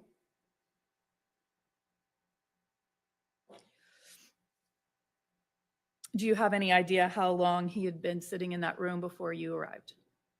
I don't know the exact amount of time. Do you know if he had been by himself or with any other people during that time before you arrived? Yes, I do. I know that there had been several people in and out of the room. There was another detective that had come in and talked to him briefly about just peripheral stuff, nothing specific. CSI had been in. So yeah, there were several people in there out talking to him. Anyone other than law enforcement? Not to my knowledge. How long did you spend interviewing him? It was 2 different times during that one time period, and it was a couple hours each time. All right. Would it be fair to say that you interviewed him during the first time until about midnight? Probably. I would have to look at the recording. It was mostly Detective Sprague at that time. So yeah, I would say that's about right. And then you said that there was a break. So approximately how long was that break? I would say probably a couple hours. And did Mr. Tronnes continue to sit in that room alone during the break? Yeah, he was sleeping. When did you began interviewing him again, probably around 4 a.m.? No, I believe it was around 2:30. And how long did that interview last? Again, it was several hours that we all talked. Do you remember what time Mr. Tronnes was allowed to leave? I do not know the exact time. It was early morning. Was it daylight? Yes, it was daylight. Had Mr. Tronnes been provided with any meals during that time? I believe he had water and a snack. What kind of snack? I don't know what was provided to him. I didn't provide it. During this time frame from sometime around 10 p.m. until daylight the next day, you weren't with Mr. Tronnes the whole time, were you? I was not, no. During the time that he was there, he was cooperative and spoke with you willingly? Did. Okay. He was pleasant? Yes, I would say so. He was not under arrest? He was not under arrest, no. In fact, at one point in time, he was offered an opportunity to take a polygraph examination, wasn't he? He was. Okay. He agreed to do that? I believe so. Was that able to take place? No, it was not. Why not? Objection, relevance. Sustain.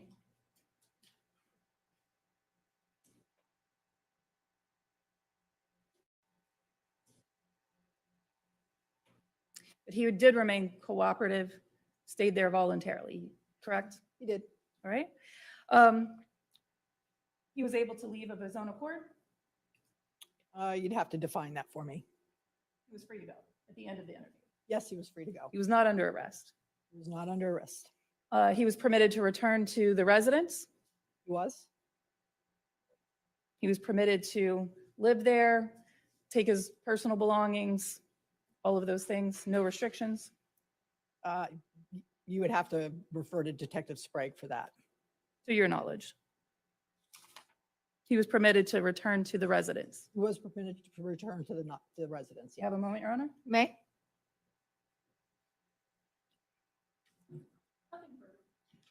Thank you. Redirect.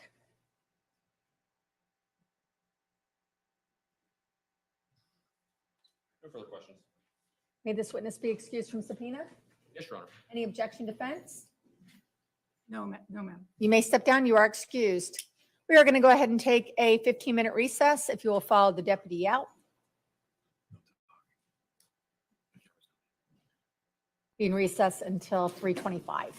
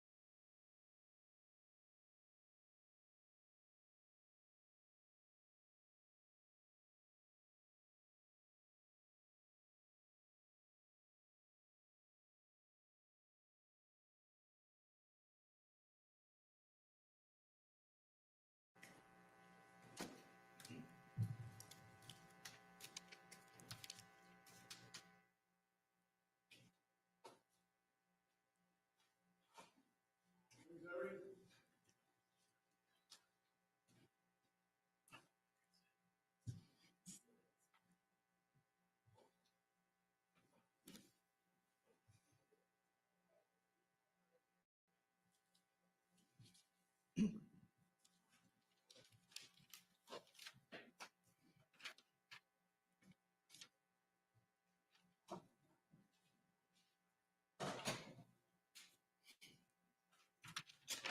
state you may call your next witness. Amanda McHugh.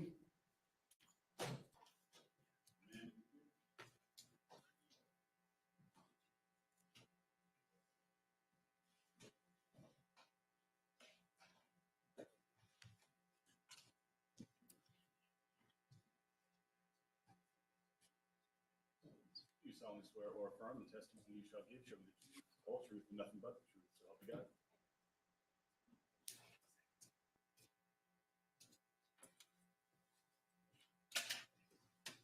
Will you state your name and spell it, please?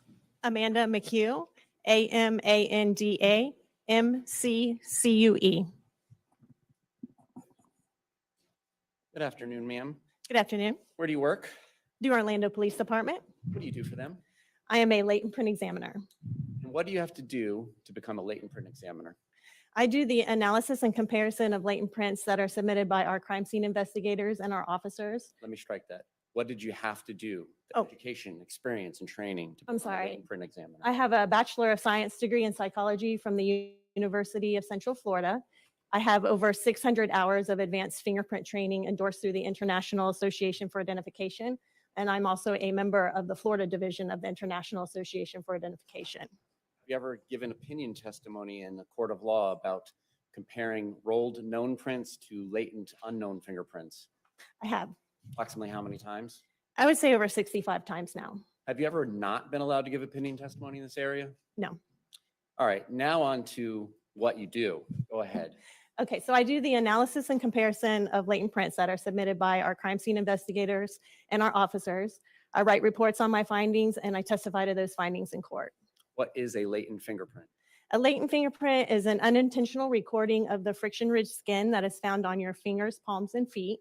We leave these prints when we touch a surface or an object. These prints are made up of the sweats and the oils that are secreted through the pores of our skin. Latent means hidden. So in order to make them visible, we have to use some sort of chemical or powder means in order to make them visible.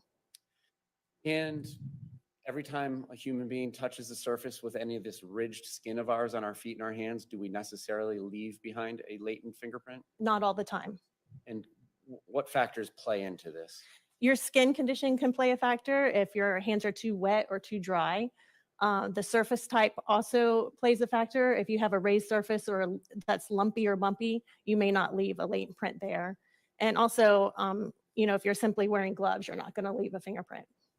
And once somebody does leave a latent fingerprint, handprint, or footprint, is it there for all of eternity? It is until maybe some environmental factors play a role. And what sort of environmental factors play this role? If it's raining or it's dirt or dust gets on there, it could wipe it off. How about less natural things? So for instance, a hypothetical of I wipe something down. Yes, if you were to wipe a surface or clean a surface, you will wipe any fingerprints off of that surface. In this particular case, let's start with some rolled fingerprints. May I approach the witness with BA composite for identification? You may.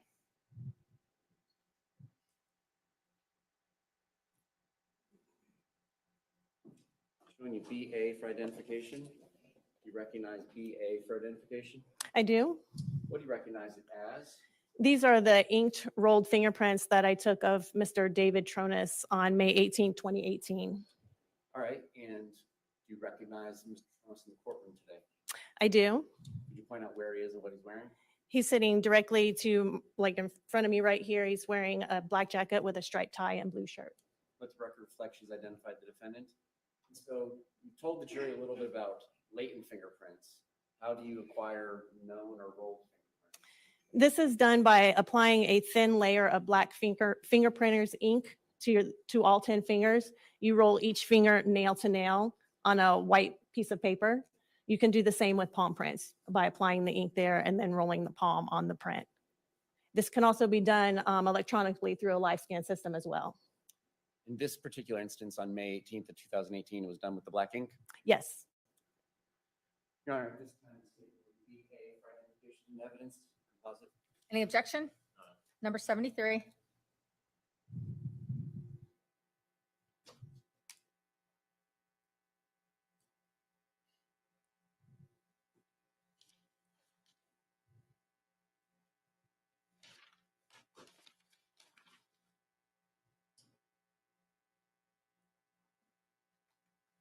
And approach the witness with BB, which is in evidence as 40. You may. You recognize State's Composite Exhibit 40. I do. And what do you recognize it as? These are the postmortem fingerprints that were taken by CSI Lewis Kane of Shanti Cooper Tronnes. So you didn't roll those prints yourself? I did not. They're just identified to you as Shanti Cooper's fingerprints by CSI King. Correct. Were you asked to compare these two known sets of fingerprints belonging to the defendant as well as the decedent to some unknown latent fingerprints? I was. I approached the witness with AU, which is 23 in evidence, AV 24 in evidence, AW 25 in evidence, AX 52 in evidence, AY 53 in evidence, and AZ in 54 in evidence. May.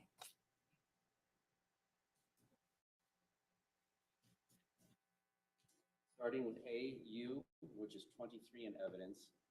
First of all, do you recognize this exhibit? I do. What do you recognize it as? This is the latent lift card that was submitted to me by CSI Monroe. And where was it said to come from? This is from the interior on glass door into loft north side of the building. And were you able to identify it to any of the known prints that we just discussed? I was. And where did it identify to? This is the right thumb of Shanti Cooper Tronnes. Now, can you just walk the jury through the identification process? How is it that one looks at a known print and an unknown print and makes the comparison and reaches a conclusion? Sure. We use the ACE-V methodology. That stands for analysis, comparison, evaluation, and verification. In the analysis phase, we look for class characteristics and similarities and dissimilarities within the prints. Class characteristics are pattern type, for example. We have 3 types of patterns. There's loops, arches, and whorls. We also look at the individual characteristics such as bifurcations, ridge endings, enclosures, and dots. And then we also look at creases, scars, and pores.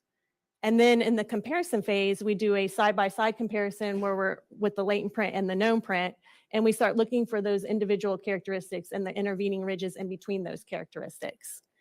And then Let me stop you there.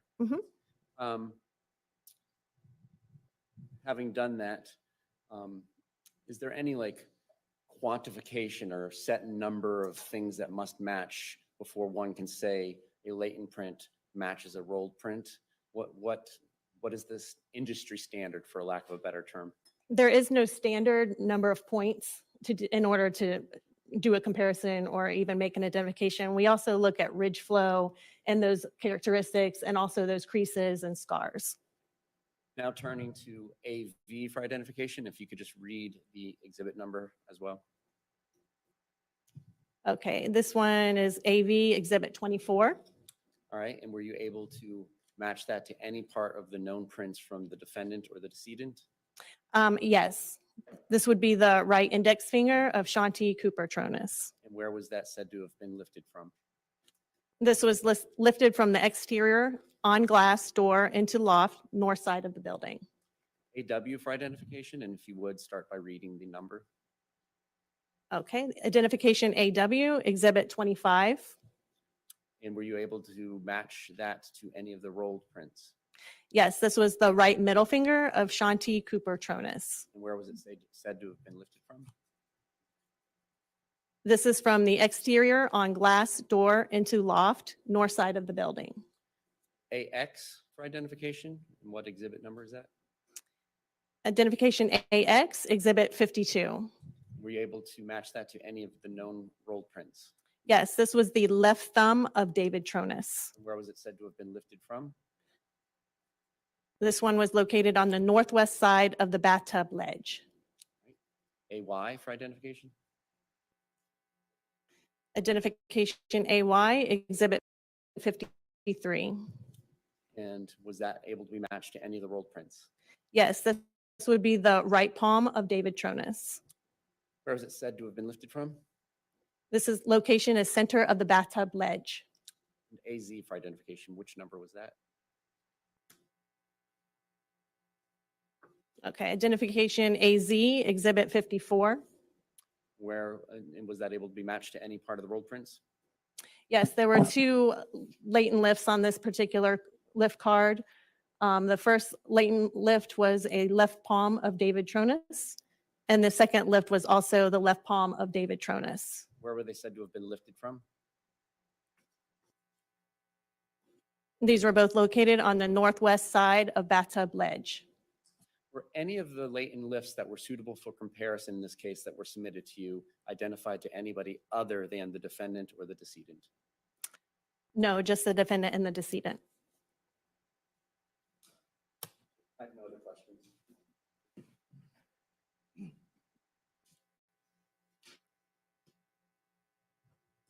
Fence Cross?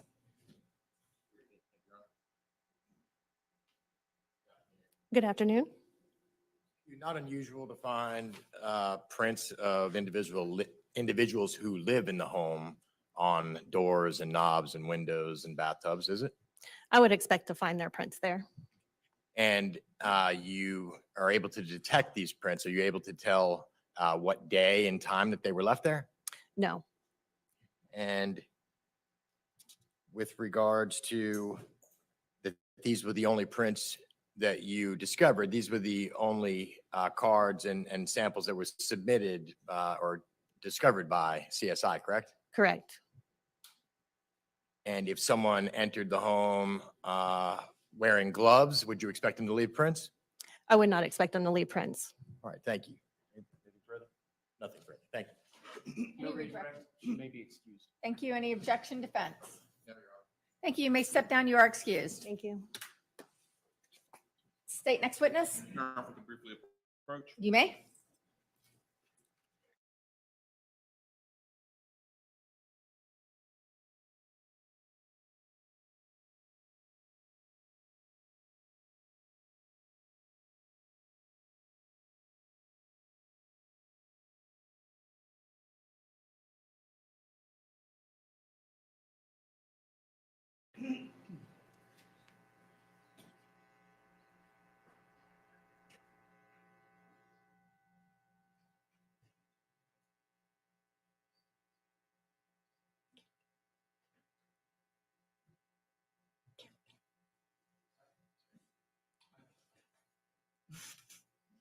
Thank you.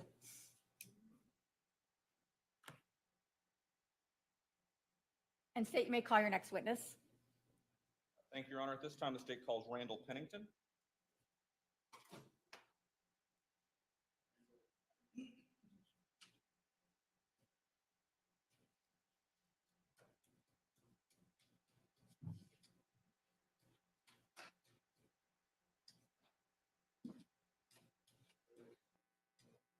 Do you solemnly swear or affirm the testimony you shall give shall be the truth, the whole truth, and nothing but the truth, so help you God? I do.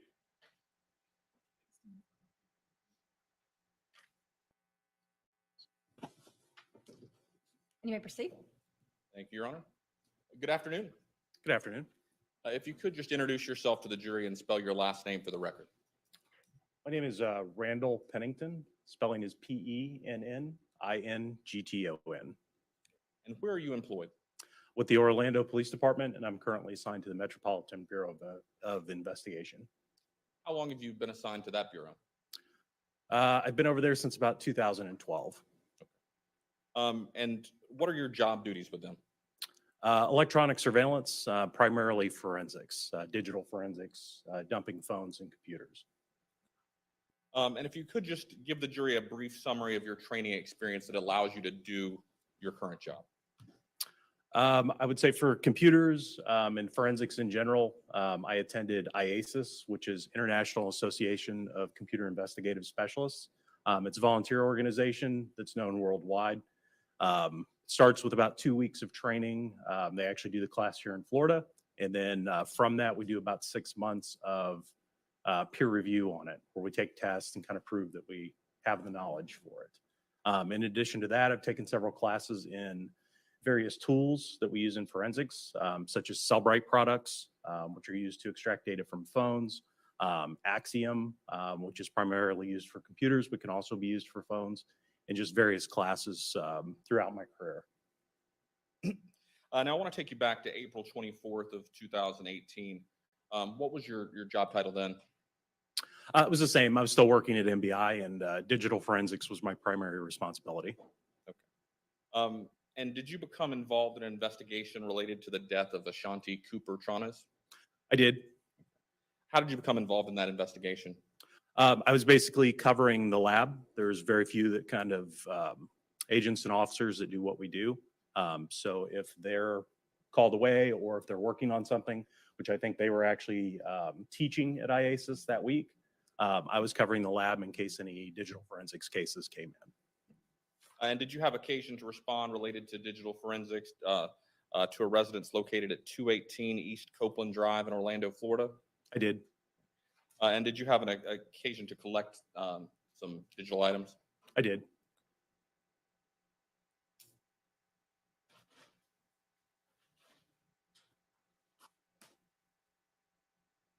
Let the record reflect I'm showing opposing counsel has been marked for identification as states I.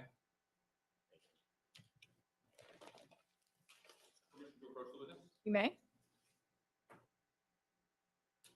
Let the record reflect I'm showing the witness what's been marked for identification as states I. If you can just take a look at the packaging. Let me know if you recognize it.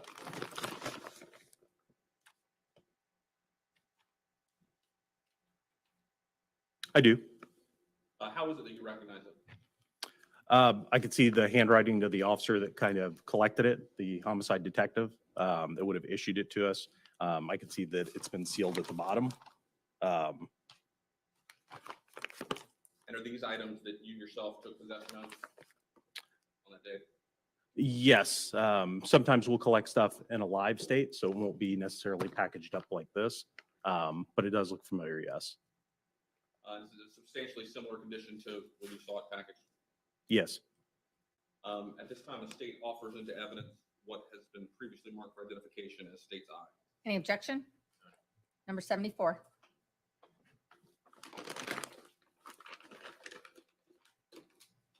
And if you could just, are you able to tell from the packaging what is contained in this? I can. Just according to the labels that are on the package, there are miscellaneous cables, which kind of collect the power cables for them, 4 cell phones, 2 external hard drives, and 1 Lenovo laptop.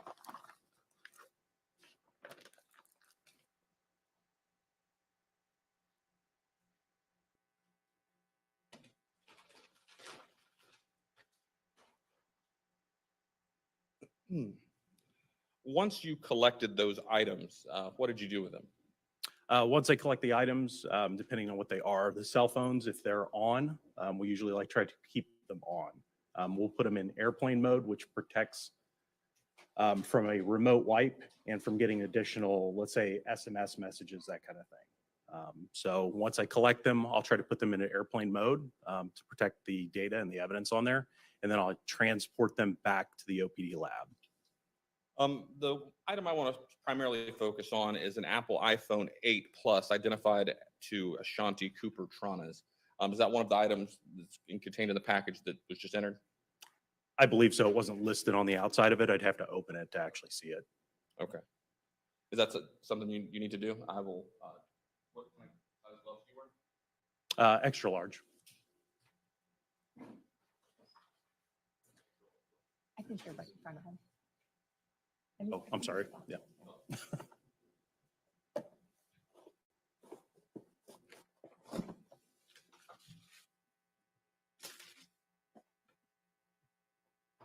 you want to sit it down, I'll go ahead and take care of it.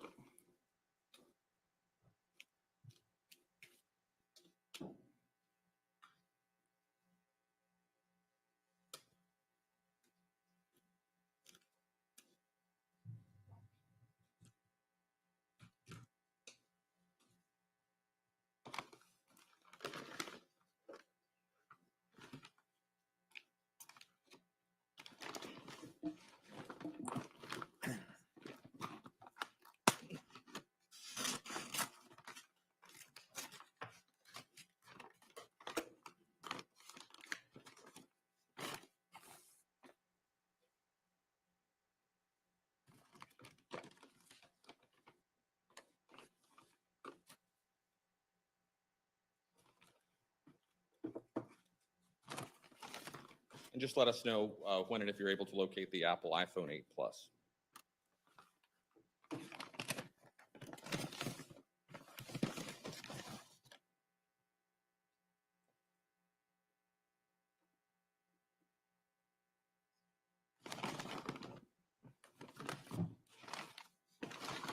I believe this is it right here. So that's one of the devices that you did some further testing on or extraction. What did you do with the iPhone 8 Plus?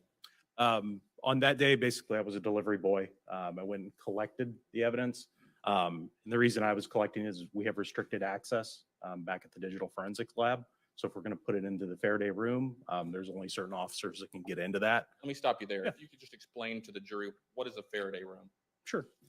So a Faraday room, the best comparison that I could give you is like your microwave at home. If you were to put your phone in the microwave and try to call it, it won't go through because there's stuff built into it that kind of protects signals really on a microwave from getting out. Well, our Faraday room is built for stuff getting in. So it's to cut off cellular service, Wi-Fi, and Bluetooth. So communications cannot be made with that device. Okay. So you took that phone and the other phones into the Faraday room. What happens there? At that point, we would have just kind of staged them or run power to them so that they don't die. I believe some of the phones on scene I was able to put into airplane mode. It's just really to kind of protect them. If we take them just back to the lab and just kind of set them on a desk, even though we were able to put them into airplane mode, there is a chance they still could connect by Wi-Fi or Bluetooth. So the Faraday room is just a stable platform for that, kind of an extra layer of protection. And at some point, did you do an extraction on that phone? I did not do any extractions on the devices. Was that passed on for Detective Woodyard? It was. And so essentially, you took the phones, particularly that iPhone we were speaking of, you put it in the Faraday room, made sure it wasn't turned off, and then it was turned over to Woodyard for his work? Correct. Like I said, I work over at MBI, so I have a different lab setting that I work in. OPD lab is different from where I work, really just because we're short. It's just to cover that when they're not there. So I'll step in and kind of do the same thing I would at MBI, but just with OPD. If you could just put those back. Sure.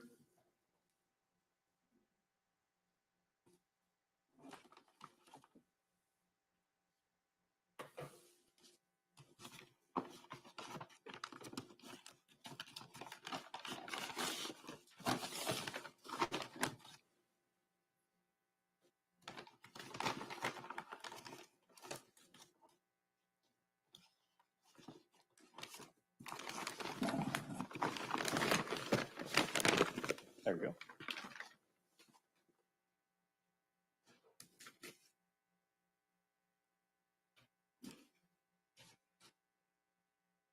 I don't have any further questions. Thank you.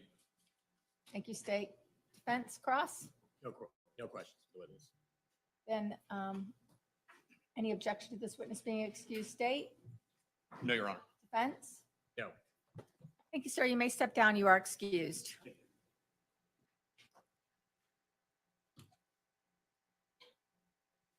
State, you may call your next witness. Robert Woodyard?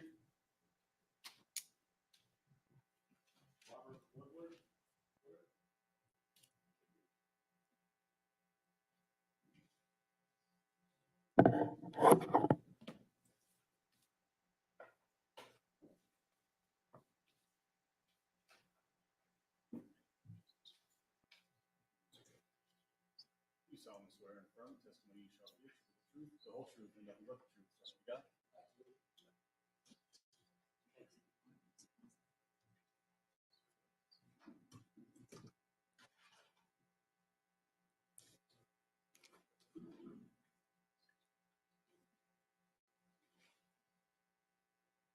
All right, good afternoon, sir.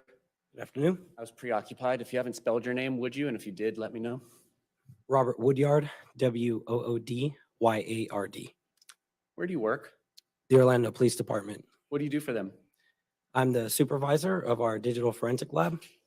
How long have you worked in the Orlando Police Department Digital Forensics Lab? 6 years. All right. And what sort of background in training, education, and experience did you have to join the lab? And then tell us about any continuing experience and education you've had since joining the lab 6 years ago. Okay, so in 2012 is when I began my on-the-job training. In our agency, we have this setup where you can temporarily be assigned to other units to express interest or see if it's something you want to do eventually. So that's when I started training under other examiners that are in that unit. In 2014, I received my computer forensic certification from an association called IACIS, IACIS, which involves a year-long peer review phase of just back and forth coach training, learning the specifics of doing computer forensics specifically. In 2017, I went through a similar process to get my mobile device forensic examiner certification. That's from a company called Celebrate, which same focus, learning the ins and outs of forensics as it relates instead now to mobile devices specifically. Since then, I've received hundreds of hours of training. In order to maintain my certifications, I have to show that I continually get furthered education. I'm also, like I said, the supervisor of my unit, so I now have to make sure that my examiners that work under me get the same education as well, and I also instruct on this topic. Now, around April 24th or after April 24th in 2018, did you receive a bunch of digital devices, including 4 cellular phone devices, in regards to an investigation regarding the death of Shanti Cooper Tronnes? Yes, sir. And how is it that you come across these items? Where do you find them? How are they delivered to you? Take us through that process. So it can be a number of different ways. My unit is set up to support other officers within our agency. So anytime a detective or officer runs into a device that they believe might contain electronic evidence, then it ends up coming to us. The ways that can happen is they can call us directly to the scene and we can assist with seizing the device directly from there, or they can have someone seize it and bring it to our unit to work on it there. And which occurred in this instance? A little bit of both. We had some some devices taken from the scene and brought to the lab, and some devices brought from the case agent themselves. A little bit of a mix. Okay. Specifically regarding an iPhone 8 Plus that was recovered on April 24th, how was that particular device presented to you? I believe that was one of the ones that was seized by Agent Pennington. All right, and how did he bring it to your attention? He was called to assist on the scene and delivered those devices to the lab. Once they were in the lab, I was notified that there were devices there waiting for examination. And going into the details later, through the digital forensic imaging and data acquisition from that iPhone 8 Plus, did you come to learn who its owner was said to be based on that data and other information? Yes, sir. And who is that? Shanti Cooper Tronnes. And were there 2 devices, and we'll go into the details later, that were attributed to David Tronnes, the defendant in this case? Yes, sir. What devices were those? May I refer to my report? Refresh your memory, please read it to yourself and then let me know if it did. Okay.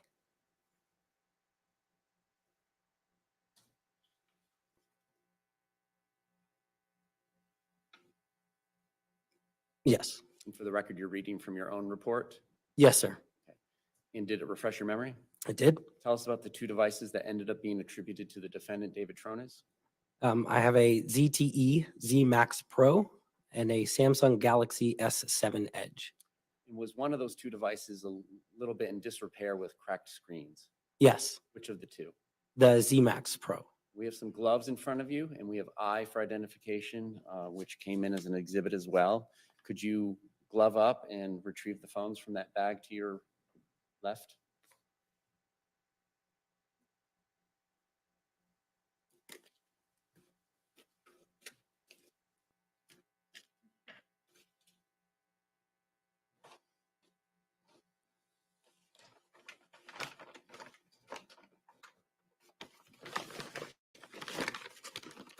you need to conceal, it's in evidence. If you want to, if it's Oh, easier to get. okay.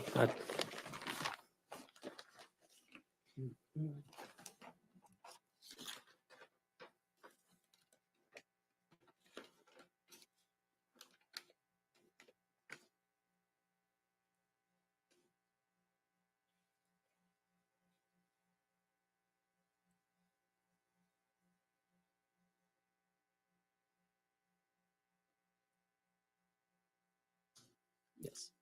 What do you have there in your hands? The ZTE. Okay. And what else can you, is that the full brand name of this device is just ZTE? It's a ZMAX Pro, the model number. It's kind of faded on here. I could, let me see. Let me just stop you with this. Apple or another manufacturer? Who's the manufacturer of that device? ZTE. Okay. And that particular device, does it have a cracked screen? It does. Can you just show it to the jury? Right. And when you do these digital forensic downloads or imaging, do you take photographs of the image of the devices that you're imaging? Yes. So you've photographed this device before. Yes. Were you able to image it? Yes. All right. And can you get the other device? Just get all 4 phones out and we'll talk about them one by one. Okay.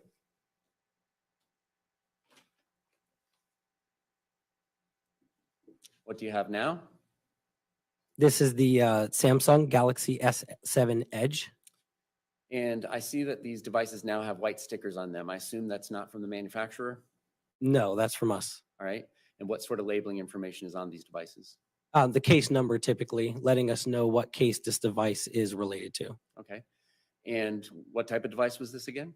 Samsung Galaxy S7 Edge. Who did it end up being attributed to? This one attributed to David Tronnes. All right. You can set it next to the ZTE.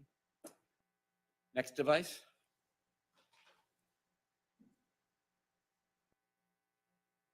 That looks like an old phone. Yes.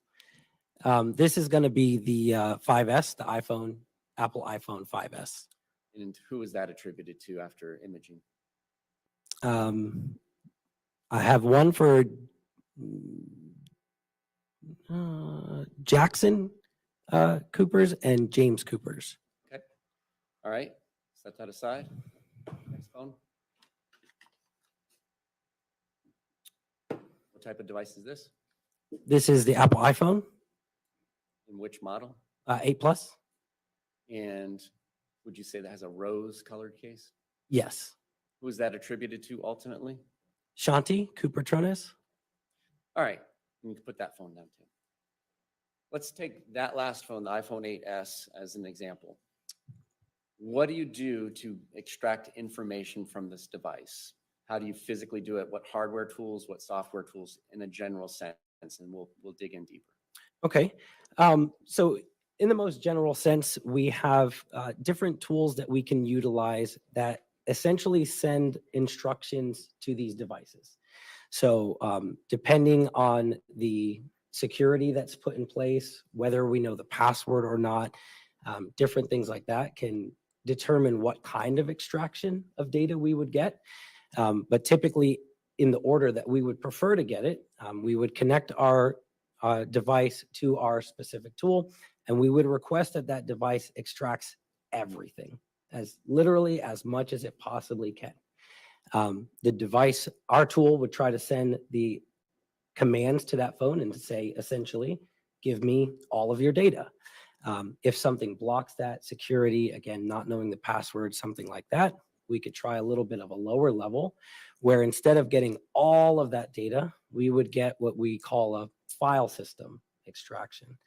So instead, you would get all of the files and folders that are located on that device.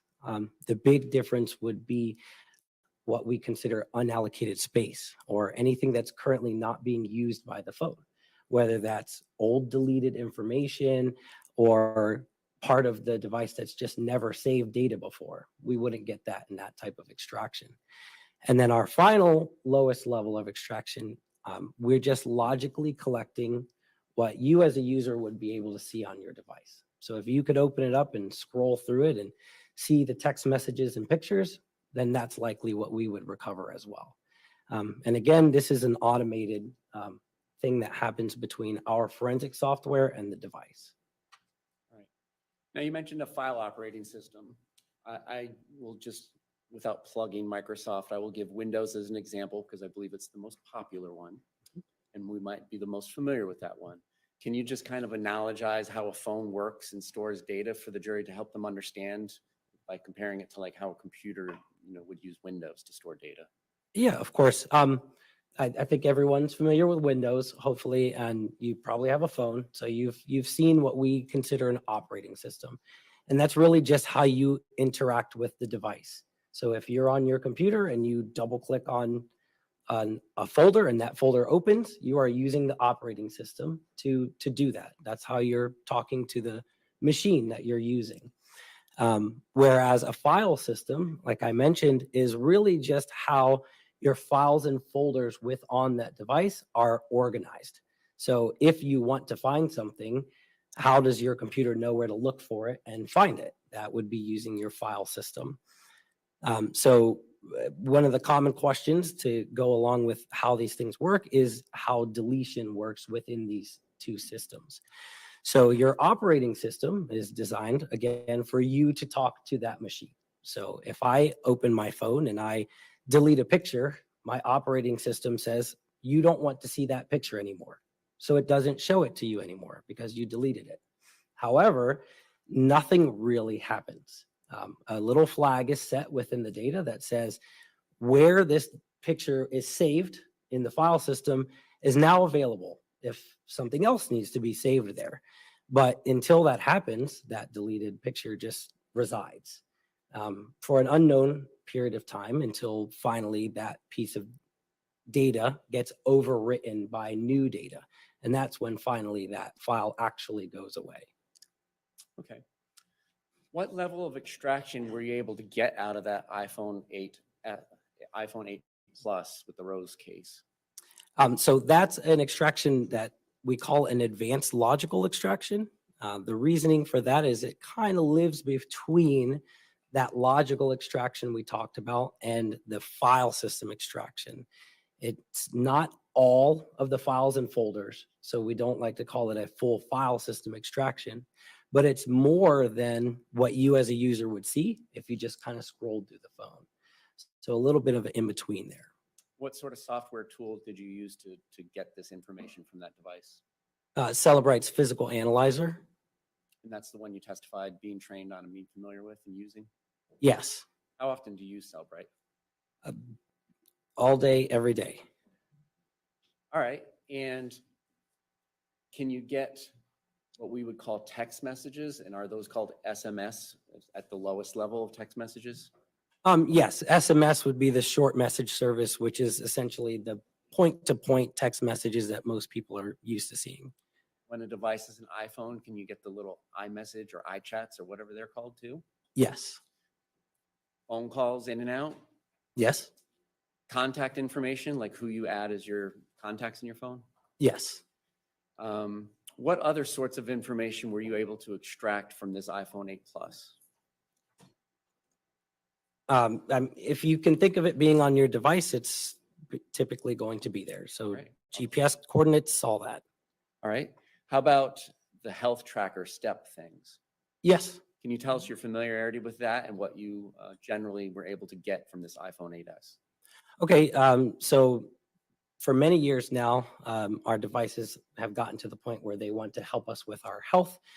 Started off the most simple way of counting your steps, flights of stairs that you take, and now it's gotten crazy to where they're doing all kinds of things. But in order for your device to track that, it has to store it somewhere. So in Apple's case, that data is stored in a database, a SQLite database specifically, where it will keep track of things like when it is registering that you've taken steps or you've gone up or down a flight of stairs, or if it's set up a certain way, it can get your calories burned, and all of that would go into a database. Was that sort of data extracted from this device, the iPhone 8 Plus? Yes, it was. All right. Now with the software tool, can you generate some of the other data we've been discussing, such as the chats and emails, which I guess we didn't discuss. Can you get emails and work, web browsing and all that information as well? Yes. All right. Can you get it put into all in one place called a timeline, which shows all of this activity that the phone's involved in by date and timestamp. Yes. And can you just explain the timeline to the jury? Yeah, if you think about what's stored on your phone right now, you'd probably think that there's a lot, and you'd be right. So your web history, phone calls, text messages, anything like that, they're all going to have some form of timestamp related to them. So the timeline feature allows us to chronologically lay out these artifacts. So it's not really artifact specific, and when I say artifact, I'm talking about like emails, phone calls. Those are each individual artifacts. This is more chronologically based. So by a day and date and time, it will lay out kind of a view of everything that happened during that day. And can you tell the jury what an IMEI is and what other information goes into identifying a particular device physically, and then the type of information that shows who may be the owner or user of a device? So an IMEI is a device that, or a number that uniquely identifies the transmitter within a handset. So in order for that particular device to talk to a network, make phone calls, receive phone calls, it has to be able to be uniquely identified. Or I would try to call you and it would call 7 different people. That's a number that we use in lieu of a serial number. Essentially, if that number is on that device, there will be no other devices with that same IMEI. And that's a number that we use to uniquely identify that device.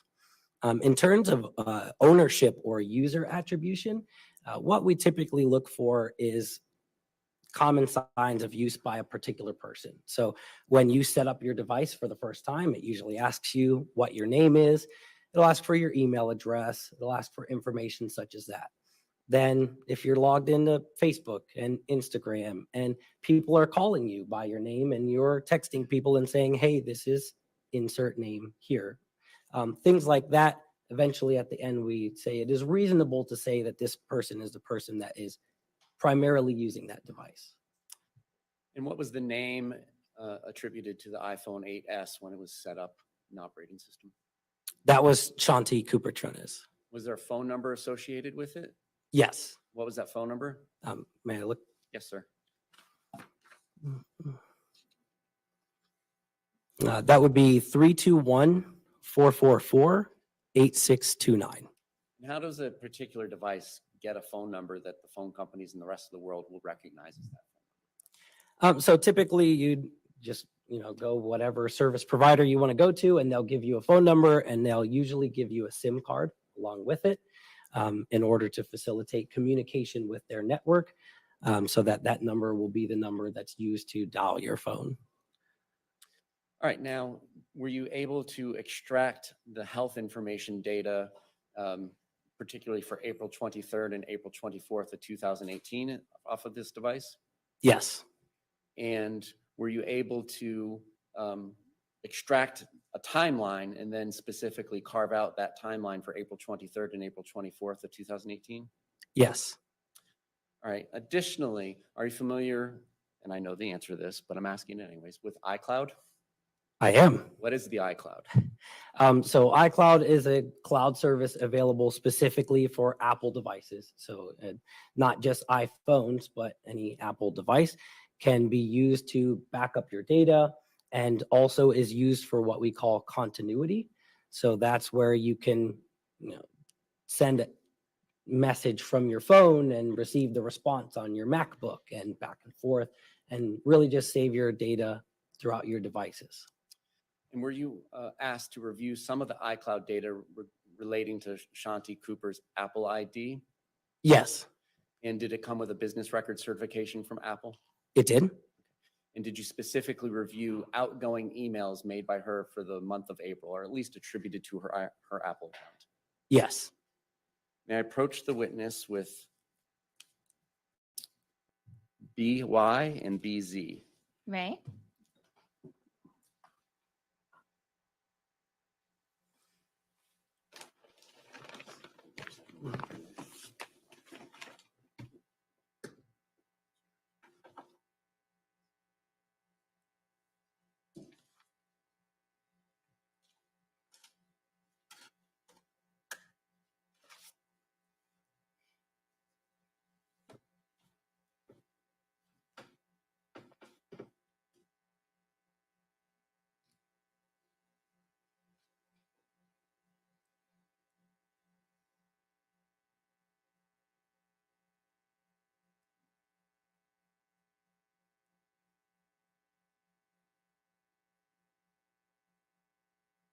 You recognize the contents of BY, a digital evidence item? Yes, I do. What do you recognize it to be? That business record you were talking about, as well as the emails. Your Honor, at this time, the state would move BY for identification into evidence.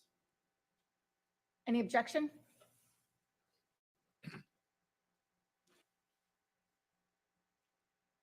May I take a look at what you have on there?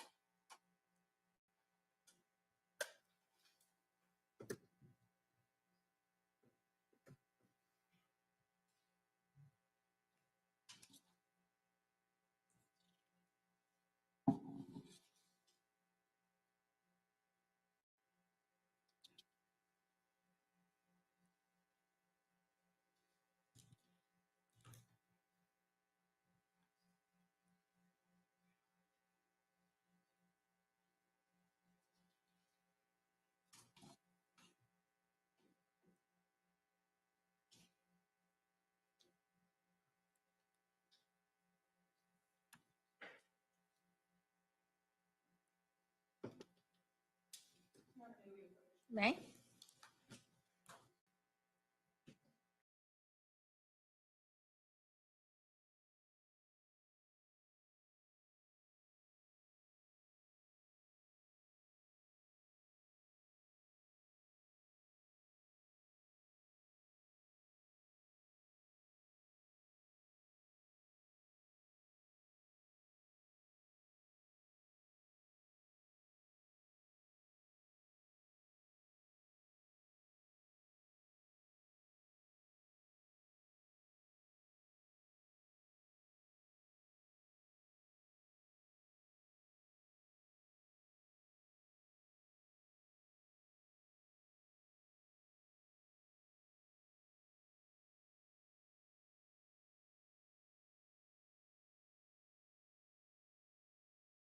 Will be introduced as number 75.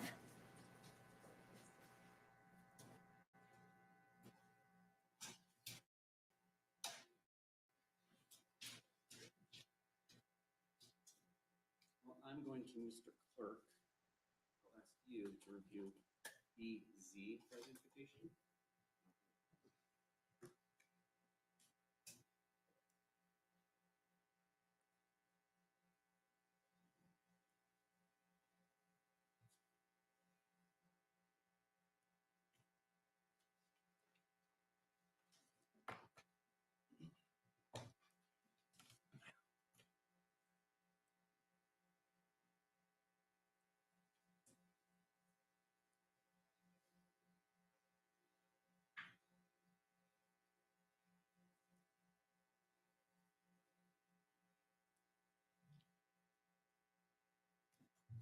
Do you have an opportunity to review the PDF and the Excel spreadsheet on this exhibit?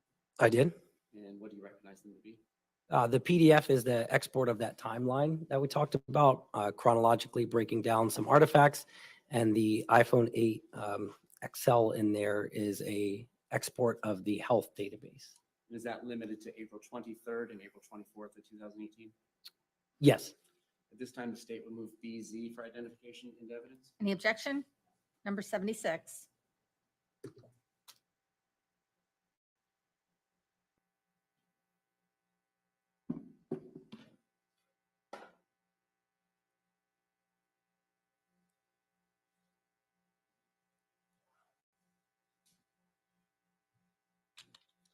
Permission to publish 76.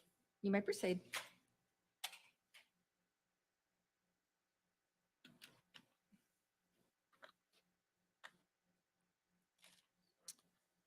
Starting with the file that's a PDF labeled 42318 and 42418 timeline.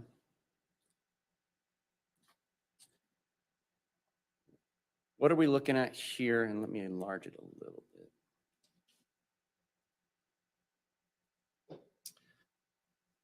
What are we looking at here in this numbered column?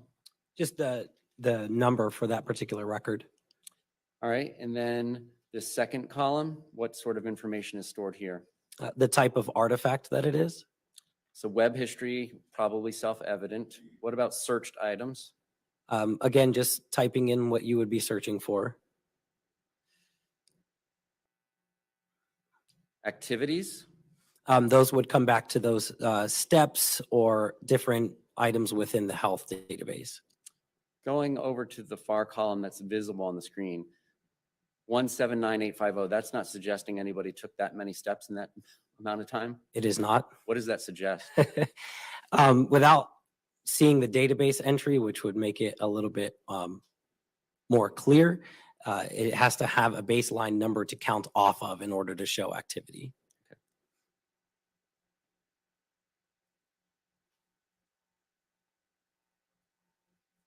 Call log, what would that mean? Call activity, whether ingoing or outgoing. And in that next column, it'll show either ingoing or outgoing, like this column? Correct. And if it's a 2, it might show the number that's being called? That's correct. And then this time over in the far column that's visible, is that how long the duration of the call is? Yes. Let's talk about the column with the date there and what UTC -4 means so that the jury understands. Can you tell us? Yes. So most electronic devices store time in what is called a UTC time, or 0 hour. So time without an offset over in like England or wherever 0 hour happens to be.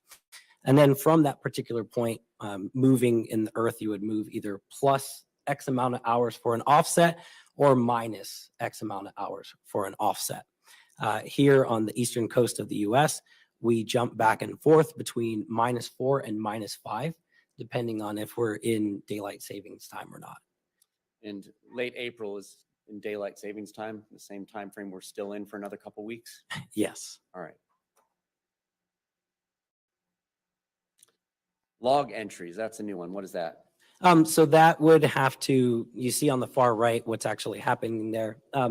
Log entries are going to be coming out of logging databases or artifacts that are showing either usage of an application, usage of data, different things like that.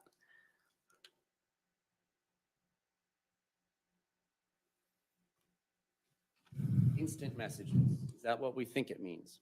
It is. And incoming and outgoing, self-evident as well? Correct. Now, we see that there's a phone number attributed to this one here at 829, also a name. When there is a name, is that somebody that's in contacts? Yes. And then below in row 831, we see from 321-444-8629 Shanti Cooper. Is that the phone identifying itself? It is. And the name that the person that chose to put into the phone? Yes.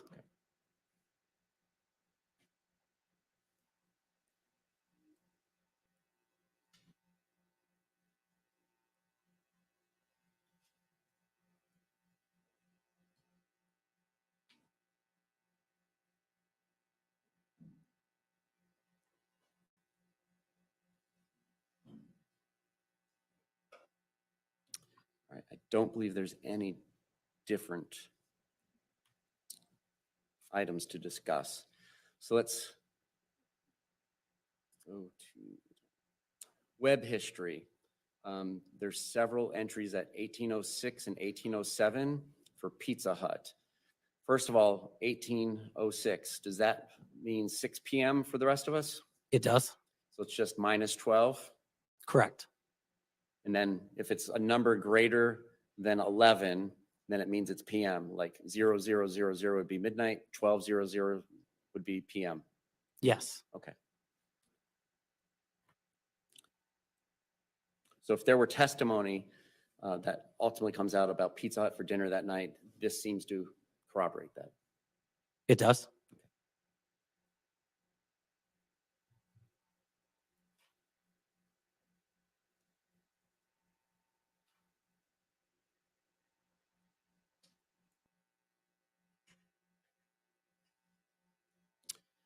Looking at row 1068 or 1068, that is an outgoing call made to James Cooper with his phone number?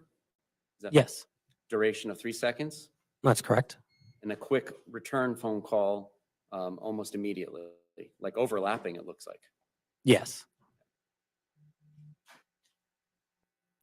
is it fair to say that after that call at line 1068 at 10:22 p.m. on April 23rd, 2018, there were no more outgoing calls or text messages or outgoing anything from the device?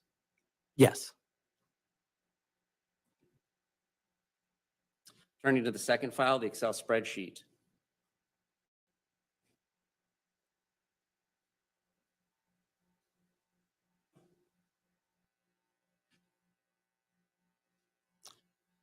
All right, first column again seems to be numerical, just showing a data entry 1, 2, 3, 4, 5, 6. You agree? Yes. What's going on in this name column? So not to get crazy, these SQLite databases that we're dealing with here are called relational databases. It typically has multiple different tables used to store the data. So a record will have to have some form of unique name or a way to identify that particular record so that that information can be paired up with more information about that particular record from a different table. Okay. We'll drop that there. Data type, distance, steps, and then I believe there's also flights. Likely, yes. And do those all mean what we think it means? They do. And flights doesn't kind of differentiate, at least in this table, of up and down? No. E and F, those columns show start and end time. Again, they're in UTC. Is that the same explanation given on the previous file for UTC? It is. So it's already corrected from UTC. So 1932 would mean 7:32 p.m. Is that correct for row 16? Yes. All right. We won't deep dive into where it's stored, but does that have something to do with G? It does. All right.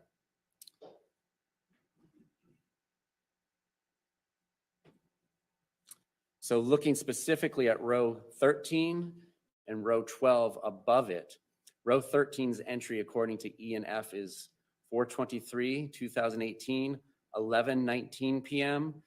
and ending 4:23, 2018, 11:25 p.m. Is that what this row 13 says? Yes. In a distance of 9.07. Is this one of those devices that uses meters as opposed to feet? It is. All right. And so for American purposes, a meter is 3 feet. It is. All right. There is no other entry until row 12, April 24th, 2018 at 10:11 p.m., correct? That's correct. So this device registered no distance, no steps, no flights between essentially 23-hour span of time. Yes. All right, Mr. Clerk, when we have the lights for a little bit.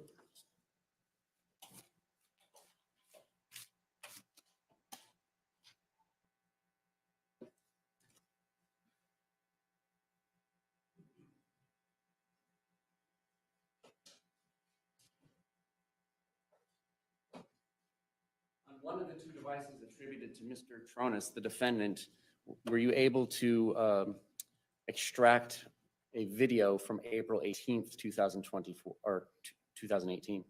Yes. Which device was that? The ZTE that's cracked or the other device? Well, I'd have to. If that would refresh your memory, please do so. Okay.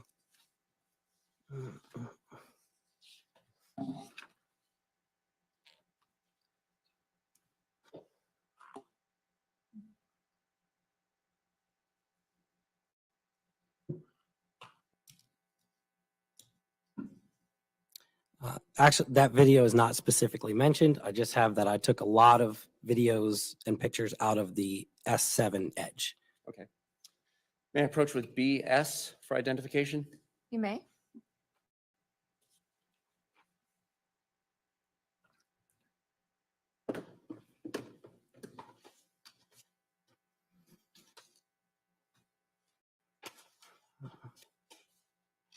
Before we get into BS, did one of the two devices attributed to the defendant not even have a SIM card? It wasn't really being used as a cell phone? That's correct. Yes. Which one was that? The S7 Edge appeared to be primarily used as kind of like a camera. All right, looking at the contents of BS. That's up there. I know. Oh. We're not going to look until it's not up there. I got scared. All right. All right. Can you tell me whether you recognize the video? Yes. All right. And now, are you familiar with the term metadata? I am. What is metadata? Metadata is essentially data about data. So a particular picture or video or what have you is going to contain some form of information about itself, like the date and time that picture was taken, maybe even the location in which that picture was taken, the device that took it, different things like that. And when you got this video, did it have any metadata accompanying it off of the device attributed to David Tronnes, the defendant? Yes. What was the metadata as far as the date and time? I would need the actual report for that. Okay. Do you have your actual No, that report? thing's very big. Okay. All right. But you do recognize this as something extracted from one of the devices attributed to the defendant? Yes, sir. And are there also 3 still photographs taken from that video? There are. Your Honor, at this time, the state would move B, ask for identification and evidence. Any objection? Number 77. Permission to publish? You may.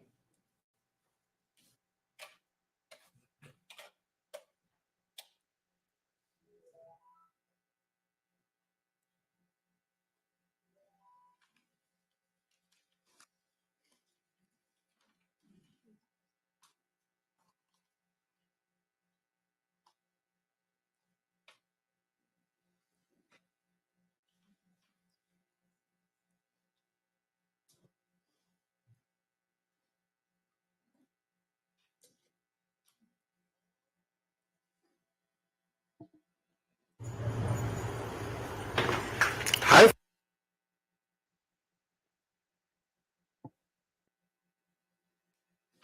Family. My dad, I didn't know my dad has a new job and he has to go on labor.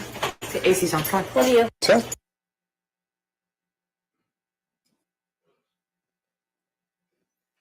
My dad has, I have to He's go. right here. Because my dad gets up early on his new job. Okay. Just probably say, I don't know. We'll find Love out. you, Dad. Love you so much, sweetheart. Bye, Daddy. Bye, Treasure Bangs. Love you, boy. Mom. Mom. Love you guys so much. Are you recording me? Yes. What do you like to say? Go ahead. Have a good day, guys. And I will record you all. Love you so much, Jax. Have a good night tonight, okay? Okay, love you. Guarantee we'll talk to everybody we need to talk to. We'll do whatever we can do, okay? 100%. Like we always do. Absolutely.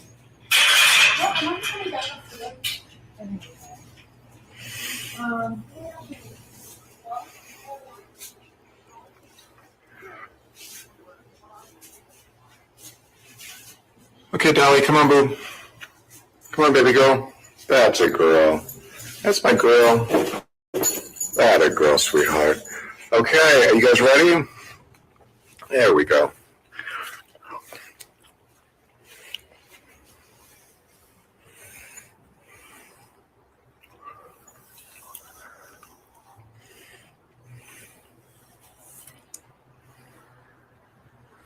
Good boy, Charlie.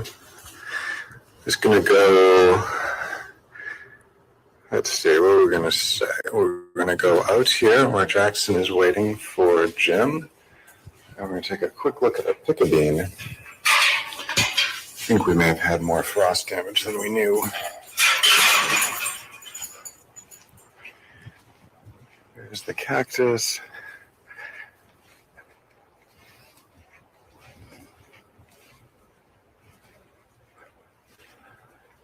Yeah, there's some new fronds, maybe. Oh, there is a new frond in the middle. This is really slow coming out. You can see it right at the top. There it is. I thought we lost you, Piccadeen.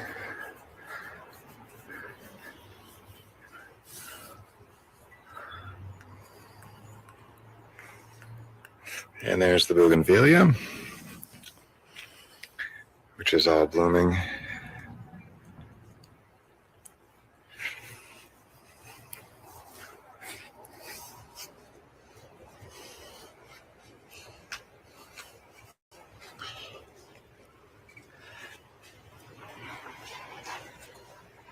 Hey, Jim. Big Jim.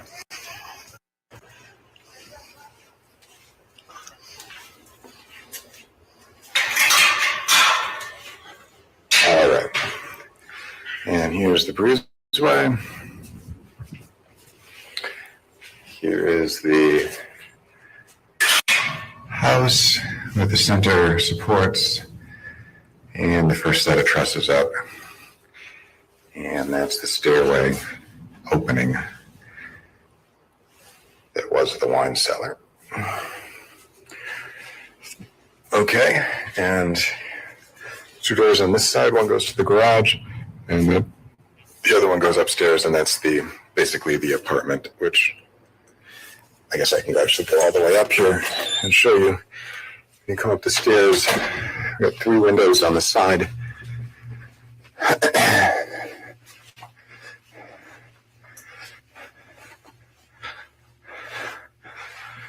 And then it's just a full open. It's about 800 square feet at the top of the stairs. And there's a full bath as well back in the corner. The windows let in a lot of light. Also a lot of heat, of course. And then we've got a door here that goes to the rooftop deck, which is above the family room. So,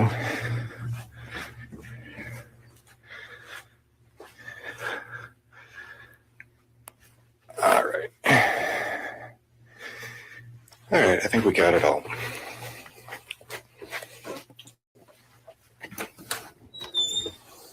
And here's Charlie and Molly. Hi, sweethearts.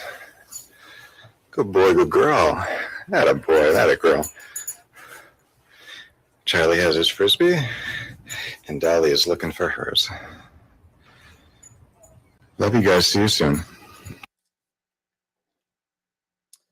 Does the file name refresh your memory as to the possible date and time of this video? Yes, that's a normal naming convention for a lot of pictures and videos. Just has the date there, 2018, 04/18, underscore followed by the unique name of the file. And would 17:01:33 correspond to 5:01 p.m. 33 seconds? Yes. Turning now to the 3 still images.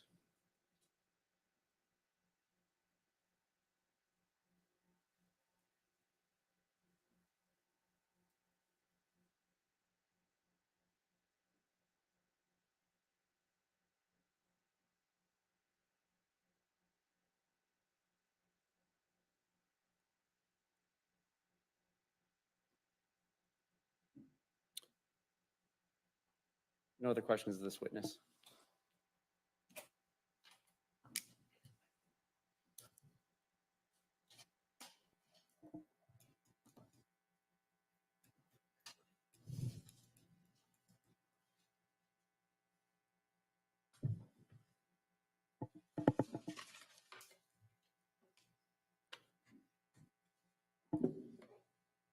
In defense, you may cross. Good afternoon. Is it safe to say that your job is primarily to know how to extract these files and to obtain the data, not necessarily to understand all the science behind it? It is my job to understand the science. Okay. Are you able to program a phone or to build a phone, or are you just learning the science about extracting it and how the files work? I also have to know how the phone's hardware works. Okay. But you're not designing the systems, correct? I am not. Have you had any specific training through Apple as to how their health tracker app works specifically? Apple doesn't do training for forensics, but there's lots of documentation on how they do what they do. Okay. Have you, as part of your education, have you done any specific education about health tracker apps and how they work? Yes. Okay. And have you done any, have you learned anything about their accuracy through that training? Yes. Okay. Have you read some of the studies that show that they are notoriously underreporting steps? Action improper impeachment. Same. What kinds of things have you learned about the nature of the health tracker apps and how they register steps? I know that they're using different pieces of hardware within the device in order to track what it is believing is a step. Have you read any articles about their accuracy? Yes, Okay. And have you read any articles that are negatively talking about the accuracy of the step counters? I have. Okay. And what kinds of things have you learned about the accuracy of step counters? That they can be on par, they can be a little bit over, and they can be a little bit under. Okay. So they're not entirely accurate. Correct. Has the technology in with the Apple Health Tracker, has it changed since 2018? Yes, Has Apple taken steps to make it more accurate over time? among other things.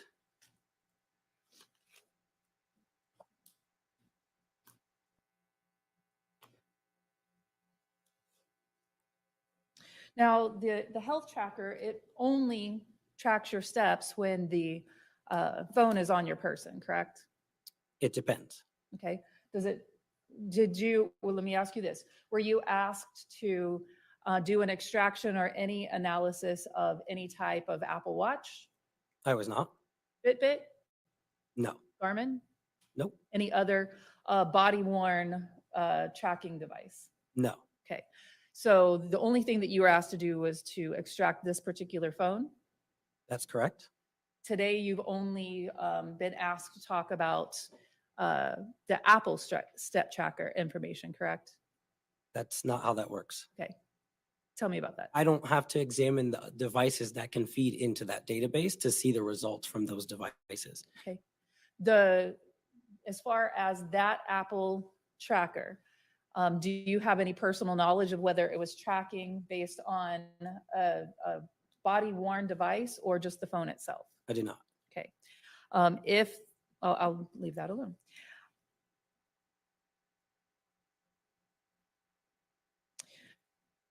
Based on your knowledge of the Apple Health Tracker, are you aware of whether it continues to count steps when there's a loss of signal?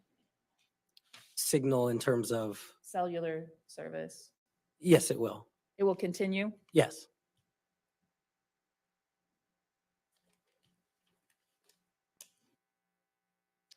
Did the iPhone 8 belonging to Ms. Cooper Tronnes, are you aware of whether it had a sleep tracker? I do not know. You didn't find any records of that in your extraction? Not that I saw.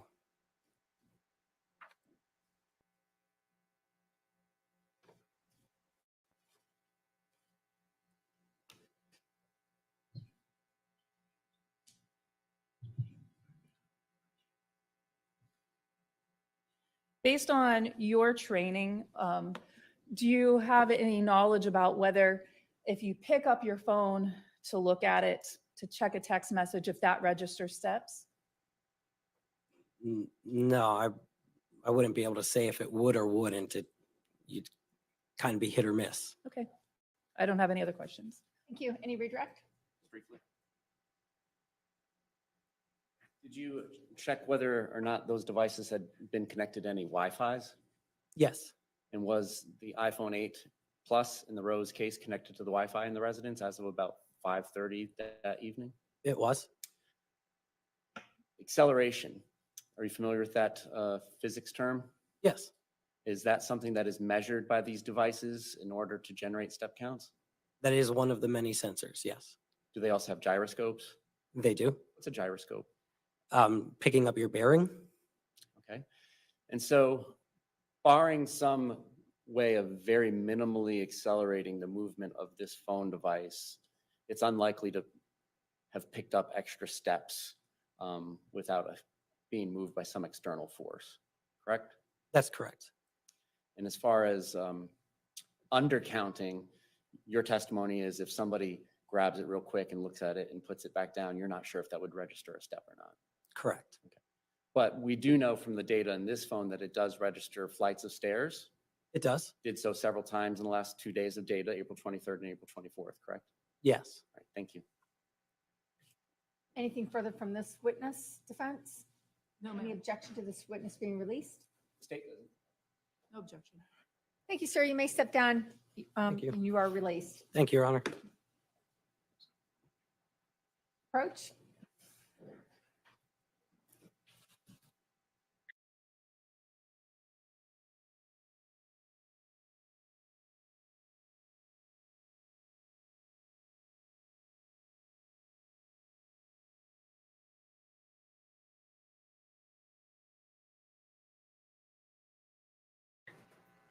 We're going to go ahead and recess for the weekend.